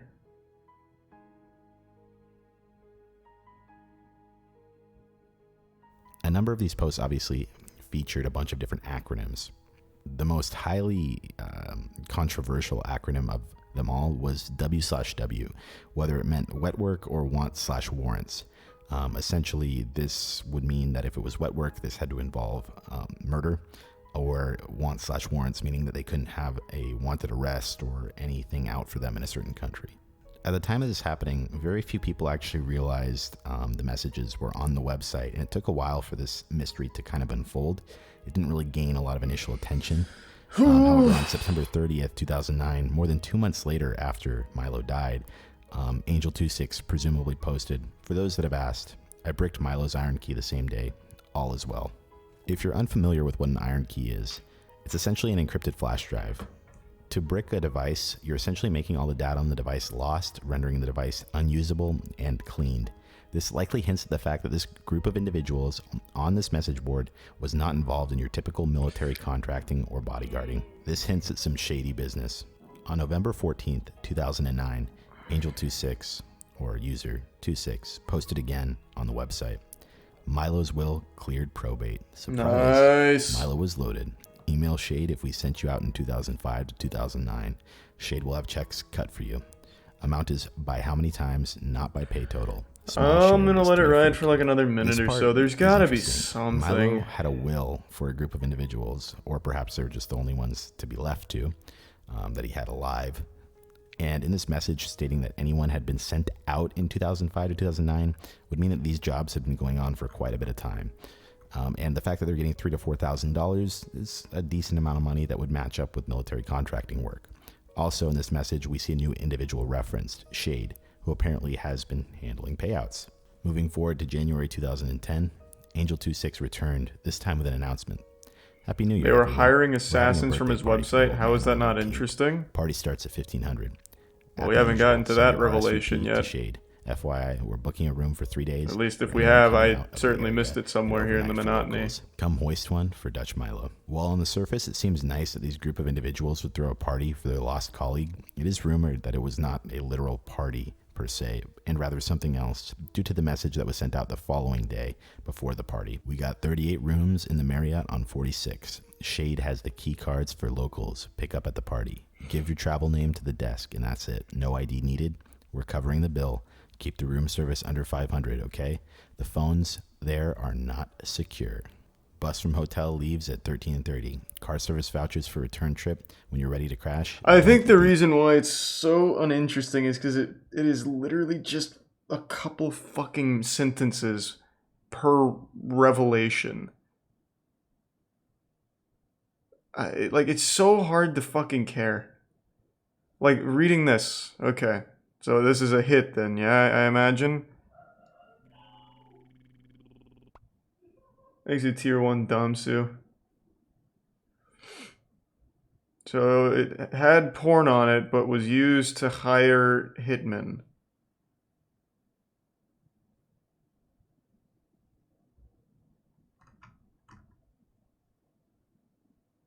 And it really doesn't seem like there's any hard proof of any of it even being real. This could all literally just be fanfic. It's based off of Reddit post history and then posts here. UI. If they were traveling for leisure, why would they worry about the phone lines? Why would they need a travel name? And why would a group of adults be reminded to not drive under the influence? All of this seemed to hint at something else going on here. Well, coincidentally, on January 19th at 3 p.m. local time, a very intricate assassination would take place in Dubai at the exact same time listed on the party invitation. On January 19th, 2010, Mahmoud al-Mabou, which, pardon me if I said that wrong, who was a Hamas leader involved in the organization and logistics of weapons for Hamas, was traveling alone under a fake name and with no security guards. Earlier that day, his trip had been preceded by a small network of men and women, numbering around 24 in total. These individuals had arrived in Dubai using fake names and passports of their own and began coordinating their efforts to track down al-Mabou. I will leave the security footage of this coordinated assassination to see the full extent of what went on here, but there's about 27 minutes of security footage, so to save time, I'll ultimately leave that up to you. The gist of what happened is as follows. A group of assassins tracked the Hamas leader to his room, waited for him to leave to go shopping, snuck into his room and gained access somehow, and waited for the guy to come back, and lastly, took him out. Now, not only does the date line up exactly and time of this assassination to the Lake City Quiet Pills website and their party, but also, interestingly enough, some of the suspects involved in this assassination were given credit cards from Storm Lake in Iowa, which is a town over to Lake City, Iowa. And if you're wondering how Lake City, Iowa plays into this other than Lake City Quiet Pills, if you remember Angel 26's signature on FARC, it was essentially dispensing Lake City Quiet Pills to lousy bastards in need of permanent rest since 1968. And if you actually do a Google search for Lake City, Iowa Quiet Pills, what most people have agreed upon is the fact that Lake City Quiet Pills is based off the ammunition plant based in Lake City, which is one of the U.S.'s largest manufacturers for bullets. So, Quiet Pills are bullets. That's how the connection here is made.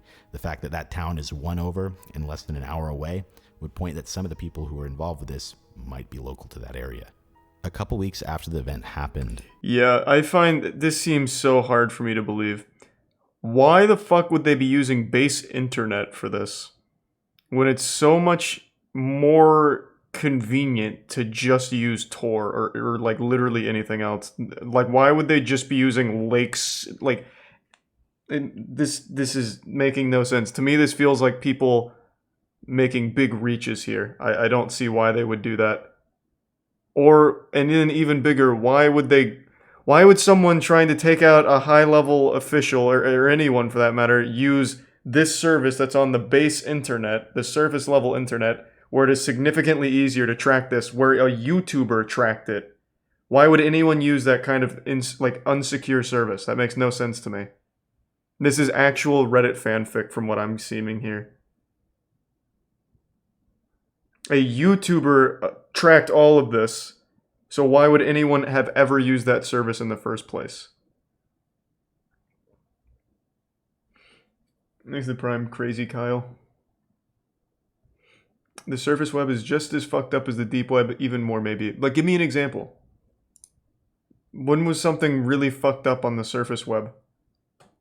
The only thing I can think of is that Cannibal Cafe, which was a role-playing site for people pretending to be cannibals until someone actually ate someone and then it got taken down.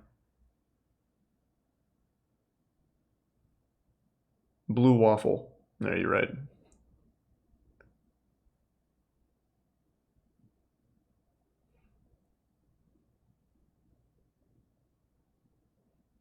Best score? That's nothing compared to, like, deep web. Like, what do you mean? Like, the amount of shit... Best score is a compilation of videos and footage of people dying and getting fucked up. That is nothing compared to the things you find on the dark web. Not even close.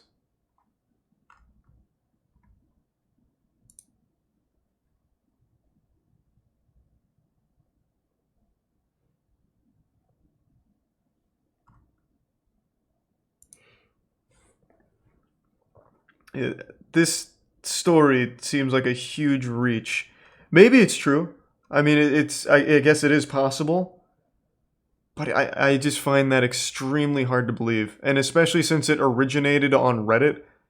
Why would he be promoting that on Reddit in the first place, A? And B, why would it just be like so blatantly in your face that anyone can connect the dots, as evident by a YouTuber in the Reddit community doing it? It just doesn't make any sense. But I'll let it ride since there's 4 minutes. What was posted onto the Lake City Quiet Pills website was the following. Here's the final for the party. Hotel rooms, 48,341. Limo, 6,080. Bus, 569. Bar bill, 18,890. Food, 8,030. Dancers, 8,300. Miscellaneous tips, 850. Miscellaneous expenses, 2,840. Medical supplies, 180. VAT Tommy and Stu are okay too. Total 94,080. You did all Thanks Dutch to Milo Bitsakira. proud. Thanks. 94,000 sounds like quite a bit for a party, but there's no way to say for certain what actually all this itemization is about. After a few weeks later, more and more people Barely Sociable made a thread on Twitter how it was all a hoax later. The Lake City Quiet Pills thing?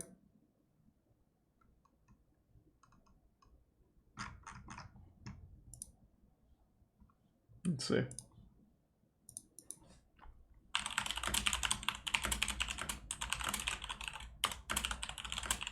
Okay, I'm curious. Let's see. Been holding my tongue on this for a while, but Lake City Quiet Pills was a hoax made by a hardcore role player on Second Life. His name was Trent Katsu. Here, I'll just put it on screen. His name was Trent Katsu, and he had a server friend by the name of Tagoro Spotty Stripes.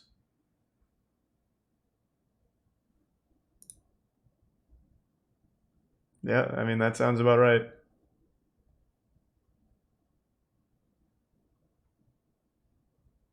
Why are you on Matt's account? He just never logged out, so sometimes I'll post on here to scare him.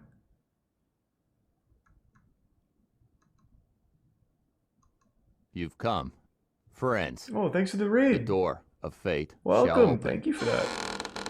I've been waiting for you. Friends. I fucking called it. Yeah, I'm not going to scroll too far. I don't want to see the Council of Cock. I really appreciate the raid. Thank you, Candy. I hope you had a wonderful stream.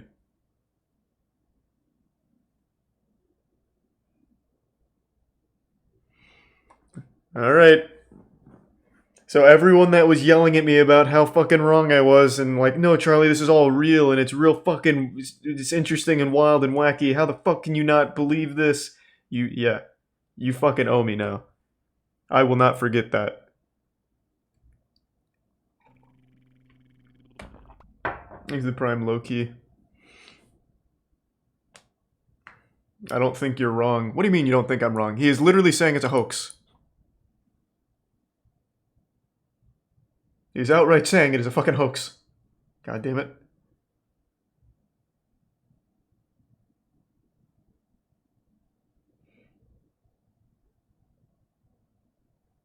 Oh, I feel so fucking good right now, I'm not gonna lie.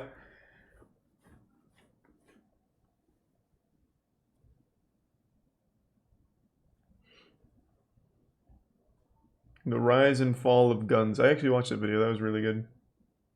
He's a bit silver tangled again.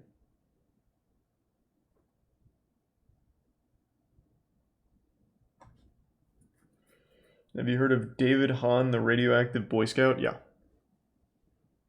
All of these Reddit mysteries play out the same way. They really fucking do. That's why I'm never a fan of, like, the Reddit stories.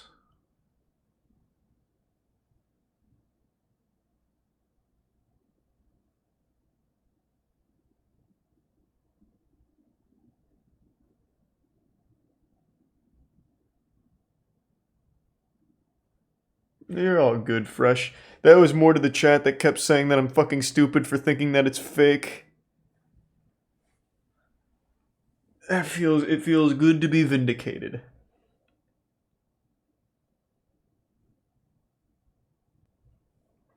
Thanks to the bits again, Silver Tangled, and Zoogly and Shredder.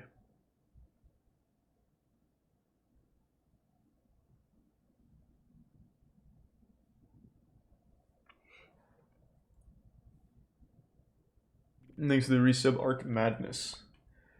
The Curse of Minky Momo.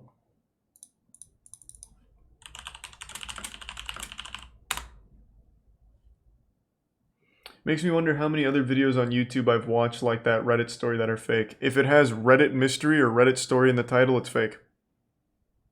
Just a good rule of thumb. There is literally no reason to believe fucking Reddit threads. Like some mystery about it. Occasionally it'll be true. Like, for example, we even have one earlier. The Elon School. That was a Reddit post that was completely factual and even took down the organization. But there was mountains of proof there. Mountains of real, tangible evidence as opposed to just creative writing. Thanks for the resub, step bro. So what is the Minky Momo? Today I'm going to talk about an anime that I probably should have covered a long time ago, the most important magical girl show that you've probably never heard of, or maybe you have, I don't know. Today's video is Magical Princess Minky Momo from 1982, and trust me, you're going to want to see this video all the way to the end, because it is one of the craziest stories I have ever covered on this channel. Oh, actually, hold on, I just remembered something. With hype like that, too, I hate to blue ball you. Give me just 2 seconds, I'll be right back. I just remembered something.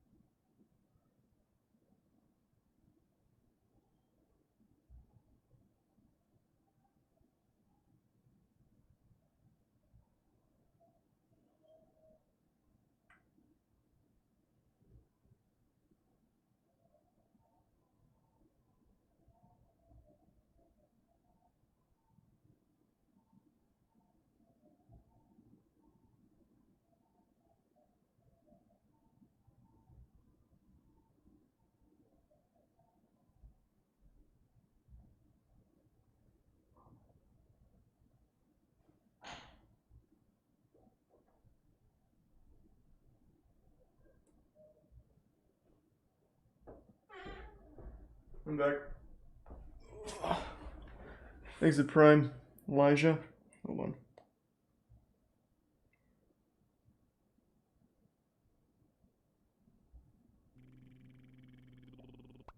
And thanks to Resub Jabberwocky.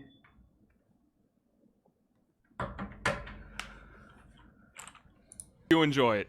Magical Princess Minky Momo is a TV series that aired in Japan in 1982. Our main character Momo lives in a dreamland in outer space where her parents watch over the hopes and dreams of mankind, but after 1,000 years it's drifted so far away from planet Earth that her parents need to send her down to the planet to fix things. Momo does this in the most magical girl way possible by brainwashing a childless couple into believing that she's their real daughter. While on Earth, she spends the show just doing what magical girls do best, solving people's problems and making people happy. Hey, it's a magical girl show. They're not really known for their story, so just stick with me for a second. Seems like a pretty good story to me. Most of the time, she does this with her magic wand, and every episode she turns into a magic adult with a different costume to get things done. This is all pretty standard stuff right now, sure, but this was a brand new idea back in 1982, and when you break it down, it was just a fun way to show some girls different jobs that they might want to get when they grow up. Momo becomes a firewoman, she becomes a policewoman in one episode, Seems pretty then successful. she becomes a nurse, and even a professional tennis player in one episode.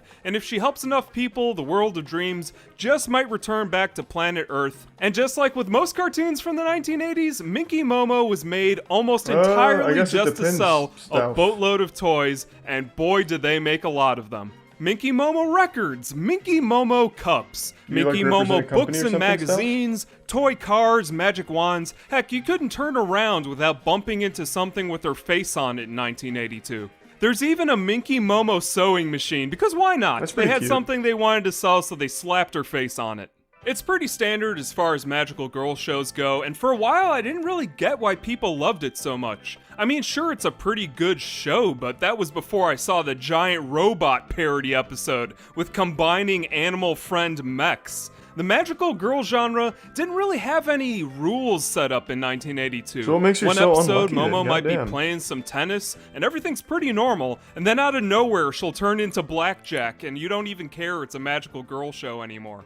With all that said, all these references ended up bringing in way more adult fans than they ever expected, but despite its popularity with people of all ages, something happened that would shock the creators of this series down to their very bones. Even though the show was doing pretty good, the toy company that funded Minky Momo thought, hey, we're not making enough money, and they bailed. Some say the toys were just really bad, but whatever the reason was, they just straight up stopped sending them money one day. This all led up to one of the boldest decisions I have ever seen an anime studio take. They killed it. Something that scarred Japan for life. In episode burnt her alive. 45, they make Momo lose all of her magical girl powers by shattering her pendant right after someone just saved her from some bad guys that kidnapped her animal friends. And when the toy company funding the show did not get the message, the people making Minky Momo went, okay, how about we introduce Momo to the isekai truck of good fortune? And Takeshi Shudo, the guy who wrote the show, being the absolute madman that he was, actually went and did it. The truck was full of Kamen Rider toys too, just so you know exactly who they were upset with. What? She got better. Momo gets reborn as her foster parents' real child, and when she grows up, she turns back into a kid after spending the entire show doing the exact opposite. It's a bittersweet ending, but it's over 30 years later and we're still talking about it. Could you imagine if they ended Pokemon this way? There would have been rioting in the streets. Now, I'm not saying this is where the whole anime truck thing comes from that bled into everything from Yu Yu Hakusho to modern anime, and honestly, I'd have to watch every single show from before 1982 to really tell you for sure, but if I was a betting man, I'd say this was a large part of it. So was Minky that's Momo not the super curse popular of Minky then? Momo, though. You want to know what is the curse of Minky Momo?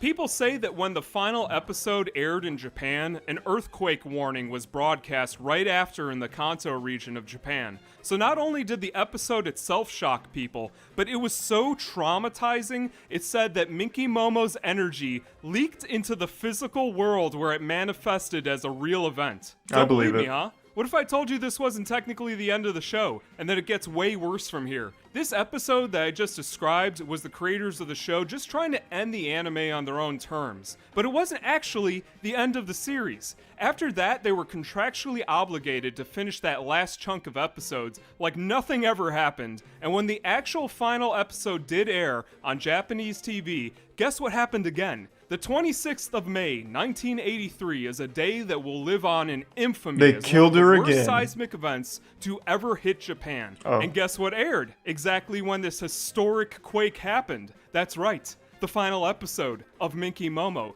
Pure coincidence, you Jesus might Christ, say. she's Well, very it doesn't powerful. end there. According to multiple Japanese sources, when they rebroadcast the series in 1995, the day that they showed the final episode again was the Great Hanshin disaster of Japan in 1985. Jesus this Christ. all started an urban legend around Minky Momo that still goes on today. Thanks, you're Is so it smooth. possible that Momo caused these events to happen from the other side?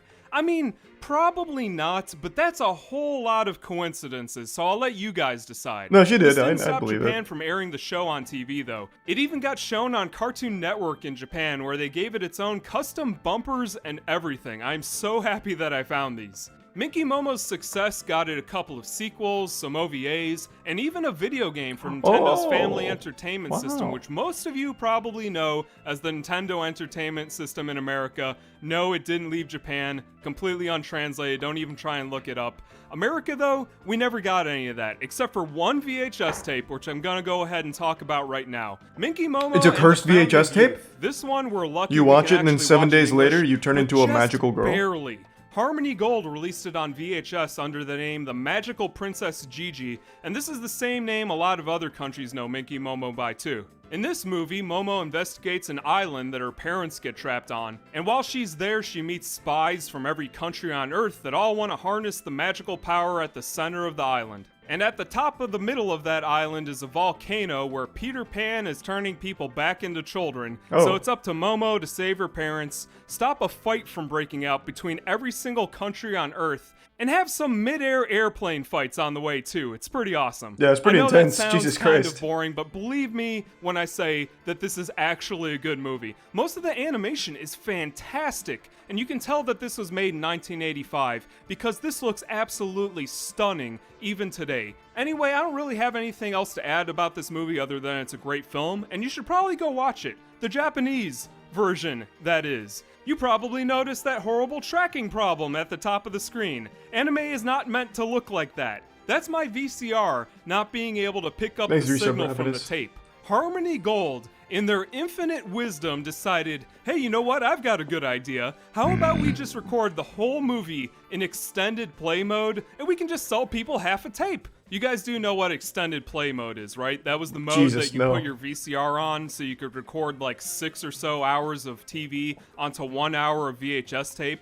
The trade-off was that it made whatever you recorded look like absolute garbage, even by VHS standards. Thanks, I'm Resub 100% King sure Inc. they did this on purpose too. I have never had an anime start with a disclaimer from some kid saying, hey, you know this tape that we just sold you? Might not work so good. Might want to get that checked out. So yeah, that's a new one on me. I'd also like to point out that they put Thanks, the Resub entire Blake. beginning of the movie at the end of the movie. And they also turned a character from a girl into a boy for some reason. I don't know, man. It was Harmony Gold. Try and figure out what they were doing in the 1980s. Good music, though. Now, even though this is technically an OVA and those are almost always direct-to-video, this actually aired in Japanese theaters. That's how popular Minky Momo was in 1985. Coincidentally, this was the exact same time that rival magical girl Creamy Mammy was also popular. Who? So Piero and Ashi Productions Creamy put aside their differences Mammy. in the name of friendship, That's and a they porn made a star short name. where both of them have a giant fucking Power cool. Rangers-style Sentai battle where they wreck an entire city. Now, you would think trying to end the series with a truck would end the creator of the show's career too, but this movie and TV show were so well loved in Japan that they let him write a sequel series in 1991, and that series was so popular that they made a special where both Momos team up to bring dreams and happiness back to the world. Quiz time! Which of these characters is Minky Momo, and which of these characters is the Minky Momo from the sequel series? Trick question. doesn't really matter since they're basically the same character. They did not even try to make these two girls look different. In fact, these two Momos are so identical that they didn't even bother changing the name of the second series until halfway through, where they renamed it Magical Princess Minky Momo, Hold On to Your Dreams. And even after all the dark stuff that they pulled with the first series, they actually doubled down with the sequel. I guess after isekaiing a magical girl with a truck, you can get away with anything. The most important episode from the second series is episode 53, where Momo meets an actual anime animator who worked himself to death, and to fulfill his final wish, Momo turns herself into a cartoon character to finish his anime. He later went on to write the entire Pokemon anime all the way up until 2002, so that's a success story in my book if I've ever heard one. We almost got a third series too, but unfortunately Takeshi Shudo passed away in 2010, leaving that manga that they made in 2004 as the last official part of the franchise. Now here's some more trivia for you. You guys ever hear of a guy by the name of Ishida Toyo? Probably not, right? But he designed the characters for the Fist of the North Star anime, and that's really important because he also worked on Minky Momo. Guess who shows up in episode 38 of Fist of the North Star? Yeah, not Minky Momo, but it looks exactly like her, doesn't it? Minky Momo is still well remembered even today, and everything from its transformation sequences to its darker themes carried all the way into modern magical girl shows too, and Sailor Moon wouldn't even have a talking cat without it. From Italy to France, from Brazil to Indonesia, you name a country, and odds are they have heard of Minky Momo. I've never heard of Minky Momo. The only country that never got it for some reason. Yeah. Lots of people are probably asking themselves at this point, well, where can I watch this then if it's and so what about important? Creamy Mammy? The Curse of Minky Momo kind of prevents you from doing that, and I'm going to go ahead and explain why.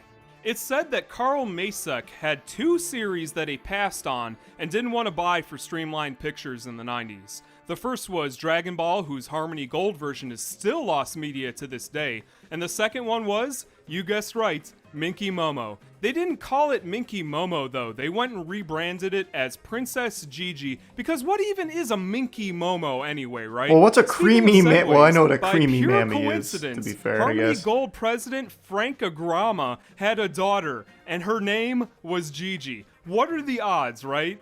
This means that the English version only ended up airing in Melbourne, Australia, because that's the only place on the entire planet that felt like buying the English version of Minky Momo to show on TV. YouTube channel This and That Gaming actually comes from Melbourne, and he managed to save a few episodes, and wouldn't you know it, one of them was actually the end of the series with the truck and everything, all in English. They edited around it a little bit, but they actually ended up showing this on TV outside of Japan. I'm gonna leave a link in the description so you can take a look for yourself. Big thanks to This and That Gaming for saving these from becoming lost media forever. Besides those episodes, no copies of the English version of Minky Momo have survived.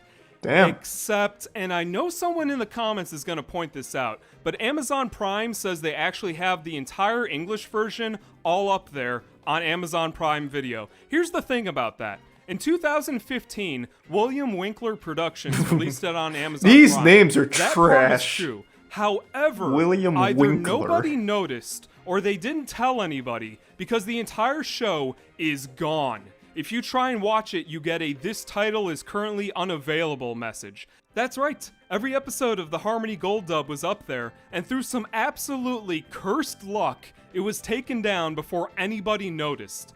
This is possibly the only time in anime history that an English dub has become lost media not once, but twice, making this possibly the most cursed anime I have ever talked about on this channel. They say if you say Minky Momo 3 times into a mirror at 3 a.m., you get transported to the bad timeline, where Harmony Gold owns the rights to Dragon Ball and Minky Momo grows up to be Hamon Karn from Zeta Gundam, but that's an urban legend for another day. And that's Minky Momo, the most important This entire thing just made me want to watch Creamy Mammy. Mammy. Never heard about. I'd like to thank all the people who support me on Patreon. Big shout out to Lost in Translation who helped make this video a possibility. And if you like what I do, you'll be visited by the Isekai cool. Truck of Good Fortune. Oh. Nice. So Minky Momo caused a lot of earthquakes, huh? I want to look up Creamy Mammy. Let's see what that's about. I'm going to do it on the other monitor, just be safe, of course. Creamy Mammy, the Magic Angel. Where's the intro? Here's the opening.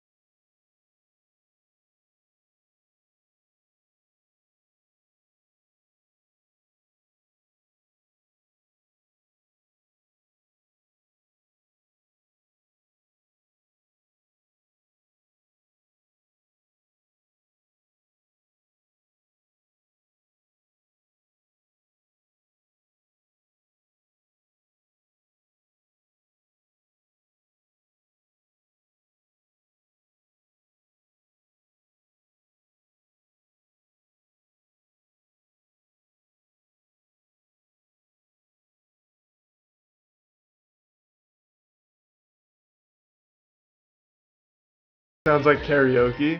It all does. Like Yu Yu Hakusho. I recently rewatched that like probably about 2 years ago now. The ending is like the goofiest song of all time. I think it's this one for season 1. No, that one bangs. Which one is it? It's is it ending? Let's see, ending 4.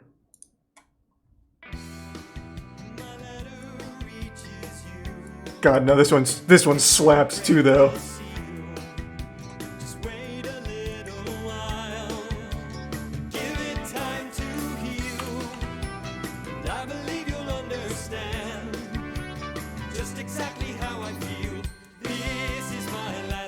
I'm getting nostalgic again, and I just watched this. Yeah, I streamed all of Katana Zero. Is it Prime adequate?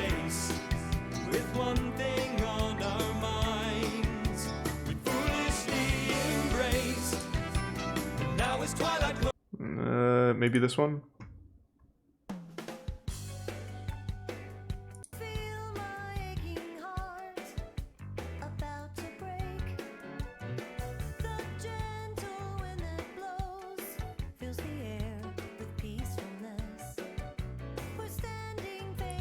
I can't tell. I need to hear like the hook.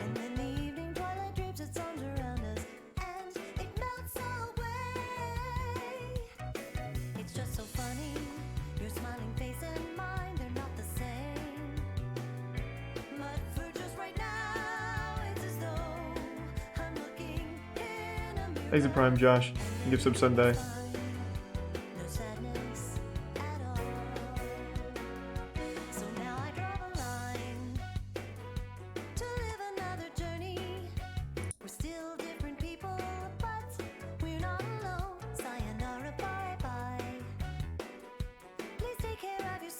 Nah, this isn't the one I'm thinking of, but it's...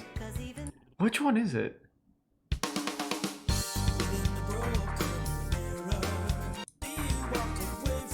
God damn it.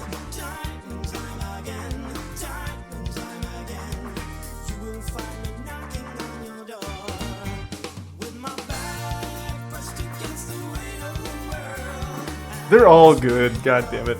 There's one in particular though, and actually it might have been Sayonara Bye Bye.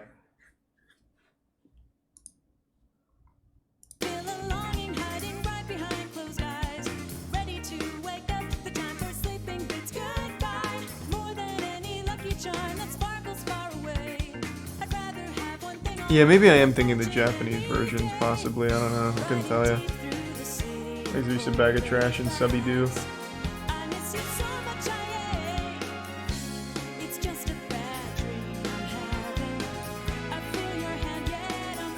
Thanks to Tier 1 James Jelly.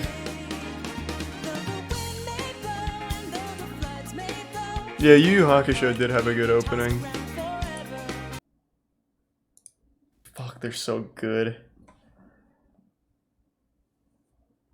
They're all bangers from back then. I don't think a lot of the anime holds up super well. Like, I've tried rewatching some of the older ones, and they're not as good now as they were back then, in my opinion. Some of them hold up. Yu Yu Hakusho seasons 1 through 3 hold up well. And then the movies hold up super well.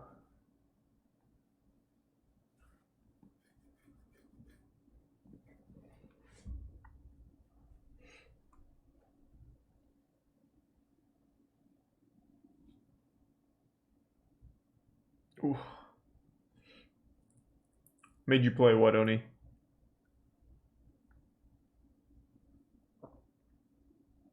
Nissan CEO is a wanted criminal.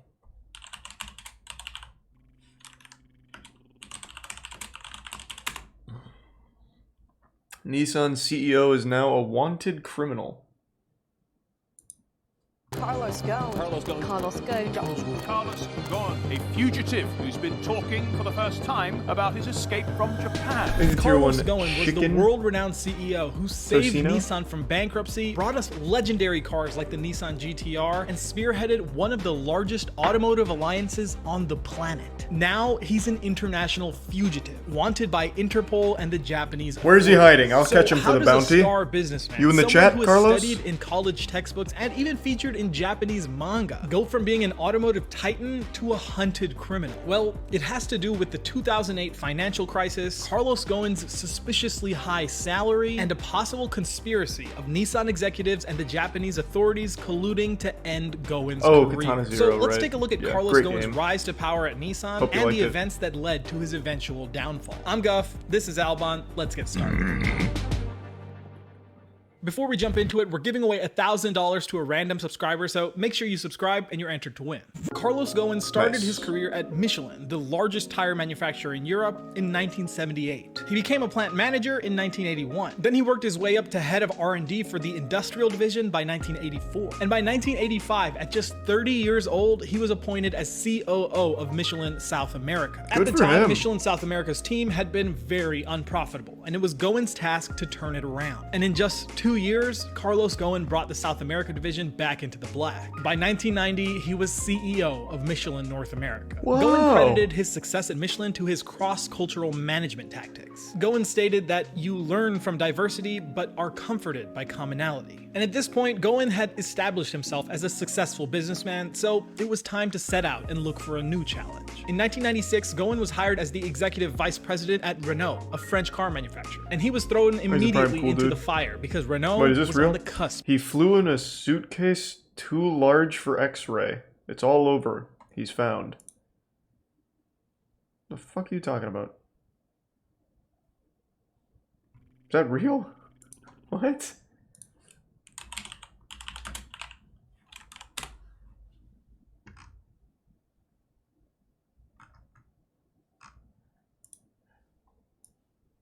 It was a normal day, and you know, for the first time, the policeman at the passport control said there was a problem with my visa. Thanks to give some pickled and my sweets in the prime passport. cool dude. And he took me in a special room. Thanks, Goofy, and they are where good. I was supposed to clear this with the employee in charge, and in fact, the person I met was the Tokyo prosecutor. Alright, I don't want to listen to 10 minutes of that. So he flew in a box? How I escaped Japan in a box.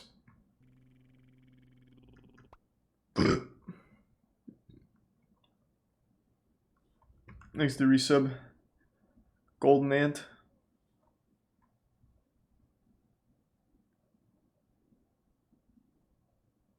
Wow. He's in Lebanon right now. They don't have an extradition treaty with Japan. And he hired Green Berets to get him out. What the fuck? So that he could just go on TV and brag. He's like, yeah, so I fucking did it. What are you gonna do about it, pussies? I own Lebanon now.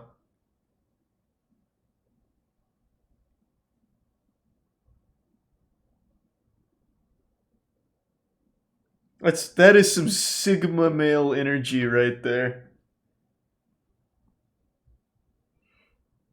It's all in this video.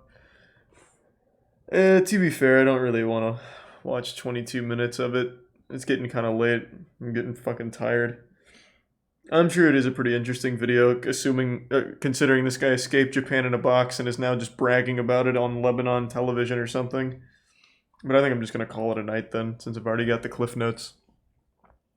Alright, everyone. Thanks for tuning in. To everyone who donated, big thank you. New subs, welcome aboard. Sub means a lot, so thank you for subbing. I hope you enjoy the emotes, and I appreciate your generosity. I hope you all have a wonderful rest of your evening. Toss you over to Caleb tonight. Thanks again, everyone. See you tomorrow.